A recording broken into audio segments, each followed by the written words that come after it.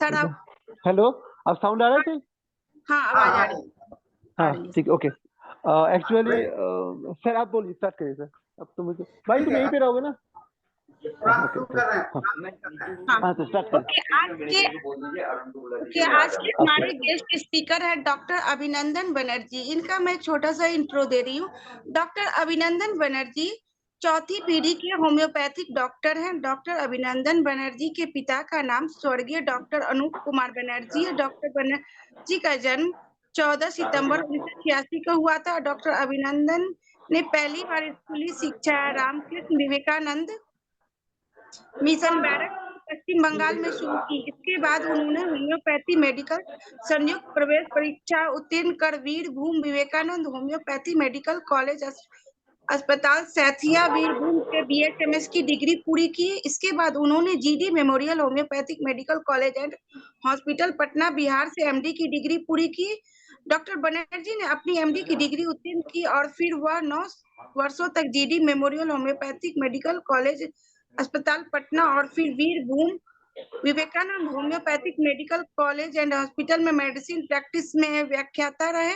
अब वह पश्चिम बंगाल के भाटपाड़ा में होम्योपैथी का अभ्यास कर रहे हैं। उन्होंने विभिन्न स्थानों पर सेमिनारों में व्याख्यान भी दिए हैं।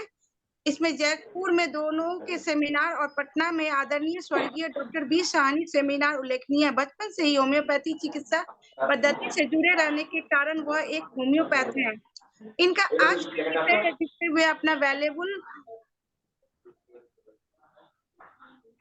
अपना आज का जो ये इनका टॉपिक है उनका व्यक्तित्व विकार के लिए होम्योपैथी की भूमिका।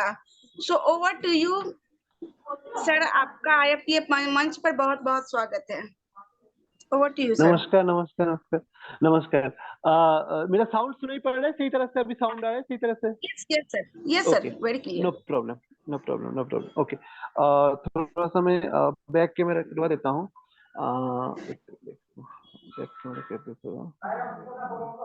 ओके, सो हम लोग अभी जो जिस टॉपिक बात करेंगे, साउंड आ रहा है सही? सर आ रही है आवाज। आ रही है आवाज ना? ओके, सो अभी हम लोग थोड़ा सा बैक, ओके, अभी हम लोग जिस टॉपिक पे बात करेंगे that is slide is coming clear? Yes. Slide clear आ रहा है? या ओके। सो सबसे पहले मैं सर को धन्यवाद देना चाहता हूँ कि आज सर के बदौलत हमको इसमें मिला। मेरा गुरुजी डॉक्टर MK साहनी सर, मैंने जिनसे जो सीखा आफ्टर BHMS कंप्लीट करने के बाद जब मैंने पोस्ट ग्रेजुएशन पे गया, तो सर के बिना तो कुछ हो नहीं पाता। ये सबसे इम्पोर्टेंट है। हालांकि ये बहुत इम्पोर्टेंट होता है कि ये जो जगह है ये बहुत इम्पोर्टेंट है मेरे लिए, क्योंकि ये अगर नहीं बया करने से, गुरु को प्रणाम नहीं करने से, गुरु के बिना कुछ सब अधूरा रहता है। तो उनके बिना तो हम लोग कुछ अब भी है। मतलब 2017 में हमने पटना छोड़ना पड़ा और उस टाइम सर ने बोले थे कि अभिनंदन फ्यूचर तुमको डिसाइड करना है। और उसके बाद मैं अपने मम्मी पापा को देखने के कारण हमको आना पड़ा। ये बहुत इम्पोर्टेंट है। और उसके बाद जब 2020 में आया तो आज भी सर का बात याद है कि मेरा पापा को मैंने लॉस किया। And being a fourth generation homeopath, उनसे हमको बहुत कुछ सीखने को मिला मेरा पापा से। और सबसे पहले में मेरा गुरुजी है, और मेरा गुरुजी डॉक्टर MK साहनी सर को मैं हमेशा याद करता हूँ। हर एक पल हमको, हर एक पेशेंट देखता हूँ तो उनको याद करता हूँ। और सबसे इम्पोर्टेंट बात है कि जब मैं उनके रूम पे घुसता हूँ तो आज तक ऐसा कोई दिन नहीं है कि उनके घर में, उनके रूम पे घुसने के बाद हमको कुछ सीखने को नहीं मिला। वो रूम ऐसा है, बहुत पवित्र रूम, हम उसको मानते हैं, उसको हम प्रणाम करते हैं कि उस रूम के बिना हमको हर दिन, हमको जब भी मिलने का मौका मिला कि हम कुछ सीख के आए हैं। और फिर उनकी बदौलत आज हम कुछ, जितना भी कुछ कर रहे हैं। And once again thanks to all the teachers of my school.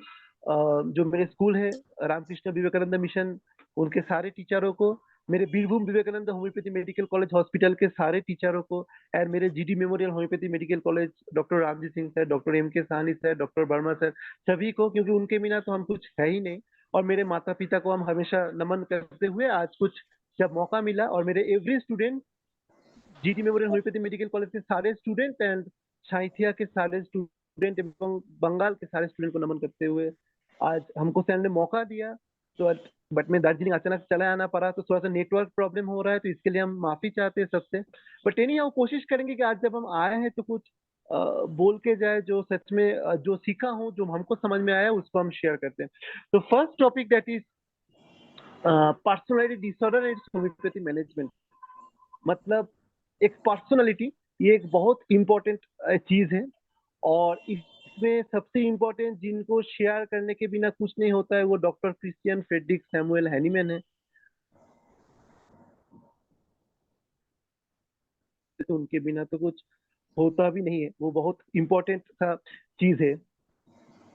Next, ये जो चीज है ये एक बहुत इंपॉर्टेंट मैटर है कि एक जो आदमी है जिसके अंदर गुस्सा, कॉन्फ्लिक्ट, क्लैश, हर एक तरीके का मतलब चीजें आते रहती है। एक जो चेहरा है आदमी का, जो चेहरा जो बना रहता है, उसमें एक चेहरा आगे और दूसरे में एक चेहरा नजर में आता है, जो बहुत ही अद्भुत लगता है कि सामने में एक चेहरा रहता है और पीछे में एक चेहरा रहता है। एक आदमी का इतने तरीके का इमोशन रहता है, अगर हम लोग देखेंगे कि एक आदमी का कितना तरीके का इमोशन है, तो इतने तरीके का आदमी का इमोशन रहता है। उसमें हजारों चिंता, हजारों टेंशन, हजारों सोच, और उसमें सबसे इम्पोर्टेंट बात है कि ये सब क्यों होता है। हम थोड़ा सा गौर में जाते हैं, ये जो हम लोग होम्योपैथी इंडिविजुअलाइजेशन का बात करते हैं, जिसमें सबसे इम्पोर्टेंट होता है, हम एक छोटा सा एग्जाम्पल में समझते हैं। अभी हम एक तो लॉन पे बैठे हैं, अभी जहाँ से हम बोल रहे हैं, क्योंकि नेटवर्क कनेक्ट के लिए, तो हम दार्जिलिंग के एक तो मॉल में बैठे हैं, और वहां पे एक तो टेबल मेरे सामने है, और उस टेबल में एक ग्लास पानी है, उसमें आधा ग्लास पानी है। तो वो आधा ग्लास पानी, मेरे सामने तीन चार आदमी बैठा है, तो आधा ग्लास पानी का देखने का नजरिया सबको अलग अलग है। हम सीधे भाषा में समझाते, एक आधा ग्लास पानी को एक आदमी देख के बोल रहा है कि इसमें तो आधा ग्लास पानी है, एक आदमी बोल रहा है इसमें तो आधा ग्लास खाली है। वही चीज को देखकर एक आदमी बोल रहा है इसमें आधा ग्लास पानी है और आधा ग्लास खाली है। और वही चीज को देख करके एक आदमी ने बोलता है कि हम तो दूसरा कुछ ऑर्डर किया, अब हमको पानी काहे चाहिए।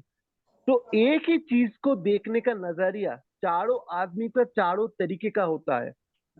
और यही चीज अगर ये आधा कप पानी और आधा कप जल में अगर ना सोच करके हम थोड़ा दूसरे गौर पे जाते हैं कि ऐसा क्यों होता है सबके मन में। देखिए, ये खबर बहुत इंपॉर्टेंट है। ये खबर निकला था न्यूयॉर्क टाइम्स में, और न्यूयॉर्क टाइम्स में ये निकला था कि एक 21 साल का वुमेन, उन्होंने अपने तीन चिल्ड्रन, मतलब उनका जो तीन बेटा है, उसको उन्होंने खून कर दिया। अच्छा, न्यूज अगर कुछ ऐसा है तो एक ऐसा न्यूज आता है, मतलब हम पानी के गिलास अब छोड़ देते हैं, वो तो आप लोगों को लगता है कि पानी के गिलास सब लोग सभी तरह सोचता है। लेकिन अगर थोड़ा सा कोई दूसरे रूप में जाए तो एक सस्पिशियस जो है, वो दिन रात अपने हस्बैंड के अगेंस्ट वो कहाँ फ्लर्ट किया, कहाँ किया, एंड फाइनली एक कंडीशन अगर डिवोर्स में चले जाए तो, अगर ऐसा कुछ न्यूज आपको देखने को मिले। अच्छा, कुछ हम लोग दूसरा सोचते हैं, अगर ऐसा क्या होता है, क्या कुछ न्यूज होता है कि एक 16 साल का लड़का लगातार 86 क्राइम, मतलब 86 क्राइम, मतलब लगातार 86 मर्डर वो करते पे करते करते पे करते करते पे करते कंटिन्यूअसली वो मर्डर करते चला जा रहा है। अगर ऐसा कुछ न्यूज आपके सामने आता है तो तब ये चीज बहुत ही वैल्यूएबल हो जाता है। अच्छा, आपको नहीं लगता एक एक छोटा सा सुंदर कोई बच्चा है, जो सिंपल सुंदर बच्चा है, उसका चेहरा अगर धीरे धीरे धीरे धीरे कन्वर्ट होते होते अगर उसका चेहरा ऐसे मार्क्स फेस हो जाए तो, अच्छा क्या आपको कभी लगता है कि एक सुंदर सा बच्चा वो धीरे धीरे धीरे धीरे ऐसा हो जाएगा, तो पूरा समाज का हाल आपको देखिए। जो बच्चा एक एक भोले भाला जो बच्चा था, वो चेंज होकर के आज ऐसा उसका चेहरा बन गया। आखिर ये क्यों होता है? आखिर ये कंडीशन क्यों होता है? उनके ब्रेन पैथोलॉजी में, उनके ब्रेन के जेनेटिक्स में क्या चेंजेस आता है? क्या होता है ऐसा कि वो चीज चीज ऐसे ऐसे हो जाता है? लेकिन इसको समझने से पहले, ये एक एक चीज को बोलने से पहले, सबसे हम लोग को पर्सनैलिटी डिसऑर्डर क्या होता है, ये क्यों होता है, ये समझना हम लोग को बहुत जरूरी है। और बीइंग अ साइकेट्रिक एमडी, मेरा जो डिपार्टमेंट है सब लोग पता है, एमडी साइकेट्री, वो सर के अंडर में ही था। ये चीजों को बारीकी से समझना आज के समय में बहुत जरूरत है कि तो पर्सनैलिटी क्या होता है, ये पर्सनालिटी होता है आदमी का, ये जो साइकोलॉजिकल फंक्शन है, एक जो हैबिट है, जो हैबिचुअल वेज है, ये अपना एक को अपना स्टाइल है। मतलब सभी का पर्सनालिटी, सब अलग अलग होते हैं, जिसमें उसको पूरा भीड़ में, ये जो एक लड़का जो बाहर के आ रहा है, देखिए पीछे में इतना सारा जो लोग खड़े हैं, उसमें वो बाहर करके आ रहा है। इस पावर पॉइंट स्लाइड का मतलब ये है कि हम उनको अलग से कैसे समझ पाए, उनको अलग से हम कैसे समझ पाए उस भीड़ में, वही उसका कैरेक्टर है, वही उसका पर्सनैलिटी है। तो एक पर्सनैलिटी जो बनता है, ये बनता है उसके एटीट्यूड से। एटीट्यूड मतलब क्या बोलते हैं, उसका जो एटीट्यूड से बनता है, उसका परसेप्शन, वो एक चीज को किस नजरिया से देखता है, उसका हैबिट क्या है, उसका बिहेवियर क्या है, ये सब मिला के उसी का पर्सनालिटी वो पूरा तैयार होता है। ये हम लोग फोटो में देख सकते हैं, उसका एटीट्यूड, उसका हैबिट, मतलब कोई उंगली मुंह में डालता है, कोई उसके इमोशन में डालता है, उसी का बिहेवियर कैसा है, ये सब मिला जुला के पर्सनालिटी है। तो पर्सनालिटी मतलब होता है कि उसका बिहेवियर और उसका मोड ऑफ थिंकिंग, मतलब उसका चिंता क्या है, उसका बिहेवियर क्या है, ये सब कुछ मिला करके एक आदमी का नॉर्मल पर्सनालिटी बनता है। हम लोग DSM-4 के बारे में सुने हैं। जो DSM-4, ये अमेरिका एक तो अलग से अपना जो मेंटल क्राइटेरिया उन्होंने बनाया, उसमें पर्सनालिटी डिसऑर्डर क्या बोलते हैं। ये पर्सनालिटी डिसऑर्डर जो है, ये पर्सनालिटी सबका है, सबका अलग अलग पर्सनालिटी है। लेकिन प्रॉब्लम कहाँ पे आता है, जो मेरा नॉर्मल पर्सनालिटी है, अगर वो मेल एडेप्टिव हो, मतलब वो जो चीज है वो हमको फंक्शनली इंपेयरमेंट कर दे, मतलब हम अगर जिस जो मेरा नॉर्मल पर्सनालिटी है, अगर वो हर जगह पे वो एडजस्टेबल नहीं हो, इन अदर वर्ड्स, मतलब ये जो पर्सनालिटी है, ये पूरा हमको जो कंडीशन है मेरा, जो मतलब हम जैसे बिहेव करते हैं, वो बिहेवियर अगर सोसाइटी और मेरा जो ऑक्यूपेशन, जहाँ पे हम काम करते हैं, जहाँ पे हम स्टूडेंट है, अगर वो हम झेल नहीं पाए, मतलब मेरा जो वो पर्सनालिटी है, मेरा जो वो कंडीशन है, अगर वो कंडीशन को किसी ने झेल नहीं पाया, तब समझिए कितना बड़ा प्रॉब्लम हो जाएगा। इसके पीछे थोड़ा सा एपिडेमिक समझते हैं। अगर हम लोग अमेरिका की बात करें, जहां से ये प्रॉब्लम स्टार्ट हुआ था फर्स्ट, तो उसमें देखिए, ये 4 जनरल पॉपुलेशन स्टडीज में देखा, 1980 हम 1990 की बात कर रहे हैं, देखिए उसमें 10 to 13.5%, मतलब 10 से 13% लोग अमेरिकन लंदन में सबसे पहले ये पर्सनल डिसऑर्डर में आया। तो साल क्या था, 1980, कितना था, 10.3 to 13.5%। हम थोड़ा सा अगर इंडिया की बात करेंगे, तो इस डिसऑर्डर में भारत का क्या पोजीशन है, तो इसमें देखा गया था कि ये जो पर्सनल डिसऑर्डर जिस पब्लिक को होता है, मतलब जिन लोगों को ये पर्सनलिटी का प्रॉब्लम है, उसमें उन लोगों को 0.3 to 1.6%, मतलब ये इंडिया का प्रिवेलेंस है, समझिए। जिन लोगों का बर्ताव सही नहीं है, वही लोग 19% यूनिवर्सिटी स्टूडेंट होता है, और उसी में ये जो जिसका पर्सनालिटी सही नहीं है, जिसका व्यक्तित्व सही नहीं है, वो 7.3 to 33.3 लोग क्रिमिनल आगे चल के बनते हैं। वही लोग, यही लोग जिसका पर्सनालिटी सही नहीं है, ये 20 to 55% लोग सब्सटेंस यूज डिसऑर्डर, मतलब दारू पीने वाला बनते हैं फ्यूचर में जाके। और यही लोग 47.8 to 62.2 रेशियो अगर हम लोग देखें, यही लोग अटेम्प्ट टू सुइसाइड पर जाते हैं।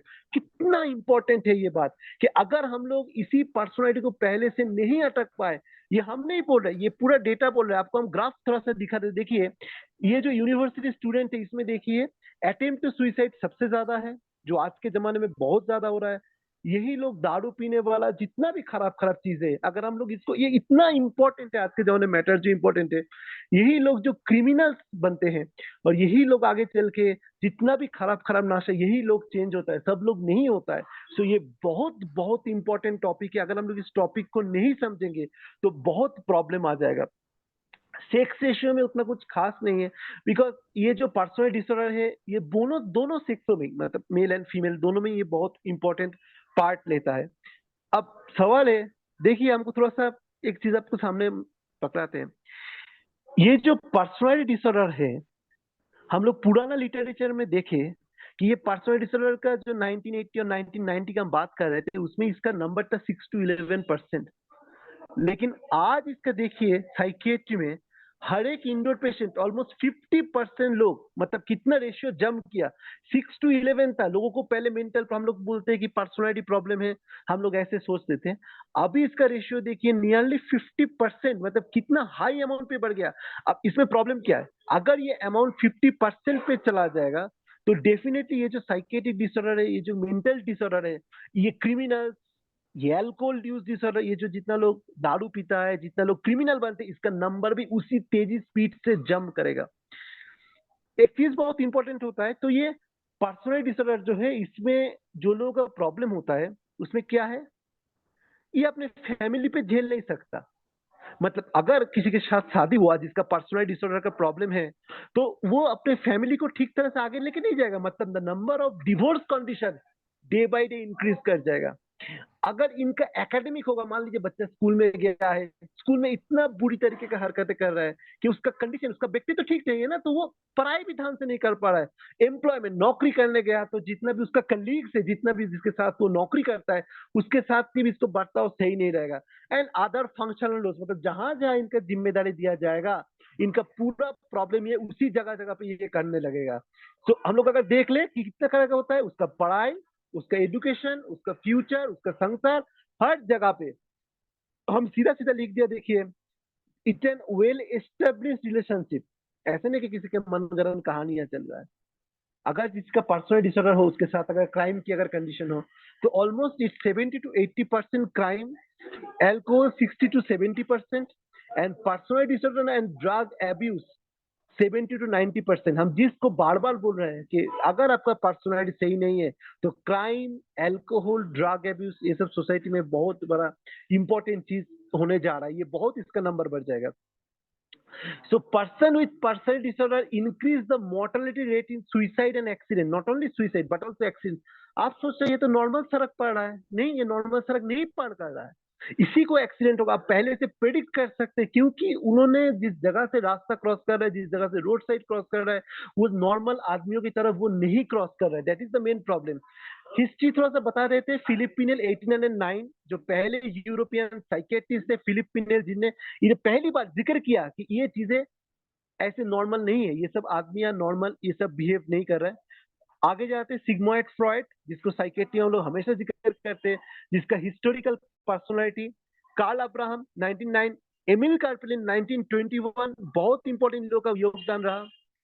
अब आते थोड़ा सा मेन पॉइंट पे कि ये प्रॉब्लम का मेन रीजन क्या है। ये जो साइकेट्रिक जो ये प्रॉब्लम है, इसका कॉज मल्टीफैक्टोरियल है। मल्टीफैक्टोरियल मतलब बहुत सारा रीजन हो सकता है इस तरीके का साइकेट्रिक डिसऑर्डर का। ये जो साइकेट्रिक जो प्रॉब्लम है, इसका बहुत तरीके का आपको कारण देखने को मिलेगा, but the major important point, major one is genetic, एक बहुत इंपॉर्टेंट रोल प्ले करता है। एंड दूसरा एनवायरमेंटल फैक्टर, मतलब आपका सामाजिक परिवेश, आपका प्राकृतिक परिवेश, chaotic home environment. Chaotic home environment, हम देखिए इसको लाल किए हैं कि आपके नजर में आए, इस चीज को आप समझे। कैओटिक होम एनवायरनमेंट का मतलब होता है, घर में बच्चा जो बड़ा हो रहा है, वो घर में देख रहा है उसका जो मम्मी पापा है वो बचपन से ही आपस में झगड़ा कर रहा है। आप लोग इसको नजरअंदाज करते हैं, लेकिन ये छोटा चीज बाद में जाके बहुत इंपॉर्टेंट पार्ट रहते हैं। Second one, abuse. आजकल चाइल्ड सेक्सुअल एब्यूज से लेकर के बहुत तरीके का एब्यूज, वो बोलता नहीं है, ना घर वाले को शेयर करता है, ना किसी को शेयर कर पाता है। And it creates an intimate this things. ये जो चीजें हो रहा है, ये जो घर का जो माहौल है, ये जो एब्यूज है, साथ में जेनेटिक, नॉट ओनली जेनेटिक अकेला कुछ नहीं कर सकता, उसके साथ साथ ये दोनों चीजें सब मिला के एक आदमी को नॉर्मल से धीरे धीरे मेल एडॉप्टिव बिहेवियरल पैटर्न, मतलब वो धीरे धीरे उसका जो एडॉप्टेशन जो हो रहा है वो गलत तरीके का हो रहा है। तो जेनेटिक, साथ में साथ उसका जो होम एनवायरनमेंट, साथ में एब्यूज, ये सारा चीजों को मिला करके वो धीमे धीमे इसका जो कंडीशन है वो बहुत ही धीरे धीरे गलत तरीके पर जा रहा है। नॉट ओनली दैट, ये मॉलिक्यूलर जेनेटिक्स जो है, ये जो पर्सनल डिसऑर्डर है, इसके साथ न्यूरो का बहुत बड़ा रिलेशन है। ये डोपामिनर्जिक सिस्टम से लेकर के पूरा जो न्यूरो है, ये कंप्लीटली ब्लॉक हुआ है। अब एक स्टडी बताते हैं आप लोग को कि कहाँ से ये सब चीजें मैटर ऐसे सामने आ रहा है, क्या मैटर होता है। 2009 में एक तो रिसर्च हुआ था, रिसर्च किया था यूनिवर्सिटी ऑफ पेंसिल्वेनिया ने। जो क्रिमिनल होता है, मतलब जो लोग खून करते हैं, जो लोग मर्डर करते हैं, ये सब चीज के ऊपर जो लोग, जिन लोगों ने स्टडी किए हैं, उन्होंने क्या किया, 27 आदमी, जो 27 जो साइकोपैथ थे, साइकोपैथ मतलब जो लोग मर्डर करते हैं, जो लोग खून करते हैं, तो ये 27 साइकोपैथ और 32 नॉन साइकोपैथ, ये दोनों में ये लोग क्या किया, रिसर्च किया कि क्या होता है कि ये लोग खून कर देता है, क्या होता है कि ये लोग एबनॉर्मल बिहेवियर करता है, क्या होता है कि ये लोग नॉर्मली काम नहीं करता है। तो उसमें एक बहुत बहुत इंपॉर्टेंट डाटा सामने आया, एक बहुत इंपॉर्टेंट डाटा। क्या वो डाटा था? वो डाटा ये था कि वो जो रिसर्चर्स थे, उन्होंने देखा कि उसका जो ब्रेन में एक तो आदमी का जो पार्ट आता है जिसका नाम है एमिगडाला। ये एमिगडाला जो पार्ट है, ये एमिगडाला पार्ट में जिन लोग मर्डर करते हैं, उसका जो लेयर है वो 18% वॉल्यूम, जो रेट है, मतलब उसका ब्रेन का जो 18% जो वॉल्यूम है, वो सेरिब्रल कॉर्टेक्स में जो आता है एमिगडाला, ये एमिगडाला का जो 18% जो वॉल्यूम है, जो एरिया है, ये इन लोगों में नहीं है। ये बहुत क्रुशियल है। जो लोग मर्डर करते हैं, इन्होंने स्टडी किया, इसका ब्रेन स्टडी हुआ, 27 जो लोग मर्डर करते हैं और 32 जो लोग मर्डर नहीं किए, दोनों में फर्क क्या है, क्या अंतर है? इनका जो एमिगडाला है, ये एमिगडाला जो लोग मर्डर करते हैं उनका 18% कम है। अब एमिगडाला में 18% कम होगा तो क्या प्रॉब्लम होगा, क्या होगा प्रॉब्लम? वेरी इंपॉर्टेंट डेटा है ये। देखिए, ये है वो ब्रेन का वो जगह जिसमें ये एमिगडाला बैठता है, बहुत इंपॉर्टेंट है। ये 18% जो ब्रेन है, ये इसका नहीं है। आप समझे, एक बच्चा जन्म लिया, उसका अगर 18% रिडक्शन होगा तो वो एमिगडाला काम नहीं करेगा। अच्छा, मान लेते हैं एमिगडाला का नहीं है, तो प्रॉब्लम क्या आएगा? अब तो प्रॉब्लम स्टार्ट हुआ। The amygdala is the seat of emotion. ये आप जो एक मर्डर करने से पहले, आप जो एक बोलने से पहले, आप जो सोचते हैं, हम इनको मर्डर करें कि ना करें, वो गुनाह है कि नहीं है, हम सुइसाइड करें कि ना करें, आपका ब्रेन ये सोच नहीं पाएगा। एंड ये जो साइकोपैथ है, इसके अंदर ये इमोशन कम होता है। क्यों? बिकॉज ऑलरेडी 18% उसका ब्रेन का डेवलपमेंट प्रॉपरली नहीं हुआ है। एंड ये कहां से? एंड इन जो लोग हैं, जो साइकोपैथ, जो ये जो लैक ऑफ जो इमोशन होता है, इन लोगों को एम्पैथी, रिमोर्स, गिल्ट जगह पे जो मतलब इंपॉर्टेंट होता है, जो बहुत इंपॉर्टेंट है ये चीज, जो ये जो क्या कहते हैं, जो इमोशन होता है, जो रिमोर्स होता है, जो गिल्ट होता है, इन लोगों में ये चीज ये लोग नहीं समझ पाता है। कहां से ये रिसर्च हुआ? Department of criminology of the university of Pennsylvania with American science of Washington, last महीने में ये रिसर्च हुआ। ये बहुत ही लेटेस्ट रिसर्च है, जिसमें इन लोगों ने क्या बोला कि ये लोग समझ नहीं पाएगा, मतलब इनका इमोशन नहीं है, कोई दुख नहीं है, कोई गिल्ट नहीं है, क्योंकि इसके एमिगडाला जन्म से 18% कम रिडक्शन हुआ है। तो इस आधार पे ऊपर रखते हुए, मतलब ये जो फैमिली है, ये जो जेनेटिक्स है, ये सब के ऊपर आधार रखते हुए अगर हम लोग देखेंगे, तो ये जो लोगों का जो पर्सनैलिटी होता है, ये पर्सनैलिटी डिसऑर्डर को हम लोग 10 तरीके में डिवाइड कर सकते हैं। मतलब किस किस तरीके का पर्सनैलिटी होता है, क्या क्या तरीका है इस पर्सनैलिटी का। तो आप लोग सब जानते हैं कि दो तरह का होता है, एक तो आईसीडी-10 होता है और एक तो डीएसएम-4 होता है। ये आईसीडी-10 क्या है? That is international classification of disease 10 version 10। अभी इसका 11 एंड 12 दोनों में रिसर्च चल रहा है और बहुत जल्दी ये मतलब आ भी जाएगा। एंड नेक्स्ट वन डीएसएम-4, क्योंकि ये अमेरिका जो ये किसी का मेंटल साइकोलॉजी मानता नहीं है, तो इसको हम लोग पूरा बोलते हैं diagnostic and statistical manual version 4। ये डीएसएम-4 जो है, ये डीएसएम-4 ये अमेरिका वाले का खुद का है। तो अगर दोनों का एवरेज हम लोग निचोड़ निकाले, तो पहला इंपॉर्टेंट जो पर्सनैलिटी जो आता है, that is paranoid personality disorder. Paranoid personality disorder, तो हम पहला पर्सनैलिटी डिसऑर्डर पे जा रहे हैं। और उसके साथ साथ, क्योंकि ये चीज को हम नहीं समझेंगे तो ये चीजें, ये लेक्चर आधा अधूरा रह जाएगा, क्योंकि ये बहुत इंपॉर्टेंट है, किसको हम लोग पैरानॉइड पर्सनैलिटी डिसऑर्डर बोलते हैं। और आपको समझ में आएगा धीरे धीरे कि ये होम्योपैथी के साथ इसका कितना लगाव है, होम्योपैथी के साथ कितना ये चीज जुड़ा हुआ है। लेकिन ये चीज दो अलग अलग वर्जन पे चल रहा है। मॉडर्न मेडिसिन अपने तरीके से बोल रहा है और हम लोग इसको अपने तरीके से समझ रहे हैं। ये पैरानॉइड पर्सनल डिसऑर्डर जो है, ये बहुत इंपॉर्टेंट चीज है। जो पैरानॉइड पर्सनल डिसऑर्डर जिसको हम लोग डिस्कस करते हैं, तो देखिए ये जो मेरा जो फर्स्ट स्लाइड है, इसमें पिक्चर में हम लोग क्या देख रहे हैं कि एक आदमी कान में एक तो ग्लास लेकर के, मतलब एक जो खिड़की है, दीवार जो है, उसमें ये पूरा सुन रहा है, कान में एक तो ग्लास लेकर के। क्या है इसका जो ये जो पैरानॉइड है, इसका मेन है that is excessive sensitiveness, significant suspiciousness. इतना ज्यादा ये सस्पिशियस रहेगा हर बात पे। आपको मैंने एक घटना पहले ही बताया था कि एक हस्बैंड जो है वो हमेशा क्लू ढूंढते रहता है कि कहाँ पे क्या हुआ, उसका औरत क्या कर रहा है, उसका हस्बैंड क्या कर रहा है, हमेशा। इसके लिए फाइनली उसका डिवोर्स हो गया। तो ऑलवेज इस तरह का जो कैरेक्टर रहेगा, जिसका मेन फंक्शन क्या रहेगा, सिग्निफिकेंट सस्पिशियसनेस, जिसमें मेन है इसका that is extremely sensitive and recurrent suspicion about fidelity. ये इसका कैरेक्टर है पैरानॉइड में।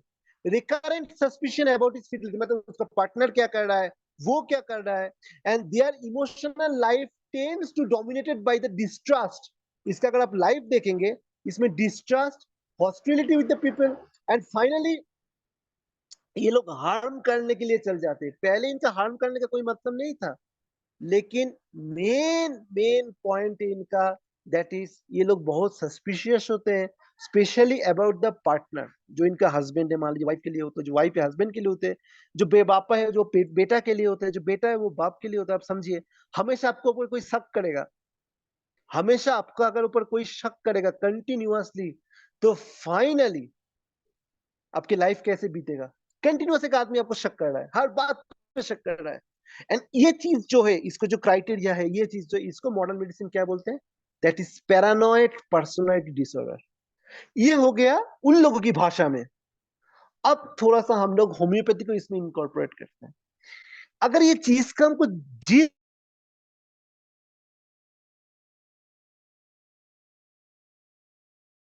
अगर इसका हम लोग मतलब मेन जो मुद्दा है, मेन जो जिस्ट है, अगर हम लोग इसको निकालते हैं, तो इसमें क्या आता है, देखिए the main repertory rubrics.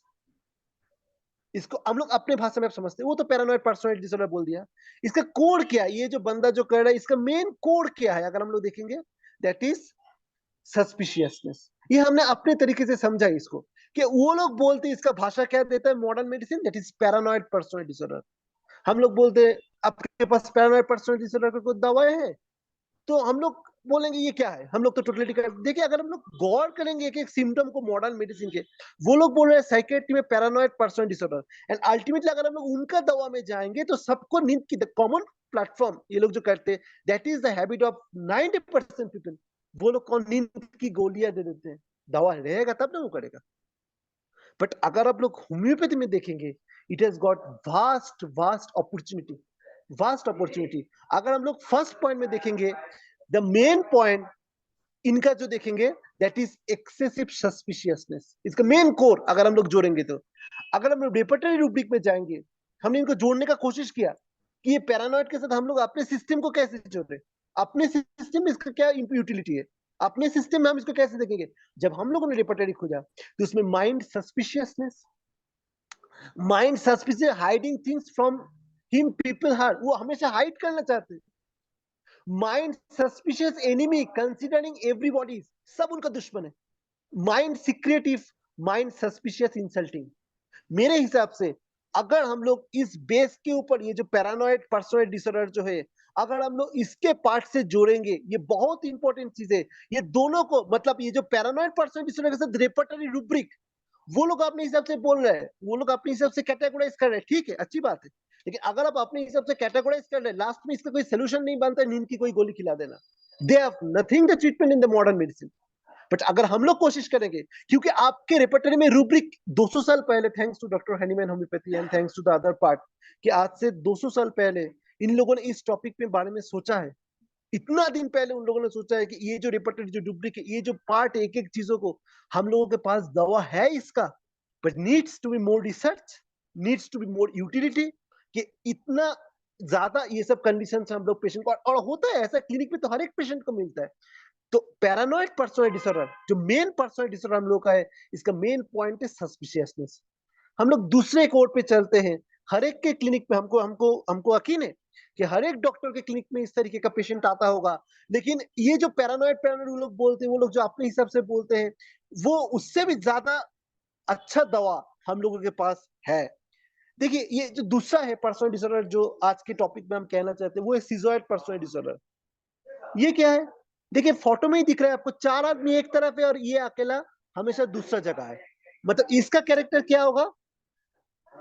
सिजोइड personal disorder, ये है emotional coldness, lack of pleasure from activity. मतलब हमेशा ये सॉलिटरी एक्टिविटी पसंद करता है। हम लोग रेपर्टरी में भी देखे, हम लोग मैथमेटिक्स में देखे, ये बंदा हमेशा अकेला रहेगा। ये इसको कोई कोई नहीं चाहिए, मतलब कोई भी पॉइंट हो, कोई भी जो जगह हो, कोई भी ये हो, ये हमेशा ये अकेला रहता है। अकेला एकदम दुनिया में, इसके साथ ना तो किसी का रिश्ता है, ना तो किसी का रिलेशन है किसी के साथ।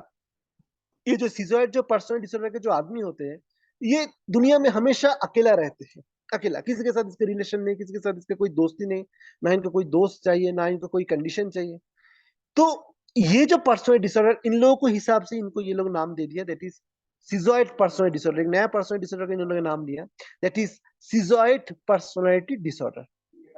ये लोग हमेशा सॉलिटरी एक्टिविटी चाहते हैं, limited capacity to express feeling to the others, that is emotional coldness basically. ये लोग ना कोई भीड़ में जाएंगे, ना इनका कोई दोस्त है, ना कोई रहेगा, हमेशा अकेला अकेले रहते।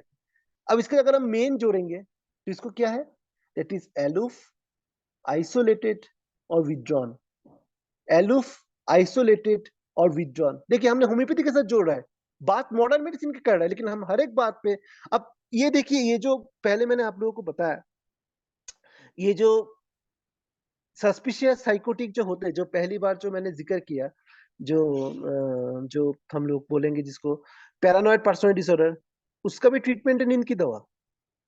ये जो सिजोइड जिसका हम बात कर रहे हैं अभी, सिजोइड पर्सनालिटी डिसऑर्डर, उसका भी ट्रीटमेंट है नींद की दवा। अब हर एक को आप सिर्फ वही नींद की दवा खिला देंगे तो, और सबका साइकेट्रिक प्रॉब्लम होगा, तो उसका उनका कोई इलाज नहीं है, बट हम लोगों के पास है। अब इसका कोड क्या है? दैट इज एलूफ, आइसोलेटेड और विथड्रॉन। हम लोग क्या देखेंगे? Mind desire for solitude rubric है। माइंड कंपनी एवर्शन तो हम लोग तो सब लोग ये जानते हैं, नया हम कुछ नहीं बोल रहा है। Mind indifference, mind introspection, mind take it turn, तो there are lots of report. तो मेरा ये जस्ट इसका ये जो मेरा जो मेन मैसेज है कि हम लोग अपने रिपर्टरी में झांकेंगे, हम लोग अगर हमने मेडिकल में देखेंगे, so but diagnosis should be modern medicine. हमको इधर भी आना है, हमको उधर भी जाना है। हमको मॉडर्न मेडिसिन से डायग्नोसिस समझ के बस अपना ध्यान दिखाना है कि आपके पास इतना ऑप्शन नहीं है जितना हम लोगों के पास है, but things to be research और प्रॉपर एविडेंस के साथ। नेक्स्ट देखिए, हिस्टोरिक पर्सनल डिसऑर्डर। आप लोग सोचेंगे ये क्या है, ये कौन सी नया है, लेकिन जब इसको हम लोग बताएंगे तब बोलेंगे हाँ, ये तो हम लोग सबको पता है।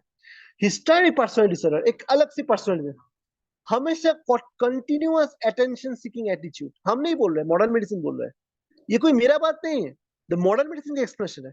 Continuous attention seeking attitude, continuous longing for appreciation, हमेशा हमको देखो, हमेशा मुझको देखो, मेरे में ये है, मेरे में वो है, मेरे में ये। हर चीज में ड्रामाटाइजेशन, छोटे छोटे बात को लेकर के ड्रामाटाइजेशन, एग्जैगरेटेड ऑफ इमोशन, हर छोटे छोटे बात को लेकर के इतना इमोशनली एग्जैगरेटेड करना।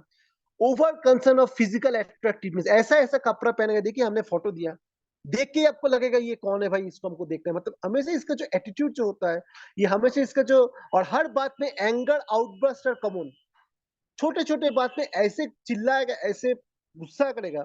सो कंटिन्यूअस, द मेन थिंग क्या है? Continuous attention seeking attitude. Continuous मतलब हमेशा हमको देखो, हमेशा हमको करो, हमेशा हमको ये करो वो करो, हर चीज में इसका क्या होता है? अटेंशन सीकिंग एटीट्यूड है। ये हो गया मॉडर्न मेडिसिन की बात, हिस्टोरिक पर्सनल डिसऑर्डर। आप जोड़ते हैं इसको होम्योपैथी के साथ, देखिए कैसे आता है rubric. That is main core क्या है इसका? Attention seeking. क्या हम लोगों में माइंड एफेक्टेशन नहीं है? क्या हम लोगों में माइंड चार्मिंग ऑफ अदर्स नहीं है? क्या हम लोगों में माइंड वैनिटी नहीं है? क्या हमें माइंड चेंज डिजायर टू नहीं है?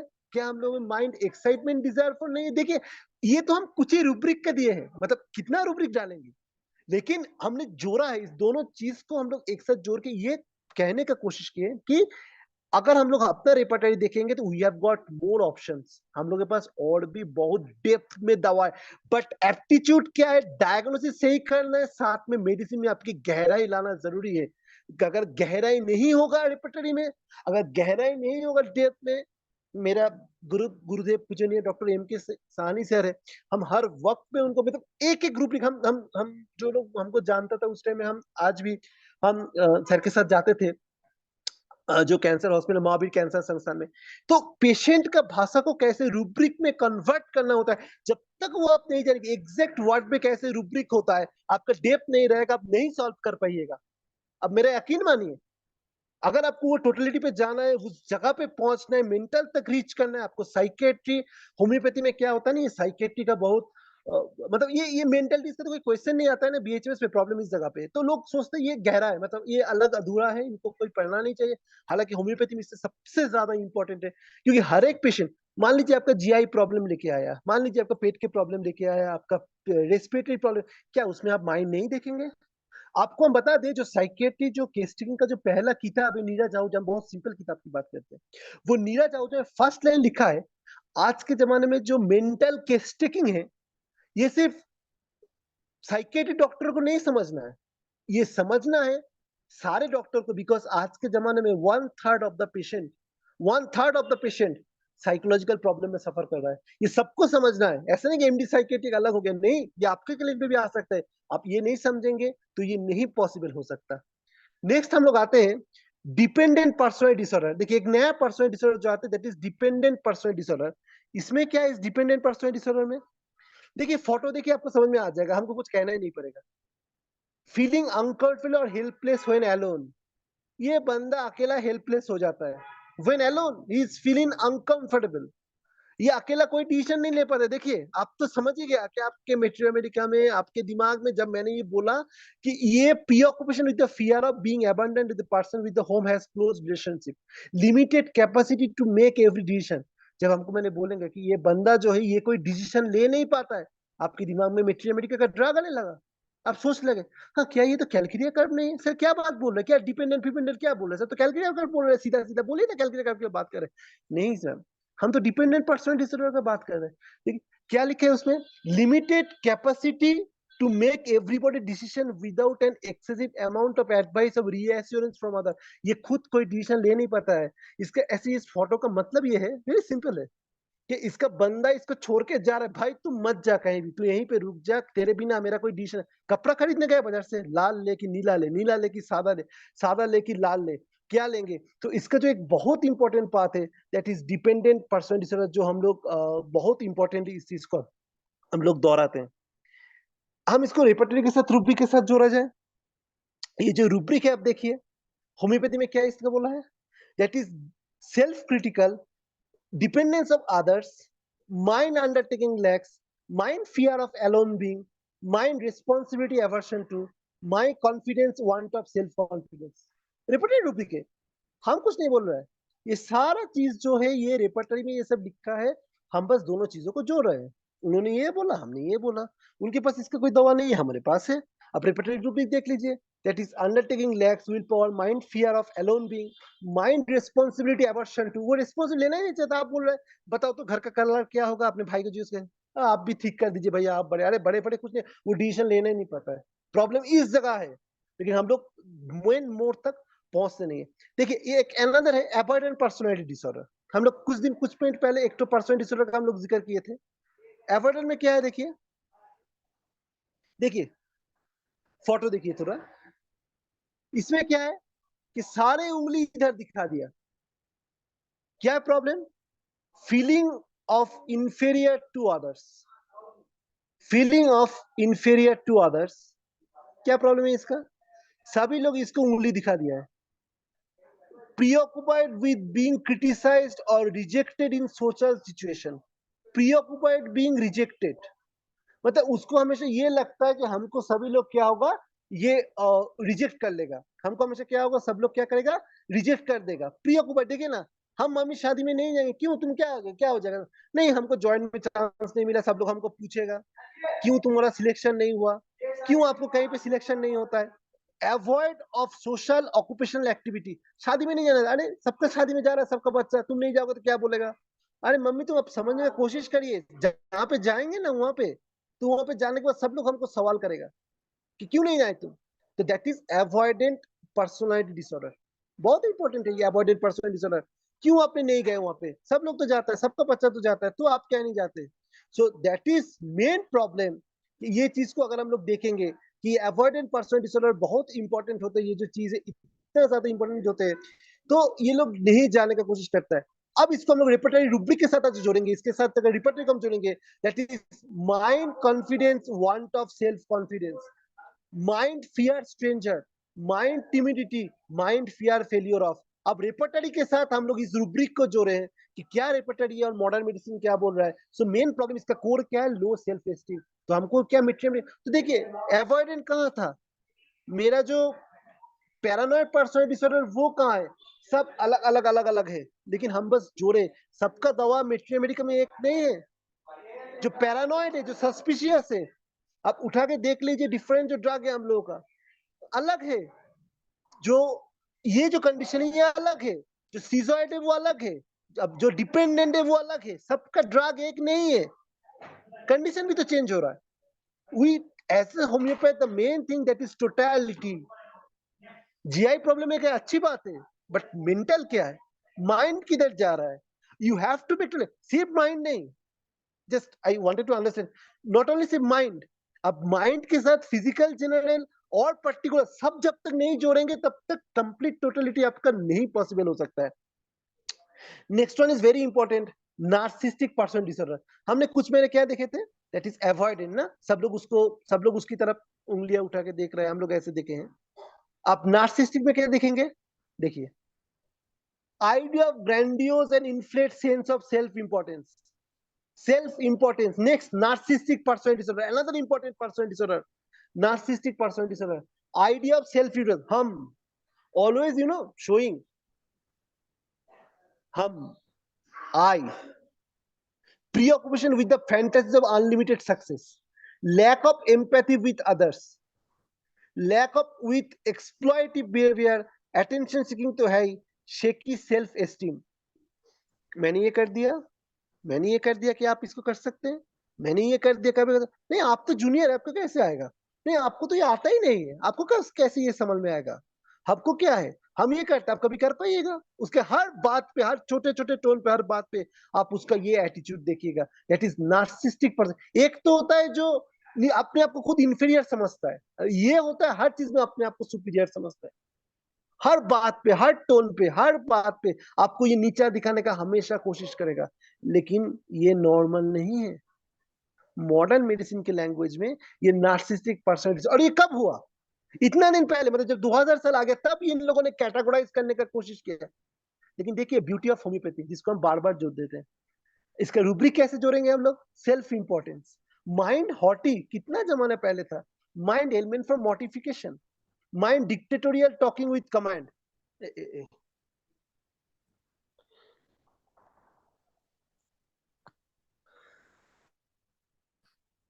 अभिनंदन जी,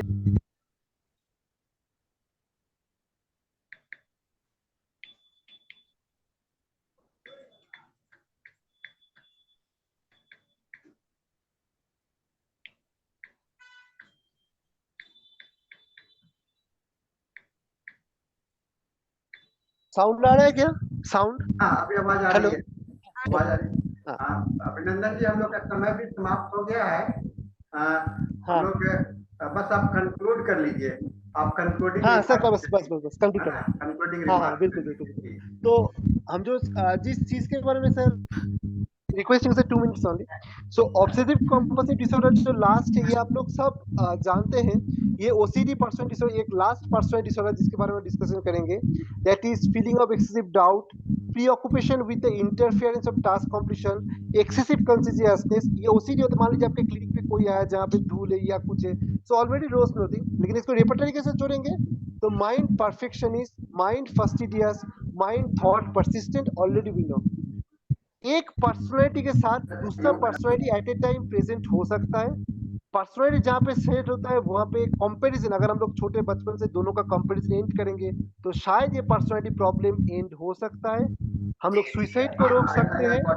and at last this is against, हम लोग एबनॉर्मल से फिर से हम लोग एक तो नॉर्मल बच्चा में लौट सकते हैं, जहां से मैंने स्लाइड को स्टार्ट किया था कि एक एबनॉर्मल फिर से नॉर्मल दुनिया को अच्छा सा हम पे दे सकते हैं। Once again thank you, sorry for the delay, because मैं जिस जगह पे हूँ वहाँ पे थोड़ा सा नेटवर्क इशू हो रहा है, but try to main message हो सकता है कि आप लोगों के पास पहुंचे। Thank you sir, thank you, thank you. Thank you Abhinandan ji, आपने बहुत अच्छा प्रेजेंटेशन दिया है। क्योंकि हम लोग के पास पे अब समय नहीं है, हम लोग दीपमाला जी, डॉक्टर अभिनंदन जी को धन्यवाद दीजिए। थैंक यू सर, आपका प्रेजेंटेशन डिजॉर्डर पर बहुत ही अच्छा था और आपने इतने अच्छे ढंग से पर्सनालिटी डिजॉर्डर को होम्योपैथिक के साथ में इजीली समझा दिया। आप अगेन इस प्लेटफॉर्म पर फिर आइए और अपना एक्सपीरियंस फिर से हमके साथ शेयर कीजिए। Thank you very much sir. अब हमारा हिंदी सेशन खत्म हो रहा है और इंग्लिश सेशन स्टार्ट होने जा रहा है। यह मंच मैं डॉक्टर अंजनी को हैंड ओवर कर रही हूँ। Thank you, Deepamala ji. Thank you. And Dr. Abhinandan. Dr. Anjali. Yes, sir. Dr. Cheran is here in the room. He's Yeah. already here. I think from the him now he is co-host. You got him? Yeah. Now he is co-host. Okay. Now he is co-host. And one request for Abhinandan ji, because Doctor, please take one by one. Actually, everyone need to study about the personality disorder, even the narcissistic personality disorder. We have to study more days. So, so please take one by one. We need more classes. Thank you so much. Dhanyavad Hindi team. Now it is the time for the English session. Today is our 1124th English session, continuous webinar.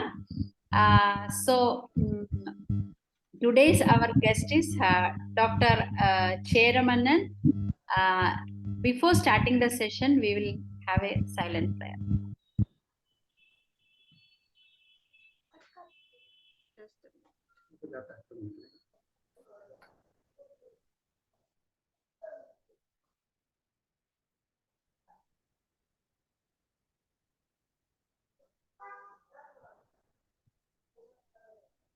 Good evening and welcome once again.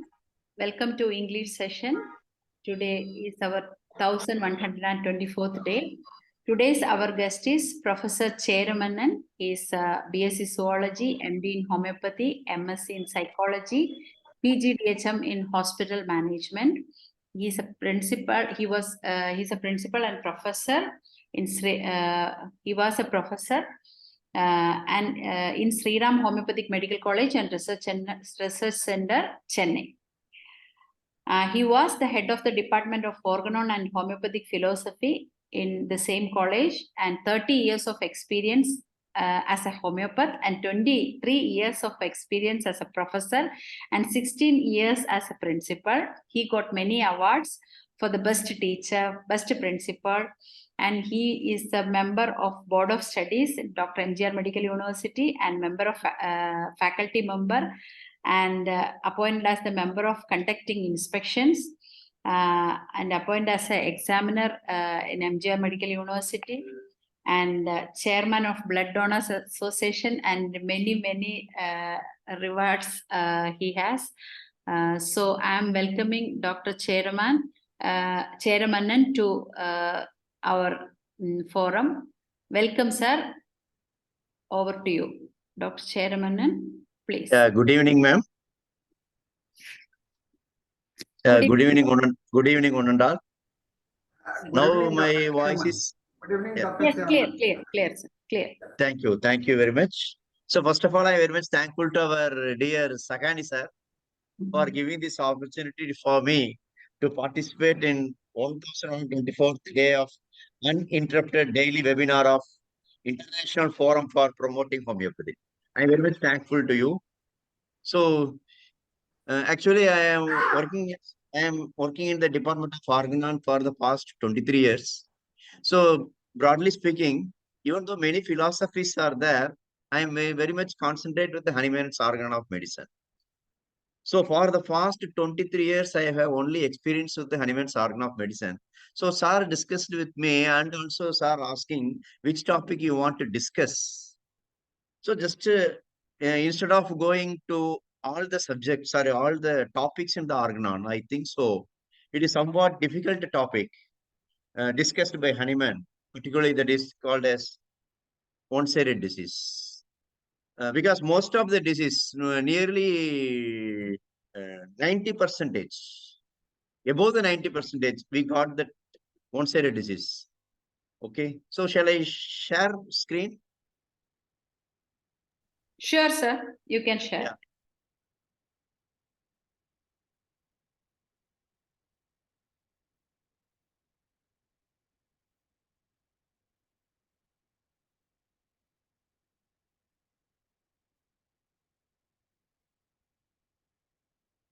Okay, ma'am. Yes, yes. Yeah. Disease So, first is the one-sided disease in perceptive of organ of medicine and homeopathy. There is Hahnemann perception. Accordingly, I have taken from our 6th edition of Organon.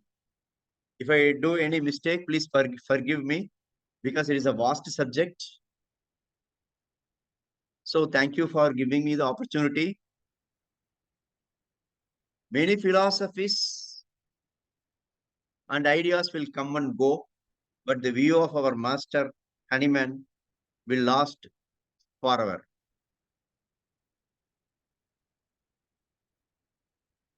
So these aphorisms, particularly when you take that one-sided disease, mostly it is a very broad subject, broad topic. It is aphorism from 173 to 203.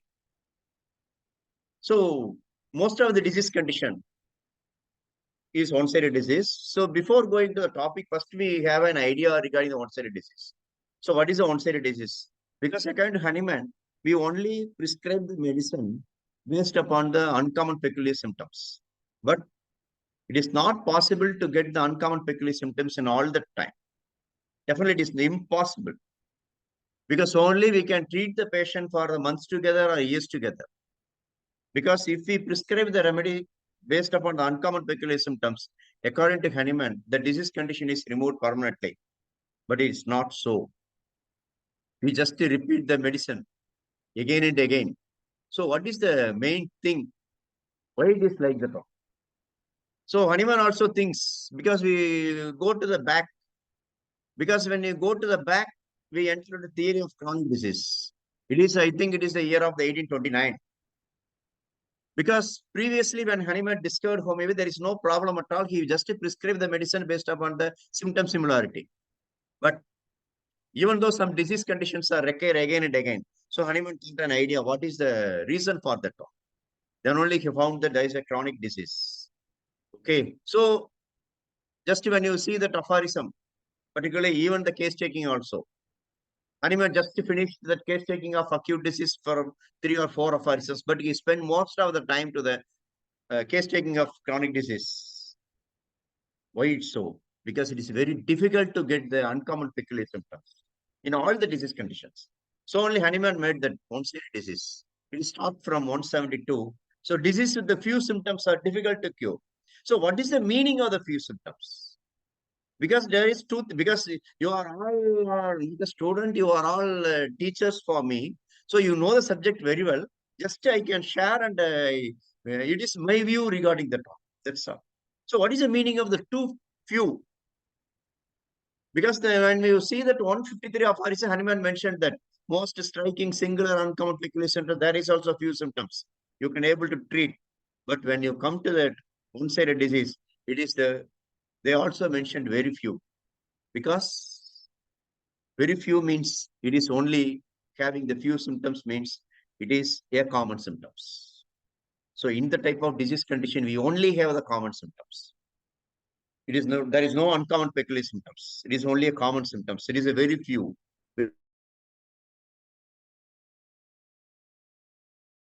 Condition which comes under the common symptoms. The great, because it is again divided to two. One is the physical and another is the mental. Because SAR took the personality disorders. Everything comes under the mental disease. Then another one is there. there is a physical, it may be a one-sided disease. And also the local malady is also comes under as a one-sided disease. So when you come to the one-sided disease, that disease seems to have few symptoms and accountable less amenable to cure, which may term one-sided. It is very difficult to cure. Just we have in mind, because Hahnemann never told that you can treat a disease condition with a single medicine. Hahnemann never told. Particularly when you see the 148 aphorism, Hahnemann mentioned that it is not possible to cure a disease condition by a single medicine. Because now we prescribe Naxomica. Later we prescribe lycopodium for the same patient. But after that we can prescribe the calcareous for the same patient. Why it's so? Because the symptoms are maybe changed. So only Hahnemann never mentioned that we can cure a disease condition with a single medicine. Only we can prescribe the medicine, single medicine at a time. That's a law of simplex. Okay. So here, one-sided disease, they display one or two principal symptoms, which obscure almost all the others. They belong to chiefly to the class of chronic disease.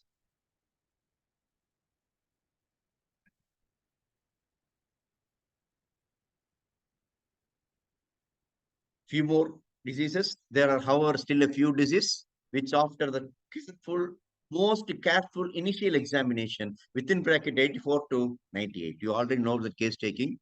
One or two severe violent symptoms, but others are indistinctly perceptible.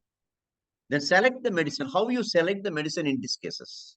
It is very difficult, because when you prescribe the medicine based upon the uncommon peculiar symptoms, then only it is called as homeopathic to the case. But if you are not able to prescribe the medicine based upon the uncommon peculiar symptoms, it is not homeopathic to the case. So what is homeopathic to the case means you can only prescribe the medicine based upon the uncommon peculiar symptoms. So what happened when you prescribe the medicine which is not based upon uncommon peculiar symptoms? Okay. So here, just Hahnemann mentioned that sometimes happen medicine selected in strict observation of homeopathic law for any similar artificial disease suited for the annihilation of the remedy present, and it happened when a few morbid symptoms are very striking, desire uncommon. There is no problem. We can cure. But when you come to 179, Hahnemann mentioned about partially similar remedy. Because most of the time, we are prescribing this type of remedy. There is a partially similar remedy. That is only partially. That is not exactly suitable. And there is no considerable number of symptoms to guide and create selection. So what happened? So only we just mentioned that imperfectly homeopathic. Many times we have a doubt whether our prescription is right or wrong. Because we have the huge repertories, please don't mistake me. We have the huge repertories, we have the many types of repertories, even though the computer is also developed so much. All are having that homeopathic, what is called homeopathic repertory and homeopathy, everything is there. Everything is in our hand. But one thing is not in our hand. There is a peculiar symptoms which lies behind that patient. It is very difficult to correct the symptoms. Okay, even though materials are more, but when you're not able to collect that symptoms, so only that is the imperfectly homeopathic. That is called as partially analogous. Because, for example, we want to prescribe the remedy for the patient. For example, the patient is having because Hahnemann also giving that one-sided disease, a long-standing diarrhea, and also one-sided headache of long duration. So just to be take case, but only the patient is having stitching type of pain in the head. No other symptoms. And also amelioration by rest. So mostly all the headaches are like that one. And also most of the headaches are relieved by rest. So what we do, we have to prescribe. Because we are searching the patient. That is, we searching the uncommon peculiar symptoms for the patient. But it is not possible to get anything more. So what we do, we just prescribe the medicine based upon the common symptoms only. Definitely. It is not possible to get the uncommon peculiar symptom all the times according to Hahnemann. So here, what happened when we prescribe the remedy? Automatically, it produces the accessory symptom of medicine. So what is the accessory symptom of medicine? You already know about that. When we discuss about the accessory symptoms, two types of accessory symptoms are there. You already know about that. One is the accessory symptom of disease, and another one is the accessory symptom of medicine. Accessory symptom of disease, it is also very important. Even though some of the prescriptive symptom is with us or with the patient, it is not possible to collect because the patient is usually accustomed with that symptom. Example, breakfast diarrhea. Because patient usually get diarrhea whenever after he taking the breakfast. So we think it is a normal, the patient think it is a normal for him. We won't forget to collect the symptoms because equine Hahnemann is the most pregnant with manner. Okay, so we have to prescribe the drug. That is the accessory symptom of disease. Here, what Hahnemann told, this is the accessory symptom of medicine. That is, after prescription of the partially remedy, the remedy start to produce its own symptoms. That is, own array of the symptoms are mixed with the patient's state of health. Same time, there is a symptoms of disease itself. Automatically, the patient is also developing the symptoms. Okay. So although they have hitherto never, but one thing is there, when new symptoms appear from the patient, we just confirm that whether a kind of old symptoms are reappeared or not. Because what we discussed now, it is only a practical difficulty what we felt now during the prescription. Although they have hitherto never, very rarely perceived, some symptoms he had never previously experienced appear, others he had felt indistinctly make more pronounced. We employed preference to another. So what we do? So now, accessory phenomena and new symptoms of the disease now appear to be laid account of medicament just employed. But when any new symptoms are appeared, we think that it is only due to the action of the medicine. So what we do, induced to make their appearance by the medicine, owing to the power to cause similar symptoms in a word, whole collection of symptoms now perceptible as disease. Even though some of the accessory symptoms are there, we just collect all the symptoms. Okay. So what we do, we just prescribe one medicine. This is the imperfect, because even now, when we are not able to collect the exact uncommon peculiar symptoms, which was inevitable due to the too limited number of symptoms, serves to complete the displays of the symptoms of the disease, so facilitate the discovery of a second, more accurate homeopathic medicine. Because first we prescribe bryonia based upon the common symptoms. After that, we just take the case. Now the patient gives the another symptoms. Okay, now we just form the complete totality and we prescribe another medicine for the dose. Whenever the dose of the first medicine ceases its effect, if newly developed symptom do not by reason of their gravity demand more speedy aid from minute doses in very chronic disease, excessively rare, a new examination of disease must be instituted. So Hahnemann used the word status morbid, because you already know the meaning of the status morbid. What is the condition of the patient which is present at the time? So now, in cases where the patient, which however happens excessively seldom and chronic, but not frequently in acute, because Hahnemann mostly used the word opposite, not infrequently in acute disease, means mostly frequent. His symptoms are very indistinct, attributed more to benumbed state of the nerves, does not permit patients' pain and sufferings to be distinctly perceived. The topper of the, there is a, in footnote, Hahnemann mentioned this one.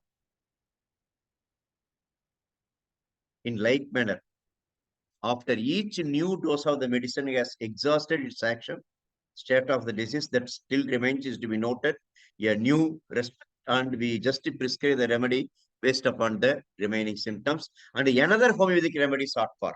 Because the students having the doubt, even we prescribe the, because we are discussed in the classroom, just we prescribe a single dose to the patient and the patient getting cured.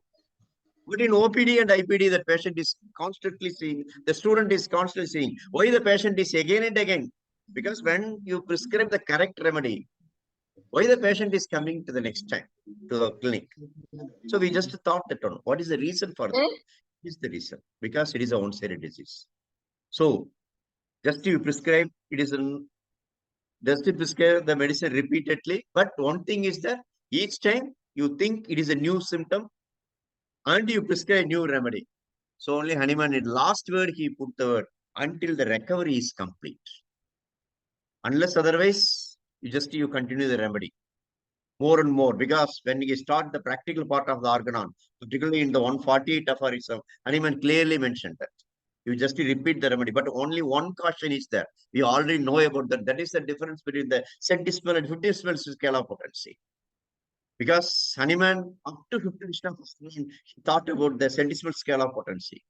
But again, in 6th edition, he introduced the 50 millisimal scale of potency. Main advantages of the 50 millisimal scale of potency is repetition of the remedy. Main disadvantages of the 50 millisimal scale of potency. I feel that repetition is not possible to prescribe the same potency what you prescribe previous dose. I think this is very difficult for them. So only we are following till now. I don't know about other places. Till now, most of the places, they follow the centesimal scale as well as decimal scale. They are not follow about the 50 millisimal scale commonly. Because this is the reason. Mode of administration. So each time what Hanuman told, each time you have to increase the dose of the medicine or increase the potency of the medicine.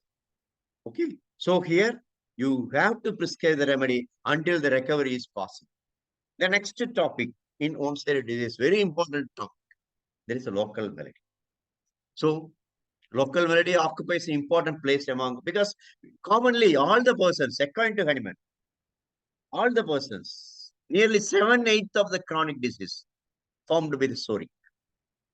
Because all the primary symptoms, because you know the philosophies, all the primary symptoms first appears on the skin only.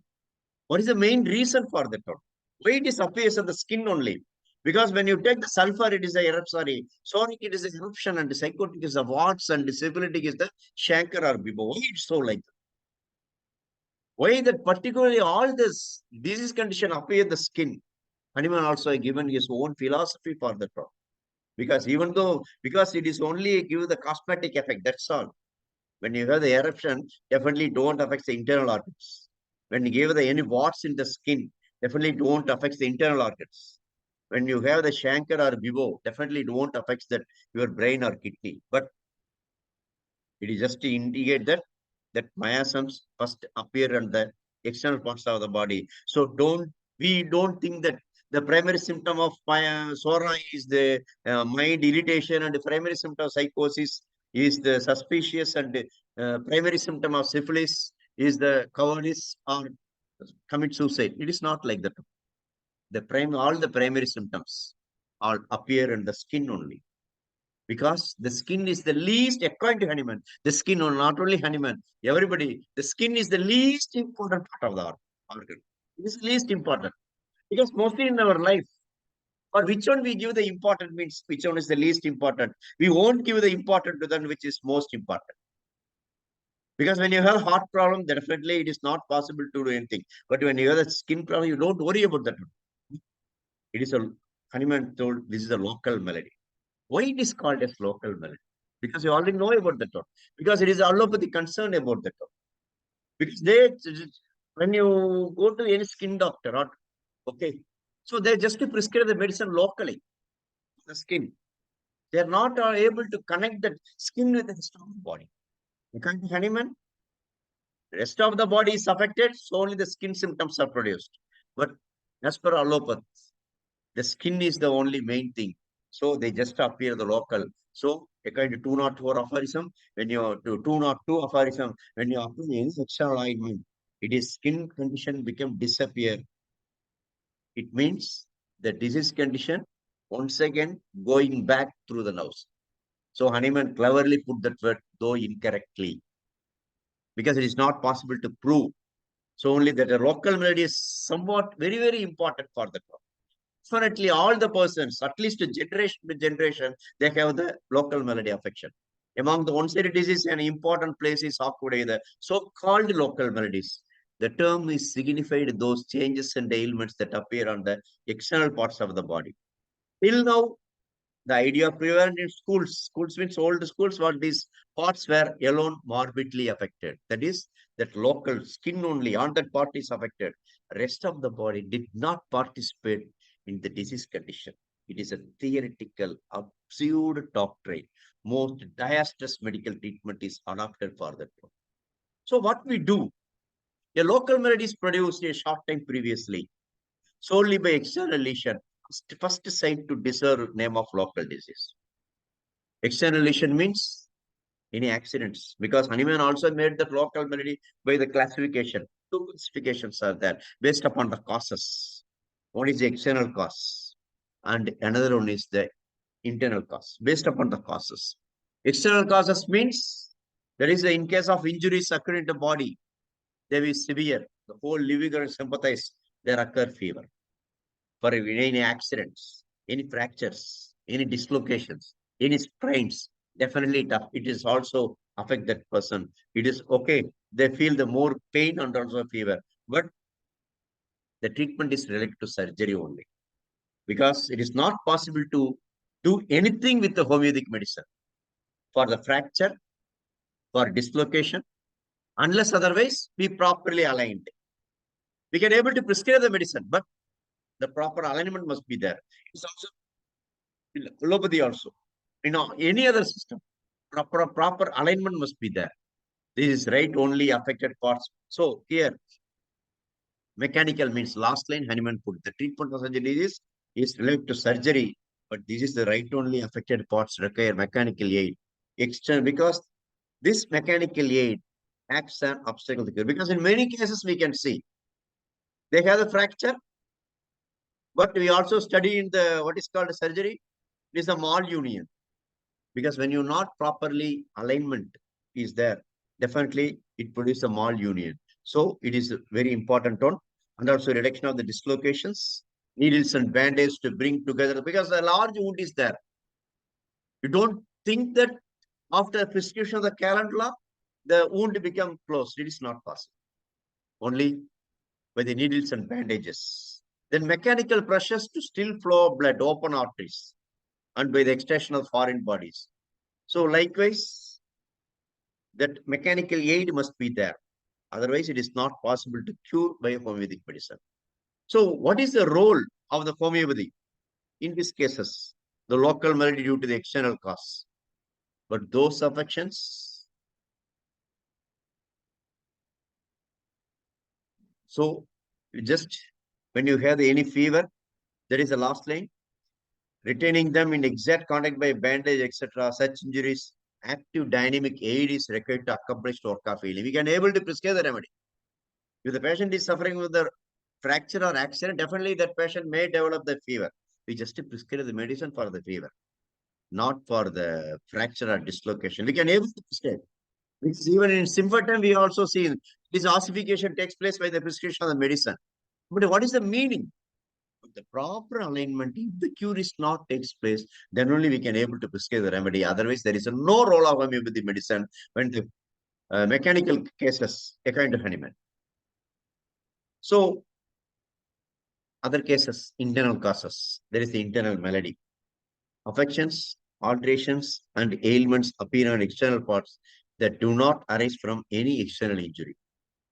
For their immediate exciting cause are produced in quite another, their source lies in some internal malady. That is a very important one. Next, because it is also one-sided disease.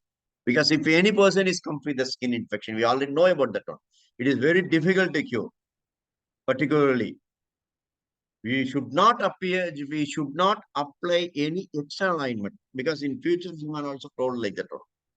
Because in all the cases, particularly when you go to the aphorism 260, like 280, Hahnemann mentioned that external ointment, that local application of the external remedy is also possible. The same medicine what we used internally, we also applied externally according to Hahnemann. But one precaution is that the part avoided to pain, eruption, and ulcer. Okay, so here in the local malady, we should not apply any ointment in this case. That is quite another manner. Their source lies in some internal malady. To consider them as a mere local affections, and at the same time to treat them almost only as a surgical with the topical applications. It is not possible to apply in external ointment, it is observed as it is pernicious, very dangerous in its effect. So what we do? Local limited to the parts where an organism took little, because it is the allopathic idea. Allopath, they thought that local melody is not at all connection with the internal. So they just the rest of the living and they prescribe the remedy for the local. That is what is called ointment or any tablet, because you already know about that one. Particularly when any person is suffering with this, what is called psoriatic affection, not the psoriatic affection, any fungal infection, you already know about that one. They just prescribe any antifungal remedy. And also at the last, they prescribe the steroids. Definitely, it produces severe disease condition. There is a pernicious blunders of the old school. Okay. So why it is not possible to prescribe the remedy? So every external manifestation has internal. Every external manifestation has internal connection. No external melody arise, persist, even grow worse without some internal cause. Definitely due to the internal cause only, the disease condition is arised. Then next, then it is impossible to consider its production without instrument your whole life. So if there is any local melody is there, definitely that internal disease condition is also appear. So next, true medical treatment of a disease on external parts of the body occurred from little or no injury from without must affect annihilation cure of general malady by internal remedies. So here, that local malady is also one of the one-sided disease. It is cured by the internal remedy only. Properly selected internal remedy will annihilate the external malady. Okay, that word is there. Most unambiguous manner, without doubt, by experience source. Every powerful internal medicine, immediately after ingestion, causes important changes in general health and affected external parts, even in local external parts and change produce salutary, being the restoration of health along with the disappearance of the external affection. Okay, so here, for example, you already know about that one, about the graphitis. Even though that skin infection is there, even though sticky nature is there, we only treat by the internal medicine of the graphitis. No external medicines are. Then next, select the medicine which is similar to the local affection, including the symptoms that were present before taking any treatment. It is very important for case taking. The best is affected when the investigation of the case of the disease, along with the exact character of the local affection, all changes, sufferings, symptoms observed in the patient's health. Because not only we collect the local symptoms pertaining to the skin infection, we must also collect all the symptoms from the patient or taken on the conjunction to form a complete picture of the disease. Because last class are told about the totality. It is nothing but an outwardly reflected picture of the internal essence of the disease. So we have to collect all the symptoms, not only local symptoms. If the patient is having any other symptoms, we just prescribe the remedy.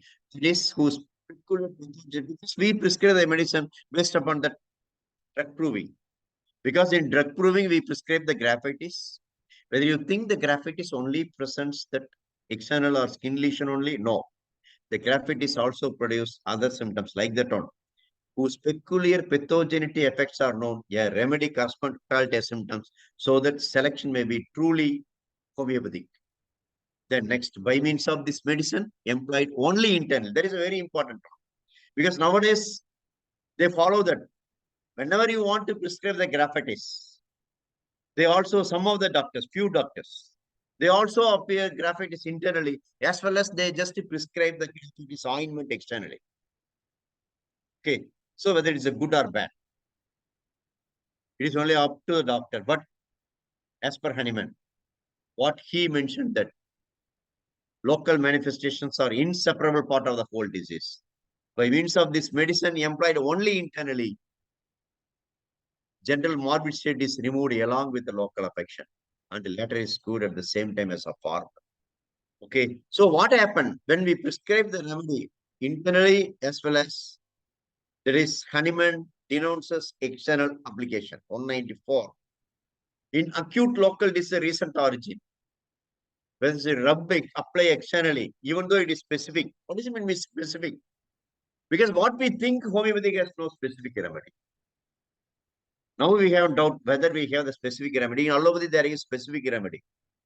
That is, when any person is having fever, they just prescribe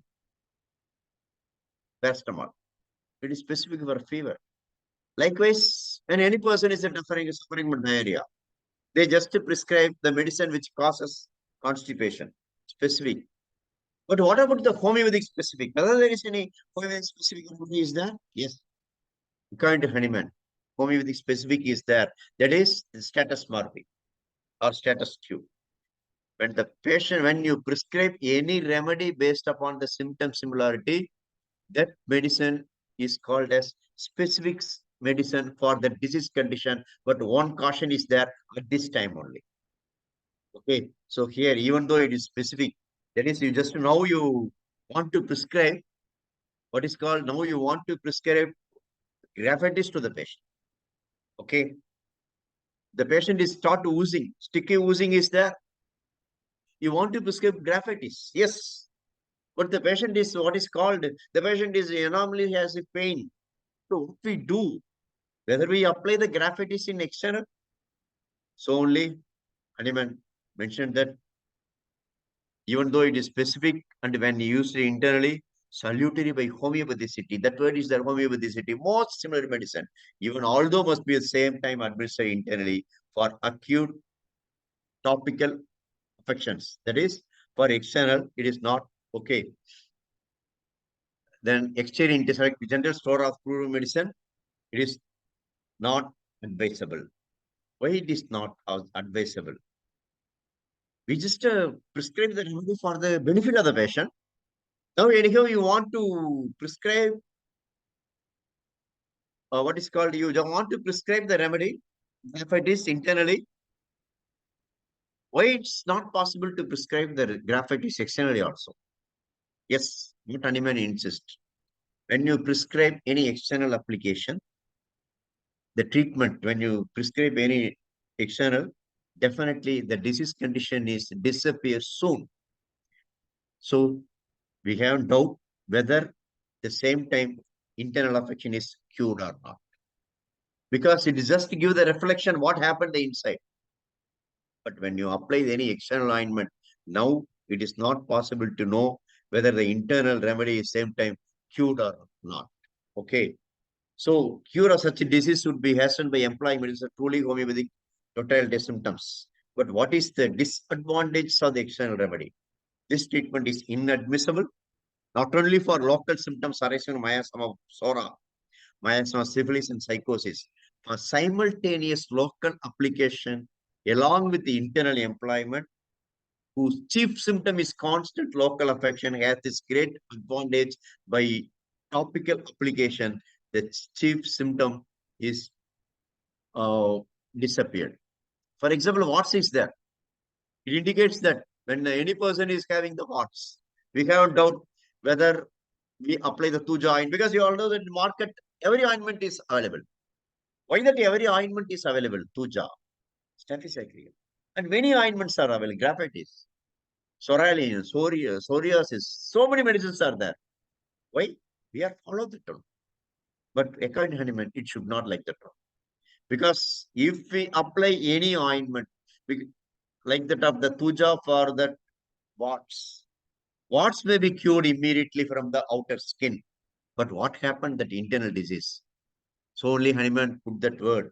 Internal disease shall now be deceived by semblance of a perfect cure. Okay, cheated. It is shows only appears external. Some cases impossible to determine from premature disappearance of the local symptoms. If general is destroyed by simultaneous employment of the internal medicine. Okay. So mere topical applications. So next condition. Some of the doctors are there. Because Honeyman also, just imagine what we do, what we, few doctors are doing, they just appear that prescribe only graphitis for the external, Tuja for the warts, and also some ointment for the top. Okay. So they thought that the cure will take place. The cure will take place. But according to Honeyman, because these things not only present here, It is also in the past condition as also that mere topical melodies, powerful for cure when given internally to local symptoms of chronic miasma is quite inadmissible. Topical medicine means when we use that medicine for the external application. That is called as topical because you already know the tone. Okay. So local affection of chronic disease only removed locally and in a one-sided manner. Internal treatment is indispensable for the complete restoration of the health remains dubious obscurity. What is dubious means here it is a doubtful obscurity means that is what is called it is what is not hidden only.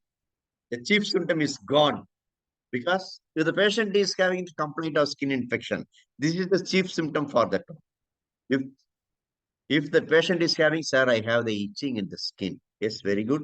For the itching only, that patient need the doctor. But according to Honeyman, definitely some internal changes takes place. So only it appears on the external. But what we do, we just prescribe some external ointment for that with the internal medicine. So due to the external ointment, the skin infection immediately disappeared. Now we have doubt. What happened? So only Honeyman, only other less distinguished symptoms, less constant and less persistent than local affection, frequently not sufficiently peculiar, too slightly characteristic display after that.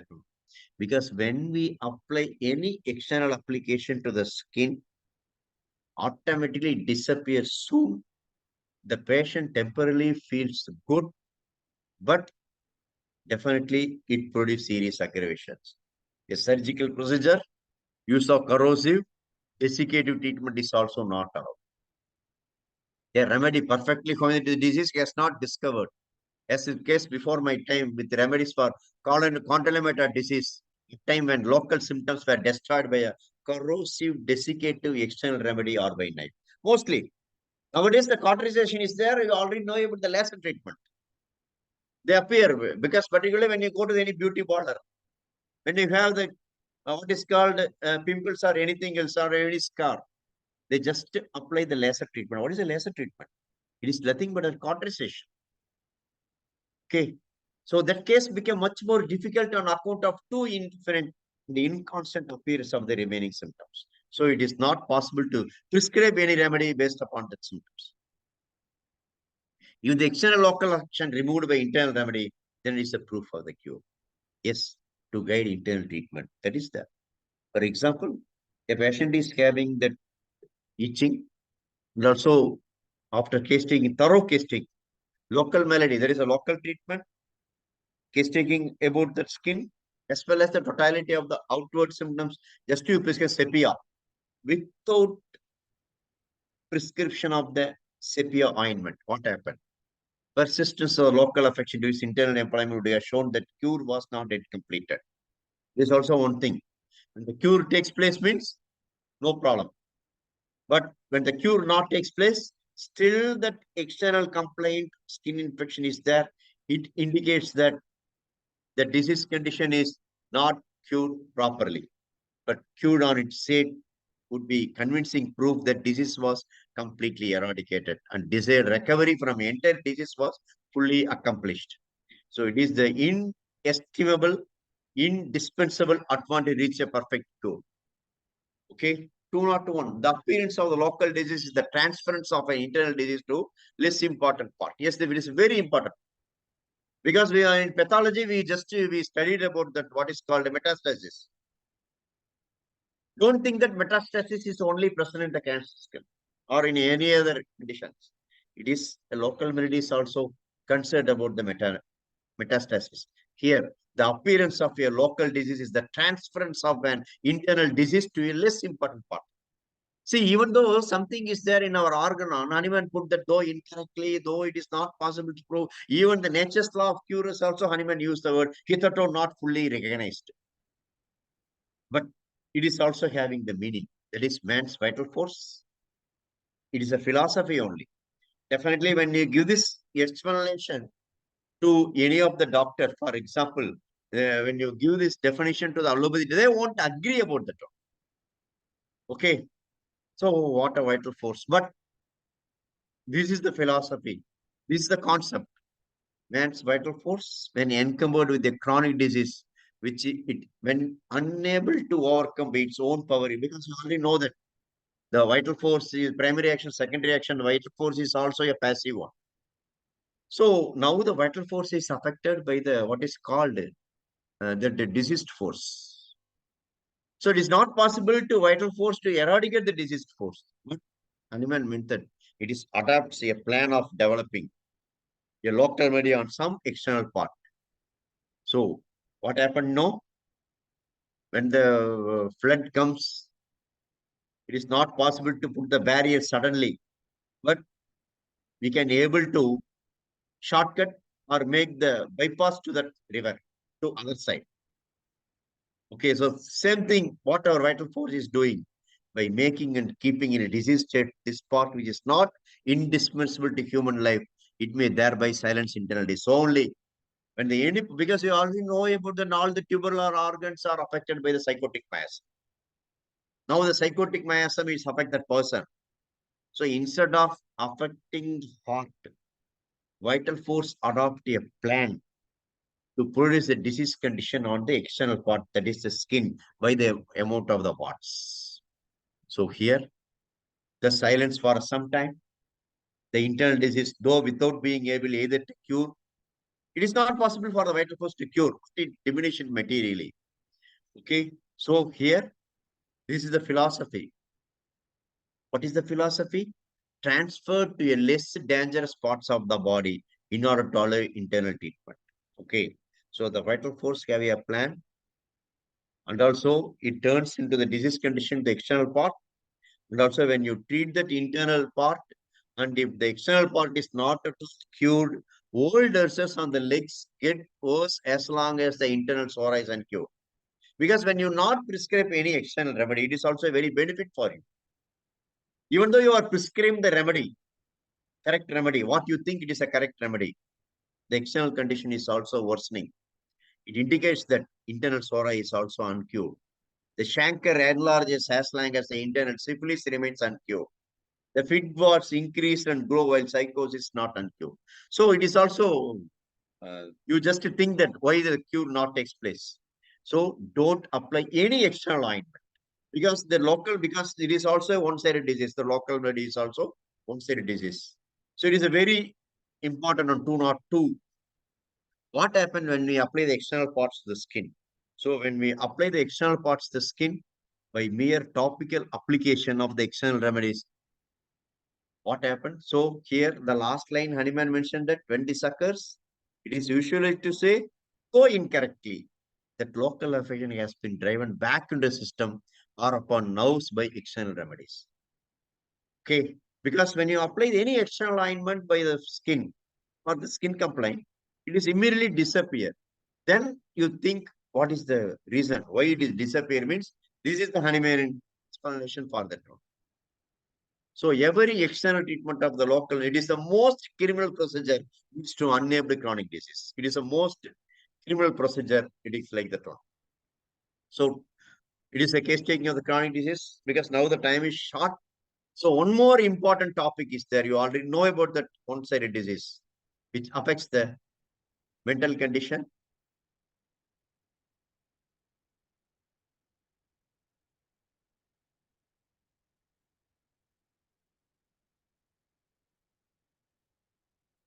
Yes, it is also one of the important topic one-sided disease because the time is very short. Because only 10 minutes is there for me. Yes, sir. Normally, we used to give this 10 minutes for the questionnaire. Okay, ma'am.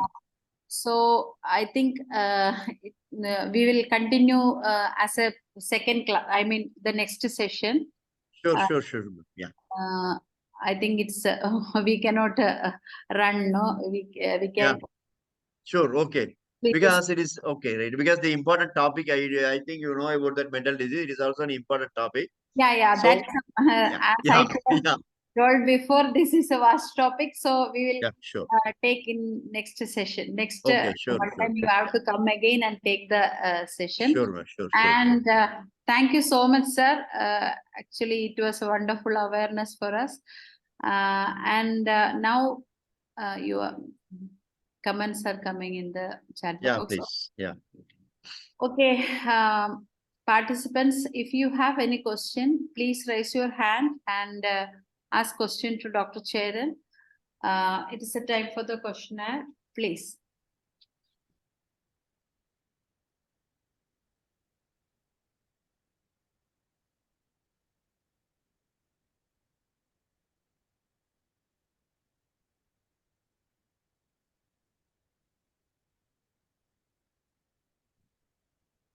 Participants, I think there is no questions for them. Because one person is asking, may I know your name, sir? Right, the tone. Sridhara Kurup, Yeah, sir. yeah, please. Yeah. Sir, unmute yourself and ask question. Sridhara Kurup, sir. Sir, nowadays this miasm, you can't see it is mixed miasm. When you may analyze and evaluate, you will get, especially the mental symptoms and etc. You will get the mixed miasm. How you can, you are able to treat your way of this approach that I like to know. Yeah, actually, Hanuman also mentioned that not only now, sir. Hanuman also mentioned that most of the disease condition becomes a mixed miasmatic. So only disease classification itself, that is a miasmatic classification. It is sauropsychotic, psychotic-syphilitic, saurosyphilitic, and sauropsychotic-syphilitic.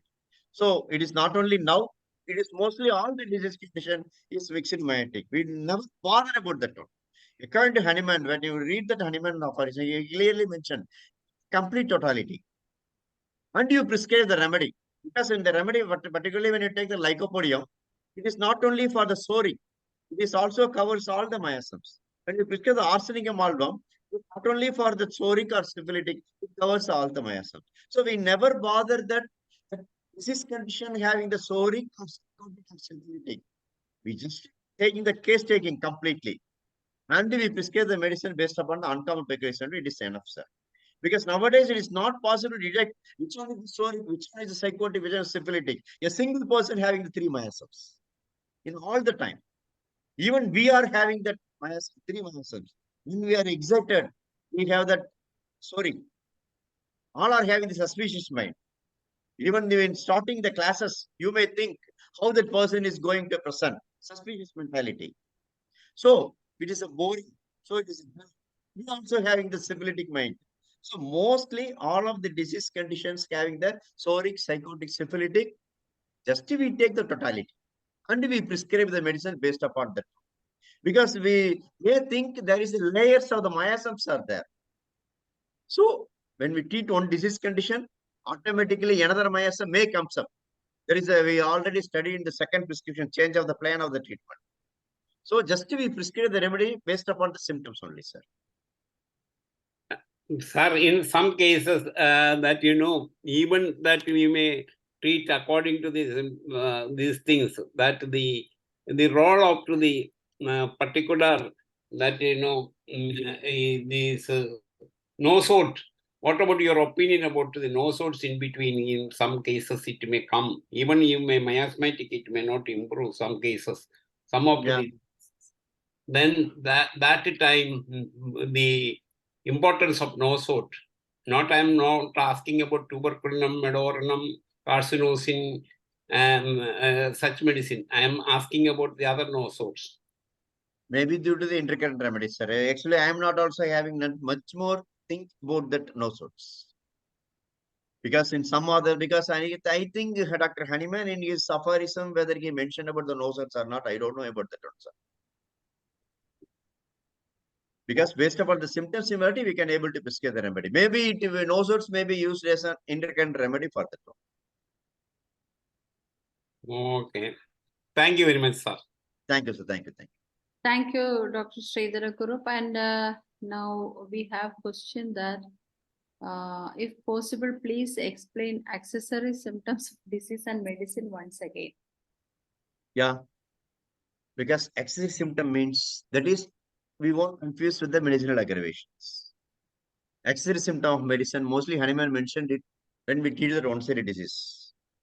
For example, if the patient is having the one-sided disease, common symptoms. We have to prescribe the remedy based upon the common symptoms. For example, the patient is having the pain in the head, relieved by rest. Only this type of two symptoms are present in the patient. So what we do in this occasion? Anyhow, we have to prescribe the remedy. Okay. But there is no uncommon peculiar symptom which is present in the patient at this time. So just we prescribe the remedy based upon the available symptoms. That is common symptoms. That is one-sided disease. So at the time, because of the prescription of the medicine, even though it is the homeopathic medicine, now it is an unhomeopathic case. The medicine may itself may produce some symptoms in the patient. Definitely, according to Hahnemann. But even though we prescribe the medicine, the minute dose, definitely it produces some symptoms. That symptom is called as excessive symptom of medicine. Mostly it may confuse with the medicinal aggravation.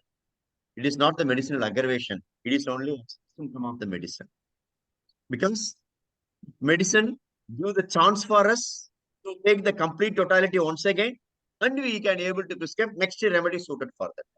So, accessory symptom of the medicine means the symptom which is produced due to the administration of the medicine for the one-sided disease. Sir, another question from Shamila. Nowadays, vital force has become rebellious. Autoimmune diseases are increasing at very young age. Most cases of arthritis, thyroid, and even diabetes shows auto antibodies. Please explain your point of view. It's the miasmatic, ma'am. That's all. Because now the disease condition is more and more, but there is no change in the psoriasis, psychosis, and syphilis. Because Hahnemann discovered these things years together. We now only we give the name for autoimmune disease like that one. Because mostly when the disease condition is not able to cure, they simply use the word autoimmune disease.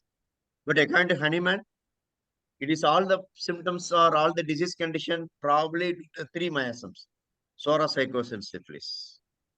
So if there is a symptomatic is there, because we are not bothered about that disease name. We only make the difference between an idea regarding the disease name, but we have to prescribe based upon the symptom similarity. So only more repertories there. You already know about that. More repertories are there. More mathematicas are there.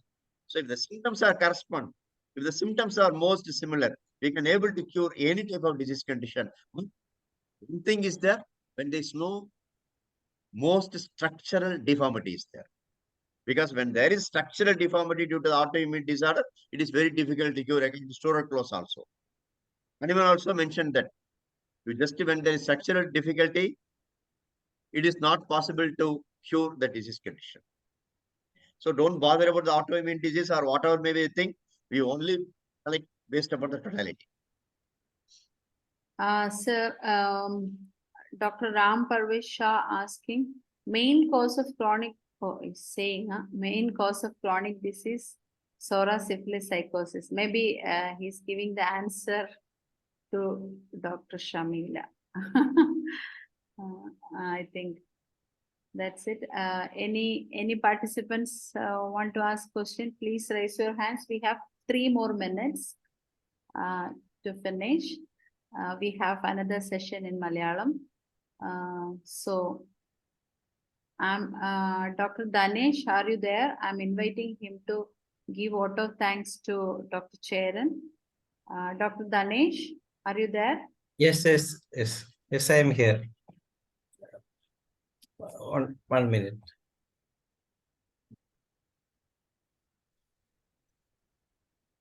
Yes. Good evening, sir. It's really a wonderful session from you. And the philosophy of homeopathy is still relevant. And that's the reason why you have shown the beauty of these one-sided diseases. Usually people believe that when you apply something externally, that will be giving the result in a short time. Of course, that may be. But the thing is that the disease may go interior, as just like as you pointed out, and it may explode later as a big problem. That's why most of the cancerous conditions are developing nowadays. Most of the autoimmune diseases are developing, and these are because of these suppressions of the skin diseases. Maybe the biggest challenge. When we inquire about, when a chronic patient comes to us, when we inquire about the previous history, they may say that in the early part of my career, I have some warts in my face and I applied some local melodies, as just you point out, Tuja or ointment or something like that. And it went off within some 1 month or so. And thereafter, I have no complaints. But that may be the reason. I still remember a case of a patient who was really a big politician, who is he is working as a big person in the in his college days, and an activist like performance he was doing. When he developed a little bit of warts on his face, he went to an allopathic doctor, and he prescribed these Tuja 30 internally as well as externally. And what happened was that after some 2 years, he was entirely different person. He become a religious person. I still know. This is something that what happened with that case, and he is still following that method. So his left-sided thoughts, or maybe his those kind of things are entirely changed, and he become a different person. So that is because we say that Tuja has fixed tendencies, and maybe that since the time is running out, I am not asking any more question.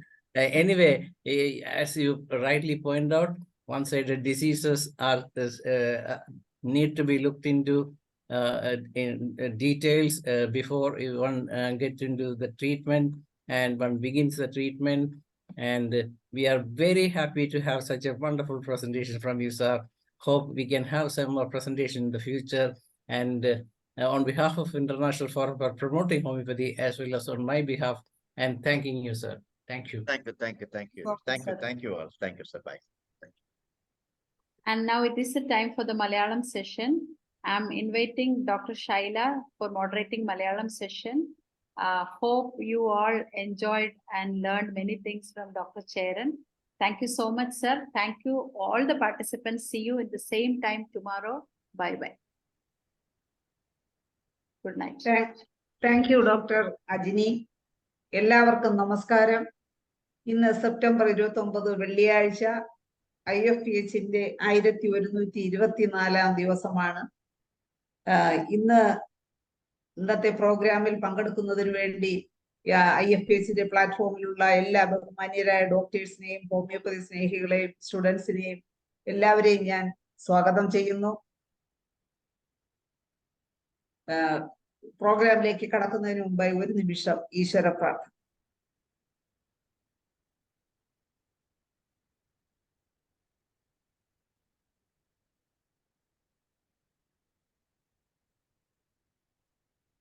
നന്ദി. ഇന്ന് മലയാളം പ്ലാറ്റ്ഫോമിൽ നമ്മളോടൊപ്പം അതിഥിയായി എത്തുന്നത് doctor Jayaprasad കരുണാകരനാണ്. ഡോക്ടറെ കുറിച്ച് പറയുമ്പോൾ, doctor നമ്മുടെ കഷ്ടകാലം വരുമ്പോഴെല്ലാം, അല്ലെങ്കിൽ ഒരു ഉദാഹരണം, കോവിഡ് കാലത്ത് നമുക്ക് കോവിഡിന് ചികിത്സിക്കാൻ പറ്റില്ല എന്നുള്ളൊരു സന്ദർഭം വന്നപ്പോൾ സ്വന്തമായി കോടതിയിൽ പോവുകയും അനുകൂലമായ വിധി സമ്പാദിക്കുകയും ചെയ്തിട്ടുണ്ട്. അതുപോലെ തന്നെ പല കാര്യങ്ങളിലും ഇടപെട്ട് മുമ്പോട്ട് പോകുന്ന ഒരു ഡോക്ടറാണ്. ഇപ്പോൾ സമകാലീനമായ കേസുകളിലും ഡോക്ടർ കേസിനായി പോകുന്നുണ്ട് എന്നാണ് എനിക്ക് അറിയാൻ കഴിഞ്ഞിട്ടുള്ളത്. അങ്ങനെ ഡോക്ടർ തിരുവനന്തപുരത്ത് ഒരു സ്ഥാപനം നടത്തുകയാണ് സ്വന്തമായി. ഇങ്ങനെയെല്ലാം ഹോമിയോപ്പതിക്ക് വേണ്ടി അഹോരാത്രം പ്രയത്നിക്കുന്ന ഡോക്ടർ ജയപ്രസാദ് കരുണാകരനെ ഇന്ന് ചികിത്സാനുഭവങ്ങൾ പങ്കുവയ്ക്കുന്നതിനായി ഞാൻ സന്തോഷപൂർവ്വം സ്വാഗതം ചെയ്തു.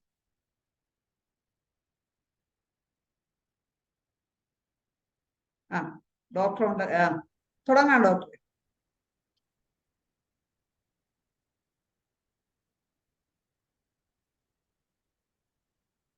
സൗണ്ടൊന്നും കേൾക്കാൻ പറ്റുന്നില്ല.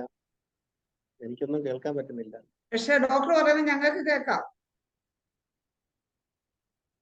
ഡോക്ടർ നെറ്റ് വീക്ക് ആണ് അല്ലല്ലോ? ഡോക്ടർക്ക് കേൾക്കാൻ പറ്റുന്നില്ലേ? ഇപ്പൊ കേൾക്കാവോ? ഡോക്ടറെ നെറ്റ് വീക്കാന്ന് തോന്നുന്നു. ഓഡിയോ വർക്ക് ചെയ്യുന്നില്ല. ഇപ്പൊ കേൾക്കാൻ പറ്റുന്നില്ല. ഇപ്പൊ ഇനി കേൾക്കായിരിക്കും ഡോക്ടറെ. ഞാൻ ലീവായിട്ട് ഒന്നുകൂടെ കയറട്ടെ? അല്ല, ഇപ്പൊ ഓഡിയോ അനങ്ങുന്നുണ്ടല്ലോ. ഡോക്ടർ പറയുന്നത് ഞങ്ങൾക്ക് നന്നായി കേൾക്കാം. ഡോക്ടർ ഒന്ന് സൗണ്ട് ഞാൻ ഒന്ന് ഫോൺ വിളിച്ച് പറയാം. ഒരു സെക്കൻഡേ. ഞാൻ ലീവായിട്ട് ഒന്നുകൂടെ കയറാം, അതായിരിക്കും.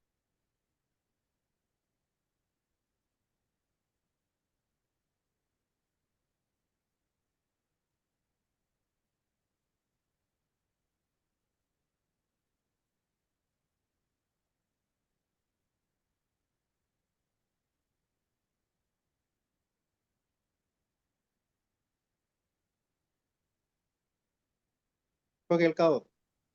കേൾക്കാമല്ലോ ഡോക്ടർ. നന്നായി കേൾക്കാം. ഇൻട്രൊഡക്ഷൻ കഴിഞ്ഞോ? എനിക്കൊന്നും കേൾക്കാൻ പറ്റില്ല. കഴിഞ്ഞു. ഡോക്ടറെ ഒന്നുകൂടി സ്വാഗതം ചെയ്യുന്നു. ക്ലാസ് തുടങ്ങാം. ഇന്ന് ഈ രാത്രി സമയം ഈ പ്രോഗ്രാമിലേക്ക് കടന്നു വന്ന എല്ലാവർക്കും, പ്രത്യേകിച്ച് നമ്മുടെ IFPHന്റെ ഒഫീഷ്യൽ ഭാരവാഹിത്വം വഹിക്കുന്ന എല്ലാവരെയും ഈ അവസരത്തിൽ ഞാൻ എൻ്റെ സ്നേഹവന്ദനം, നന്ദി അറിയിക്കുകയാണ്. വളരെ വിശേഷമായിട്ടുള്ള ഒത്തിരി വിഷയങ്ങൾ ഇന്നത്തെ ഈ ക്ലാസ്സിൽ എനിക്ക് ഇൻഫോം ചെയ്യാൻ. ഇതിൽ പ്രധാനമായിട്ടും നമ്മുടെ പുതിയ പാൻഡമിക് അനൗൺസ് ചെയ്തിരിക്കുന്ന കാലഘട്ടവും കൂടെയാണ്. അതുകൊണ്ട് തന്നെ ഇന്ന് വളരെ പ്രധാനപ്പെട്ട ഒരു ദിവസവുമാണ്. ലോക ഹാർട്ട് ഡേ ആണ്.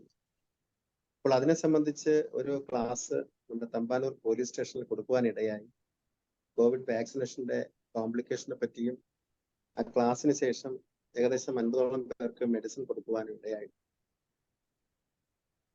അപ്പോൾ നമ്മുടെ വേൾഡ് പാൻഡമിക് WHO ഒരു പ്രവചനം പോലെ അനൗൺസ് ചെയ്ത് കഴിഞ്ഞിരിക്കുകയാണല്ലോ, ഡിസീസ് എക്സ് എന്ന് പറയുന്നത്.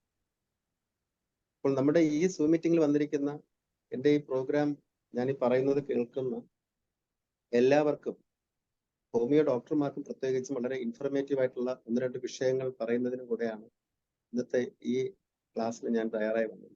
പ്രധാനമായിട്ടും പുതിയ വൈറസ് വരുമ്പോൾ നമ്മുടെ ഹോമിയോ സംഘടനകളും ഹോമിയോ ഡോക്ടർമാരും അതിനു വേണ്ടിയുള്ള അവരവരുടെ അഭിപ്രായങ്ങൾ സ്വന്തം പോസ്റ്റിലെ, ഇത് ഫേസ്ബുക്ക് പോസ്റ്റിലോ അല്ലെങ്കിൽ യൂട്യൂബ് ചാനലുകളിലോ തീർച്ചയായിട്ടും പോസ്റ്റ് ചെയ്യണം. കാരണം നമ്മുടെ ഹോമിയോപ്പതി എന്ന മഹത്തായ ചികിത്സാ ശാസ്ത്രത്തിൽ ഒരു വൈറസിനെ അല്ല ഇമ്പോർട്ടൻസ് കൊടുക്കുന്നത്. ഇത് ഏത് വൈറസും ആകട്ടെ, ബാക്ടീരിയ ആകട്ടെ, എന്തോ ആകട്ടെ, നമുക്ക് രോഗലക്ഷണങ്ങളെ ബേസ് ചെയ്തുകൊണ്ടുള്ള ട്രീറ്റ്മെന്റ് നിലനിൽക്കുമ്പോൾ അത്തരത്തിലുള്ള ലക്ഷണങ്ങൾ പ്രൊഡ്യൂസ് ചെയ്യുന്ന മെഡിസിനൽ സബ്സ്റ്റൻസ് ആണ് നമ്മൾ മെഡിസിനായിട്ട് ഉപയോഗിക്കുന്നത്. അങ്ങനെ വരുമ്പോൾ ഇവിടെ വൈറസ് ആണ്, ബാക്ടീരിയ ആണ് എന്നുള്ള ഒരു വ്യത്യാസം ഒരിക്കലും നമ്മൾ ഹോമിയോ ഡോക്ടർമാർ കാണരുത്. വളരെ ശക്തമായിട്ട് ഞാൻ ഈ നിപ്പയുടെ സമയത്ത് വന്ന 1-2 കാര്യങ്ങൾ ഓർമ്മിപ്പിക്കുന്നതിനും കൂടെയാണ് ഈ ലൈവിൽ വന്നത്. പ്രധാനമായിട്ടും കഴിഞ്ഞ സെപ്റ്റംബർ 12-ാം തീയതി മെഡിക്കൽ കൗൺസിലിൽ എനിക്ക് പോകേണ്ടി വന്ന ഒരു സാഹചര്യവും, അവിടുത്തെ മീറ്റിംഗ് കഴിഞ്ഞിട്ട് 13-ാം തീയതി നിപ്പ വൈകിട്ട് റിപ്പോർട്ട് ചെയ്യുകയായിരുന്നു. നമ്മളിൽ എത്ര പേർ നിപ്പയുടെ കൺട്രോൾ റൂമിൽ വിളിച്ചിട്ട് ഇതിനെപ്പറ്റി ഒരു എൻക്വയറി നടത്തി, അല്ലെങ്കിൽ നമ്മുടെ ഹോമിയോപ്പതിയിൽ മെഡിസിൻ ഉണ്ട് എന്ന് അറിയിക്കുവാൻ എത്ര പേർ തയ്യാറായി? നമ്മൾ ചിന്തിക്കണം. ഈ കൺട്രോൾ റൂമിൽ ആദ്യം ഒരു റൂമിൽ ഞാൻ വിളിച്ചു, ഒരു നമ്പറിൽ വിളിച്ചു, വിവരങ്ങൾ അന്വേഷിച്ചപ്പോൾ ഏത് പ്രൈവറ്റ് ഹോസ്പിറ്റലിലാണ് ഇപ്പോൾ റിപ്പോർട്ട് ചെയ്തതെന്ന് ചോദിച്ചപ്പോൾ പറയുവാൻ അവർ തയ്യാറായില്ല. അത് സർക്കാർ പുറത്ത് പറയരുതെന്നാണ് പറഞ്ഞിരിക്കുന്നത്. എന്നിട്ട് ആ വ്യക്തി ഫോൺ കട്ട് ചെയ്തു. രണ്ടാമത്തെ പ്രാവശ്യം അടുത്ത നമ്പറിലേക്ക് ഞാൻ വിളിച്ചിട്ട് ഞാൻ ആദ്യം ഇൻഫോം ചെയ്തത് കോവിഡ് ചികിത്സിക്കുന്നതിന് ഹൈക്കോടതി ഉത്തരവ് വാങ്ങിയിട്ടുള്ള ഡോക്ടറാണ് ഞാൻ. പേര് പറഞ്ഞു. ബഹുമാനപ്പെട്ട ആരോഗ്യമന്ത്രിക്കും അവിടെ ഇപ്പോൾ കൂടെ നിൽക്കുന്ന മുഹമ്മദ് റിയാസ് എന്ന മന്ത്രിക്കും ഈ വിഷയം പറഞ്ഞാൽ മനസ്സിലാകും. അതുകൊണ്ട് തന്നെ ഹോമിയോപ്പതിയില് നിപ്പയെ ചികിത്സിക്കുന്നതിനുള്ള മെഡിസിന് അല്ലെങ്കിൽ പ്രതിരോധ മരുന്നും നിലവിലുണ്ട്.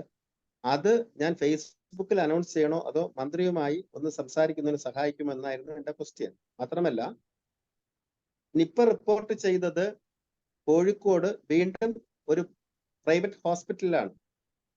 ഈ പ്രൈവറ്റ് ഹോസ്പിറ്റലുകൾ ഏത് തരത്തിലാണ് പ്രവർത്തിക്കുന്നത്, അല്ലെങ്കിൽ അവരുടെ മോട്ടിവേഷൻ എന്താണെന്ന് വളരെ വ്യക്തമായി അറിഞ്ഞിട്ടാണ് എൻ്റെ അടുത്ത ക്വസ്റ്റ്യൻ, ബേബി മെമ്മോറിയൽ ഹോസ്പിറ്റൽ ആയിരുന്നോ ഇപ്പോഴും റിപ്പോർട്ട് ചെയ്തു? അപ്പോഴേക്കും അവർക്ക് കൺഫ്യൂഷനായി. കാരണം ഞാൻ വ്യക്തമായിട്ട് അറിഞ്ഞിട്ടാ ചോദിക്കുന്നത് എന്നുള്ളത് അറിഞ്ഞപ്പോൾ അവസാനം പറഞ്ഞു മിംസ് ഹോസ്പിറ്റലാണ്. ഞാൻ അതിന്റെ ബാക്ക്ഗ്രൗണ്ടും അന്വേഷിച്ചു, വളരെ വ്യക്തമായിട്ട് അന്വേഷിച്ചു. അപ്പോൾ എനിക്ക് പിറ്റേന്ന് ലൈവിൽ വരണമോ എന്നുള്ളതിനെ പറ്റി ഞാൻ ചിന്തിച്ചു. കഴിഞ്ഞ 17-ാം തീയതി ഞായറാഴ്ച രാവിലത്തെ പത്രത്തിൽ കോവിഷീൽഡിന് സമാനമായ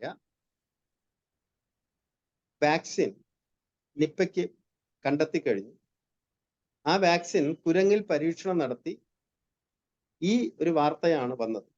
അപ്പോൾ ഞാനത് ഫേസ്ബുക്കിൽ പോസ്റ്റ് ചെയ്തിട്ട് ആദ്യമായിട്ട് നിപ്പ റിപ്പോർട്ട് ചെയ്ത മലേഷ്യ, സിംഗപ്പൂർ, നെക്സ്റ്റ് ഇന്ത്യയിൽ, കേരളത്തിലായിരുന്നു. അപ്പോൾ ഇനി മനുഷ്യരിലെ പരീക്ഷണം എവിടെ ആയിരിക്കും എന്നുള്ളൊരു ക്വസ്റ്റ്യൻ മാർക്കിൽ ആ പോസ്റ്റ് ഇട്ടിട്ട് ഉച്ചയായപ്പോൾ ഞാൻ ലൈവിൽ വന്നു ഈ വിവരങ്ങൾ ഷെയർ ചെയ്തു. ഞാൻ ഇന്ന് വ്യക്തമായിട്ടും പറയുന്ന ഒരു വിഷയം, നമ്മൾ വൈറൽ ഡിസീസിനെ പറ്റി കേൾക്കുമ്പോൾ എന്തുകൊണ്ട് എല്ലാവരും ഒന്ന് ഭയക്കുന്നു, അല്ലെങ്കിൽ നമ്മൾ അറ്റൻഡ് ചെയ്യണമോ, ഇത്തരത്തിലുള്ള കണ്ടീഷൻ ട്രീറ്റ് ചെയ്യാൻ നമുക്ക് പ്രത്യേക പെർമിഷൻ തന്നിട്ടുണ്ടോ? നമ്മൾ മനസ്സിലാക്കേണ്ടത്, ഇന്ത്യൻ മെഡിക്കൽ കൗൺസിലില്, നമ്മുടെ ഹോമിയോപ്പതിക് മെഡിക്കൽ കൗൺസിൽ തിരുവനന്തപുരത്ത് നമ്മൾ രജിസ്റ്റർ ചെയ്തിരിക്കുന്ന ആ ഓഫീസിൽ നിന്ന് നമുക്ക് തന്നിരിക്കുന്നത് ഇന്ന ഇന്ന അസുഖങ്ങൾ ചികിത്സിക്കാനുള്ള ഒരു രജിസ്ട്രേഷൻ അല്ല. നമുക്ക് തന്നിരിക്കുന്ന A ക്ലാസ് രജിസ്ട്രേഷൻ ആണ്. അതിൽ ഹോമിയോ ഡോക്ടേഴ്സിന് പാർട്ട് ബൈ പാർട്ടായിട്ടോ അല്ലെങ്കിൽ ഓർഗാനിസം ബൈ ഓർഗാനിസം ആയിട്ടോ ട്രീറ്റ് ചെയ്യാനല്ല, ഹ്യൂമൻ ബോഡി ഹോൾ ആയിട്ടുള്ള ലക്ഷണങ്ങൾ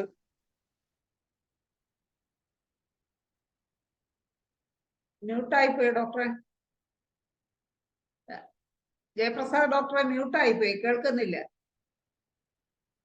ഓഡിയോ വർക്ക് ചെയ്യുന്നില്ല ഡോക്ടറെ. ജയപ്രസാദ് ഡോക്ടറെ കേൾക്കുന്നില്ല. ഡോക്ടർ മ്യൂട്ടാണ് ഡോക്ടറെ. ഹലോ ഹലോ ഡോക്ടറെ, ഡോക്ടർ മ്യൂട്ടാണ്. ഇപ്പോഴും മ്യൂട്ടായി പോയി.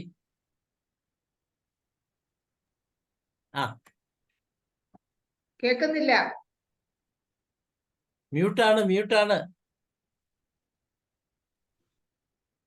അയ്യോ ഡോക്ടർ അറിയാതെ പിന്നെ അവിടെ കൈ തൊടുന്നതാണ് ഡോക്ടറെ. മ്യൂട്ടായി പോയി ഡോക്ടറെ. അല്ല, വേറെ ആരും കൈ തൊടരുതേ, ഞാനൊന്ന് പറയാം. ഡോക്ടർ തുടങ്ങിക്കോളൂ. ഹലോ, നെറ്റ് പോയതാണ്, അതാണ് പ്രശ്നം. നെറ്റ് റേഞ്ചാണ്. കാണുന്നുണ്ടല്ലോ. ഡോക്ടറെ ഒന്നുകൂടെ ഒന്ന് അൺമ്യൂട്ട് ചെയ്തേ. ഓക്കെ അല്ലേ? ഓക്കെ, കേൾക്കാം. കേൾക്കുന്നില്ല. ഞാന് എവിടം വരെ പറഞ്ഞു നിർത്തി, നിങ്ങൾ കേട്ടത് എവിടം വരെയാണെന്ന് എനിക്കറിയില്ല, എങ്കിലും ഒന്നുകൂടെ പറയാം. നമ്മൾ അവിടുത്തെ ഹോസ്പിറ്റലിലെ റിപ്പോർട്ട് ചെയ്ത കാര്യം തൊട്ടാണ് തുടങ്ങിയത്. ഓക്കെ. അതിനുശേഷം നമ്മൾ ഹോമിയോ ഡോക്ടർമാർക്ക് തന്നിരിക്കുന്ന രജിസ്ട്രേഷനെ ബേസ് ചെയ്ത് പറഞ്ഞ കാര്യം മനസ്സിലായോ? അത് മനസ്സിലായി. ഓക്കെ. അപ്പോൾ ഈ ഒരു വൈറൽ ഡിസീസിൽ ഇത്രയും സ്ട്രോങ് ആയിട്ട് ഞാൻ ട്രീറ്റ്മെന്റ് സൈഡിലേക്ക് വന്നതിന്റെ ആ പ്രധാന ഉദ്ദേശം, നമ്മുടെ ഹോമിയോപ്പതിയിൽ നിന്നും പഠിച്ചിറങ്ങിയ ഒരു ഡോക്ടറുടെ പ്രസംഗം ട്രിവാൻഡ്രത്ത് എസൻസ് ഗ്ലോബൽ എന്ന് പറഞ്ഞ പ്രോഗ്രാമിൽ വന്ന് അവതരിപ്പിക്കുമ്പോൾ, ഒരു ബൾബ് പോലും കണ്ടുപിടിക്കാത്ത കാലഘട്ടത്തിൽ ജീവിച്ചിരുന്ന ഒരു ഡോക്ടർ, അദ്ദേഹത്തിനുണ്ടായ ഒരു ആശയം പുതിയൊരു സിസ്റ്റത്തിന് കാരണമായി എന്ന് പറഞ്ഞിട്ട് ഹോമിയോ പഠിച്ച ഒരു വ്യക്തി പ്രസംഗിക്കുമ്പോൾ എനിക്കതിൽ വളരെ പുച്ഛവും, ഒപ്പം നമ്മുടെ സിസ്റ്റത്തിന് ഇത്ര അധിക്ഷേപിക്കുന്ന ഒരു കക്ഷി ഇതിനകത്ത് തന്നെ വന്നതിലുള്ള വിഷമവും ഉണ്ടായിരുന്നു. പക്ഷെ അതിനുള്ള മറുപടി കൊടുക്കുവാനായിട്ട് വളരെ ശക്തമായിട്ട് തന്നെ മുന്നോട്ട് വന്നു. ഞാൻ വൈറൽ ഡിസീസിൽ HIV എന്തിനാ കോൺസെൻട്രേറ്റ് ചെയ്തെന്ന് വെച്ചാൽ, ഞങ്ങൾ പഠിക്കുന്ന സമയത്ത് HIV ആണ് ഏറ്റവും പ്രധാനമായിട്ട് നിൽക്കുന്ന ഒരു വിഷയം വൈറൽ ഡിസീസ്. അങ്ങനെ വന്നപ്പോൾ എൻ്റെ മുന്നിൽ നമ്മുടെ മെഡിസിൻ ഡിപ്പാർട്ട്മെന്റിലെ പ്രൊഫസറായിരുന്ന സവിഷ് കുമാർ സാറിനോട് പോലും ഈ വിഷയം ഷെയർ ചെയ്യുമ്പോൾ ഞാൻ പറഞ്ഞു, സാർ, ഒരു റീട്രോ വൈറസ് ആയ ഒരു വൈറസ് ഉണ്ടാക്കുന്ന അരമ്പാറ, ആ അരമ്പാറ ചികിത്സിക്കുന്ന മെഡിസിൻ ഹാനിമാന്റെ കാലത്തിൽ തന്നെ കണ്ടെത്തിയെങ്കിൽ, അന്ന് മൈക്രോ ഓർഗാനിസത്തെ പറ്റിയുള്ള സ്റ്റഡി ഒന്നും വന്നിട്ടില്ല, എങ്കിലും ആ കാലഘട്ടത്തിൽ വാട്സ് ട്രീറ്റ് ചെയ്യുവാൻ ഒരു ചെടിയിൽ നിന്നും പ്രിപ്പയർ ചെയ്ത മെഡിസിന് സാധിച്ചുവെങ്കിൽ നിശ്ചയമായും ഏത് തരത്തിലുള്ള വൈറസിനെയും ട്രീറ്റ് ചെയ്യുവാൻ നമ്മുടെ സിസ്റ്റത്തിൽ മെഡിസിൻ ഉണ്ട്. അതിന്റെ ലക്ഷണങ്ങൾ ബേസ് ചെയ്ത് നമ്മൾ ട്രീറ്റ് ചെയ്താൽ മതി. അതിന്റെ ഒരൊറ്റ ലോജിക്കിലാണ് ഞാൻ ഈ അന്നത്തെ ആ കാലഘട്ടത്തിൽ HIV മാനേജ് ചെയ്യുന്നതിന് ഹോമിയോപ്പതിക് മെഡിസിൻ ഉപയോഗിച്ച് ട്രീറ്റ്മെന്റ് തയ്യാറായി. ആ സമയത്ത് നമ്മൾ വൈറസിന്റെ ലൈഫ് സൈക്കിളും റെപ്ലിക്കേഷൻ പ്രോസസ്സും പഠിക്കണമായിരുന്നു. അത് വളരെ വ്യക്തമായിട്ട് മനസ്സിലാക്കി. അപ്പോൾ ഒരു ട്രീറ്റ്മെന്റ് നമ്മൾ മെത്തേഡ് ഫോർവേഡ് ചെയ്യുമ്പോൾ അത് കോമൺ ആയിട്ട് മറ്റുള്ളവർക്ക് മനസ്സിലാകുന്ന രീതിയിൽ, അല്ലെങ്കിൽ സയന്റിഫിക് ആയിട്ട് തന്നെ തെളിയിക്കേണ്ടി വരുന്ന ഒരു സാഹചര്യമാണെങ്കിൽ അത്തരത്തിൽ തെളിയിക്കുന്ന രീതിയിൽ നമ്മൾ ആ ഓർഗാനിസത്തെ കുറിച്ചും അതിന്റെ റെപ്ലിക്കേഷൻ പ്രോസസ്സിനെ കുറിച്ചും അത് നമ്മുടെ സെല്ലിൽ വന്നു കഴിഞ്ഞാൽ അത് ഉണ്ടാക്കുന്ന രോഗ അവസ്ഥകളെ കുറിച്ചും HIV സംബന്ധിച്ച് വളരെ കോംപ്ലിക്കേറ്റഡ് ആണ്. കാരണം ഏകദേശം 13-ൽ പരം ഓപ്പർച്യൂണിസ്റ്റിക് ഇൻഫെക്ഷൻസ് ആണ് HIV ഉണ്ടായിരുന്നത്. അതിന്റെ ആ ട്രീറ്റ്മെന്റിന്റെ എക്സ്പീരിയൻസ് ആയിരുന്നു പിൽക്കാലത്ത് 16 വർഷത്തിന് ശേഷം കോവിഡ് എന്ന മഹാമാരി വരുമ്പോൾ നിഷ്പ്രയാസം അതിനെതിരെ നിൽക്കുവാൻ ഒറ്റയ്ക്ക് എന്നെ പ്രേരിപ്പിച്ച ഘടകവും അത് തന്നെയാണ്. അതുകൊണ്ട് തന്നെ നമ്മുടെ ഈ സൂം മീറ്റിംഗിൽ IFPH കണ്ടക്ട് ചെയ്യുന്ന ഈ പ്രോഗ്രാമിൽ ഒത്തിരി ഡോക്ടേഴ്സിന്റെ ക്ലാസ്സുകൾ വളരെ ഗുണകരമായ രീതിയിൽ കിട്ടുന്നുണ്ട്. അത് എത്ര പേർ അതിന് ആ ഇമ്പോർട്ടൻസ് കൊടുത്തുകൊണ്ട് അതിനെപ്പറ്റി മനസ്സിലാക്കുന്നു എന്നുള്ളത് ഈ ഗ്രൂപ്പിൽ വരുന്നവരിൽ ആത്മാർത്ഥമായി ഇത് ശ്രദ്ധിക്കുന്നവർക്ക് മാത്രമേ മനസ്സിലാകുകയുള്ളൂ. എനിക്ക് എല്ലാ ദിവസവും വരാൻ പറ്റില്ലെങ്കിലും ചില സന്ദർഭങ്ങളിൽ ഞാൻ എൻ്റർ ആകാറുണ്ട്.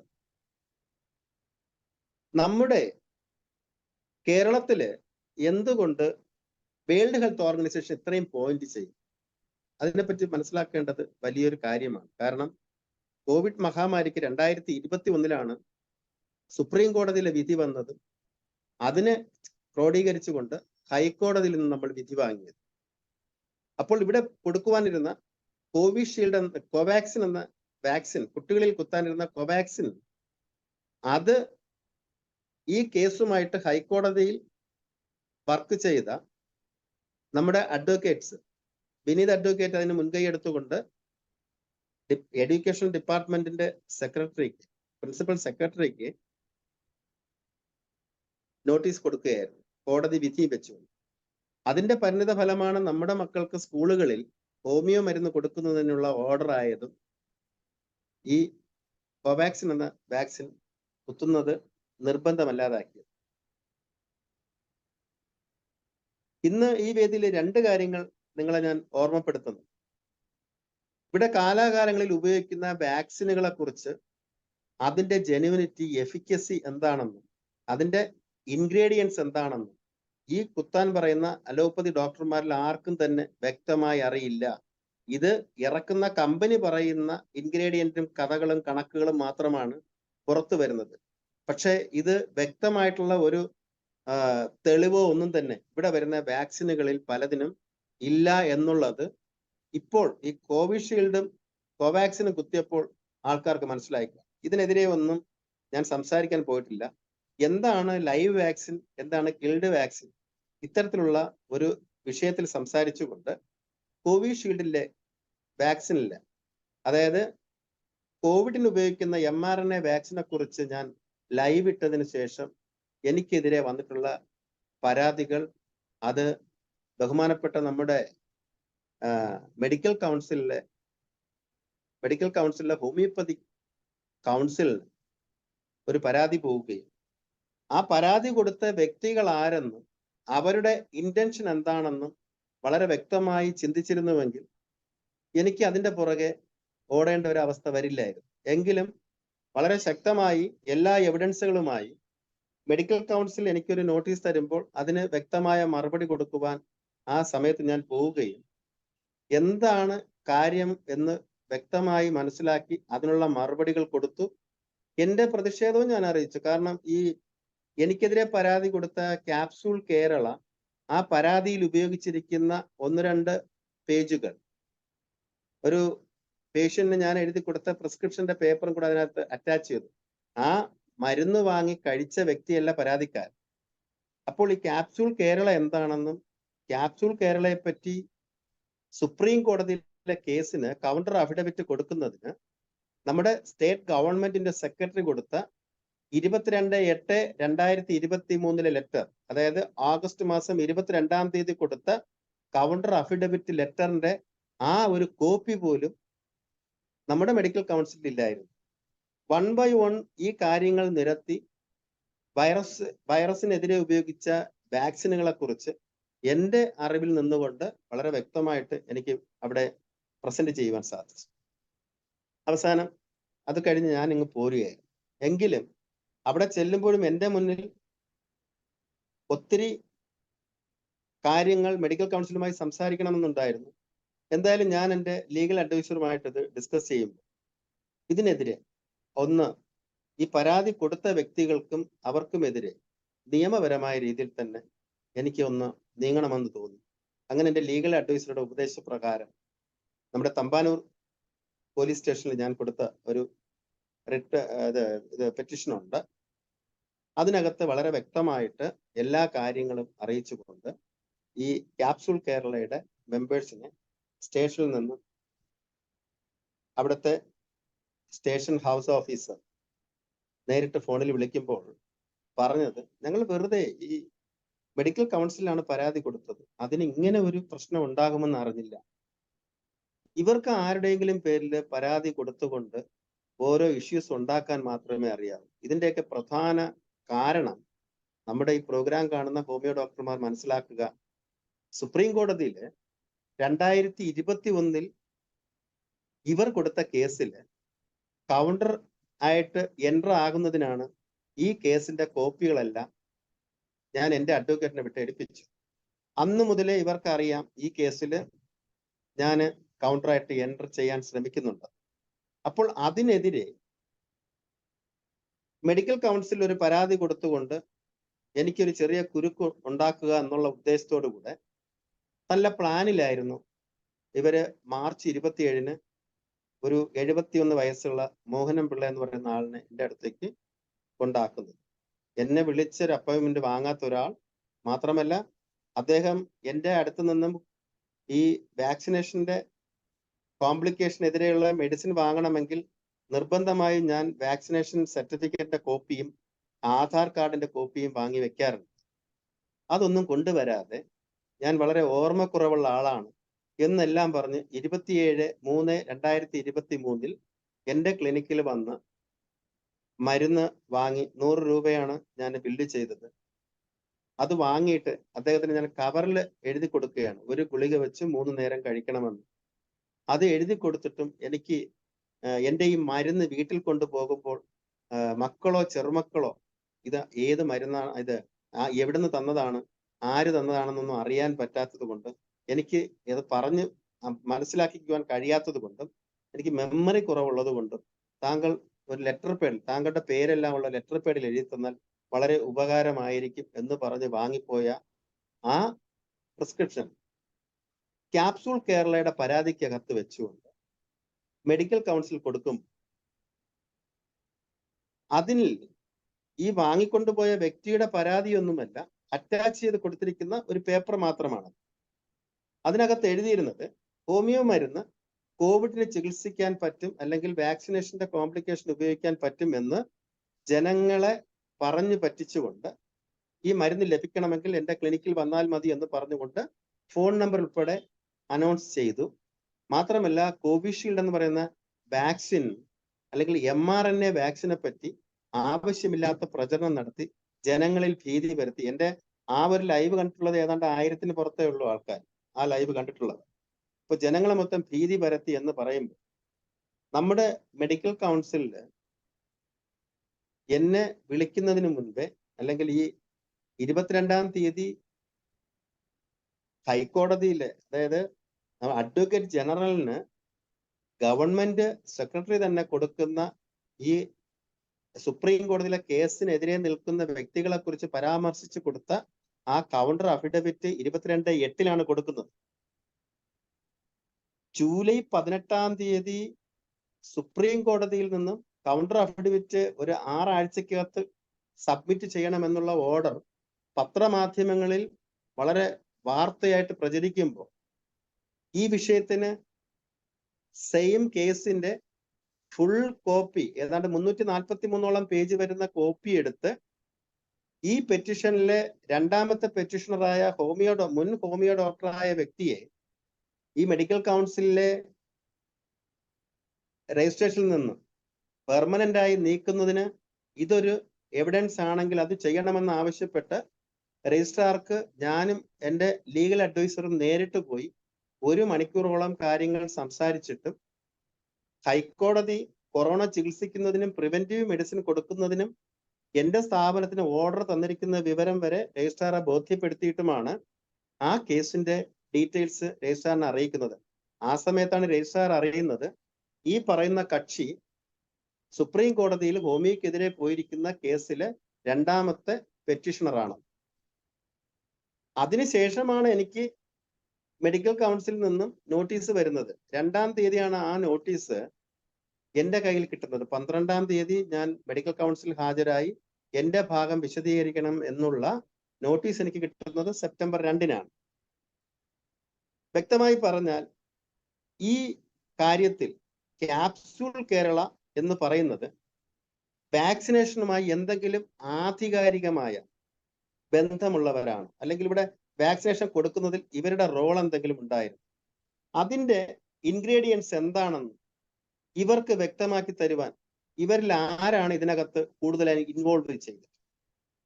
ഈ ക്യാപ്സ്യൂൾ കേരളയുടെ കൺവീനർ ആയിരിക്കുന്ന വ്യക്തി അദ്ദേഹം ഒരു ഡോക്ടർ പോലുമല്ല. CI നമ്മുടെ തമ്പാനൂർ സ്റ്റേഷനിൽ നിന്ന് വിളിക്കുമ്പോൾ താങ്കൾ ഡോക്ടറാണെന്ന് ചോദിച്ചപ്പോൾ അല്ല, ഞാൻ ഡോക്ടർ അല്ല. അപ്പോൾ ഒരു ഡോക്ടർ അല്ലാത്ത ഒരാള് ഈ വാക്സിനേഷൻ ഷെഡ്യൂളുമായിട്ടോ അല്ലെങ്കിൽ ഇതിന്റെ ഒരു കാര്യവുമായി ബന്ധമില്ലാത്ത ഒരാള് എൻ്റെ കയ്യിൽ നിന്ന് ഒരു മെഡിസിൻ പോലും വാങ്ങാത്ത ഒരു വ്യക്തി ആവശ്യമില്ലാതെ ഒരു പരാതി കൊടുക്കുമ്പോൾ ഒരു മെഡിക്കൽ കൗൺസിലിന്റെ രജിസ്ട്രേഷനോടുകൂടെ ഹൈക്കോടതിയുടെ ഉത്തരവ് വരെ വാങ്ങി ഹോമിയോപ്പതി എന്ന മഹത്തായ ചികിത്സാ ശാസ്ത്രത്തിന് വേണ്ടി ആജീവനാന്തം എൻ്റെ ജീവിതത്തിലെ ഏകദേശം ഒരു 3/4 ഭാഗവും ഈ ഒരു വിഷയത്തിൽ വന്നതിന് ശേഷം ഞാൻ ചിലവഴിച്ചു കൊണ്ടിരിക്കുമ്പോൾ എന്നെ മെഡിക്കൽ കൗൺസിൽ വിളിച്ചു വരുത്തി ഏകദേശം 6 ഹോമിയോ ഡോക്ടർമാരും പിന്നെ രജിസ്ട്രാർ ഉൾപ്പെടെ ഏകദേശം 10 പേരോളം ഉണ്ടായിരുന്നു. അപ്പോൾ ഈ 10 പേരുടെ മുന്നിൽ വിളിച്ചു വരുത്തി എന്നെ ഒരുമാതിരി വിചാരണ ചെയ്യുന്ന പോലുള്ള രീതിയിൽ ഈ സംസാരിക്കുമ്പോൾ ഞാൻ ശരിക്കും അതിശയിച്ചു പോയി. കാരണം ഞാൻ വിചാരിച്ചു അവിടെ ചെന്നിട്ട് ഒരു പേപ്പറിൽ എഴുതി കൊടുത്തിട്ട് പോന്നാൽ മതി, ഡോക്യുമെന്റ്സ് കൊടുക്കാം. പക്ഷെ എൻ്റെ കയ്യിൽ എല്ലാ എവിഡൻസുകളും ഉണ്ടായി. അതുകൊണ്ട് തന്നെ ഞാൻ വെറുതെ ലൈവിൽ വന്ന് പറയുന്നതിനേക്കാളും ആ പ്ലാറ്റ്ഫോമിൽ വന്ന് പറഞ്ഞാൽ ചിലപ്പോൾ ഒരു 1000 പേരോ വിട്ടോ കേൾക്കും. പക്ഷെ നമ്മുടെ ഈ IFPHന്റെ പ്ലാറ്റ്ഫോമിലായിരിക്കുമ്പോൾ നമ്മുടെ ഇന്ത്യയിൽ നിന്ന് മാത്രമല്ല വിദേശത്തായിരിക്കുന്ന ഹോമിയോ ഡോക്ടർമാർ കേൾക്കുന്നുണ്ടെങ്കിലും നിങ്ങൾ മനസ്സിലാക്കുക, ഈ സിസ്റ്റത്തിന് ഞങ്ങൾ നാട്ടിൽ ഏതെല്ലാം പ്രതിബന്ധങ്ങൾ തരണം ചെയ്താണ് ഇതിനു വേണ്ടി ഫൈറ്റ് ചെയ്യുന്നത് എന്നുള്ളത് നിങ്ങൾ മനസ്സിലാക്കണം. പബ്ലിക്കിൽ നിന്ന് ഇന്ന് ഈ പ്രോഗ്രാം കാണുന്നവർ മനസ്സിലാക്കണം. വെറുതെ എന്തെങ്കിലും നേടാനോ അല്ലെങ്കിൽ വലിയ ആള് കളിക്കാനോ അല്ലെങ്കിൽ വലിയ മഹാനെന്ന് കളിക്കാനോ ഒന്നുമല്ല ഞാൻ ഇതിനിറങ്ങിയത്. ഈ വിഷയത്തിനകത്ത് എൻ്റെ ഫസ്റ്റ് ഇയറിലെ പഠനകാലം മുതൽ ഹോമിയോപ്പതിയുടെ ശാസ്ത്രീയത എന്തെന്ന് വളരെ വ്യക്തമായിട്ട് മനസ്സിലായത് കൊണ്ടാണ് ഞാനത് ലൈവിൽ പറഞ്ഞിട്ടുണ്ടായിരുന്നു. അത് മനസ്സിലാക്കിയത് കൊണ്ടാണ് ഈ സിസ്റ്റത്തിനോട് ഞാൻ ഇത്രത്തോളം ഒരു ബന്ധത്തിലായി ഇതൊരു ഡിവൈൻ പ്രോഗ്രാം പോലെ പ്രോജക്റ്റ് പോലെ ഞാൻ കൊണ്ടുപോകും. അപ്പോൾ ഈ സിസ്റ്റത്തിന് വേണ്ടി നിൽക്കുന്ന എനിക്ക് ഉണ്ടായിട്ടുള്ള ബുദ്ധിമുട്ടുകളിൽ മറ്റൊന്ന്, ഞാൻ ഈ കഴിഞ്ഞ ദിവസം ഒരു ലൈവ് ഇട്ടിരുന്നു. ഞാൻ ഈ കേസിൽ പിൻവാങ്ങണമോ എന്ന് ആലോചിക്കുകയാണ്. കാരണം ഈ കേസിന്റെ ആവശ്യത്തിനായിട്ട് നമ്മുടെ കേരളത്തിലെ 14,700ഓളം 14,000 ഡോക്ടർമാരുണ്ടെങ്കിൽ ആളൊന്നിന് ഒരു മിനിമം 1000 രൂപയെങ്കിലും ഇട്ടിരുന്നുവെങ്കിൽ ഒരു 10 ലക്ഷത്തിൽ കൂടുതൽ 15 ലക്ഷത്തോളം നമ്മൾ കരുതണമെന്നാ പറഞ്ഞിരുന്നത്. അപ്പോൾ ആ ഒരു വിഷയത്തിന് ഇറങ്ങിയപ്പോൾ 2 മാസത്തിൽ കൂടുതൽ എടുത്തു 1 ലക്ഷം രൂപയെങ്കിലും തികയ്ക്കും. അതിനകത്ത് എന്നെ അറിയുന്ന ഡോക്ടർമാർ 5,000 10,000 വെച്ച് തന്നിട്ടുണ്ട്. പക്ഷേ ഒരു 1000 രൂപ പോലും മുടക്കുവാൻ പറ്റാത്ത രീതി ഞാൻ ഒത്തിരി ഡോക്ടേഴ്സിനെ വിളിച്ചു, മടുത്തു.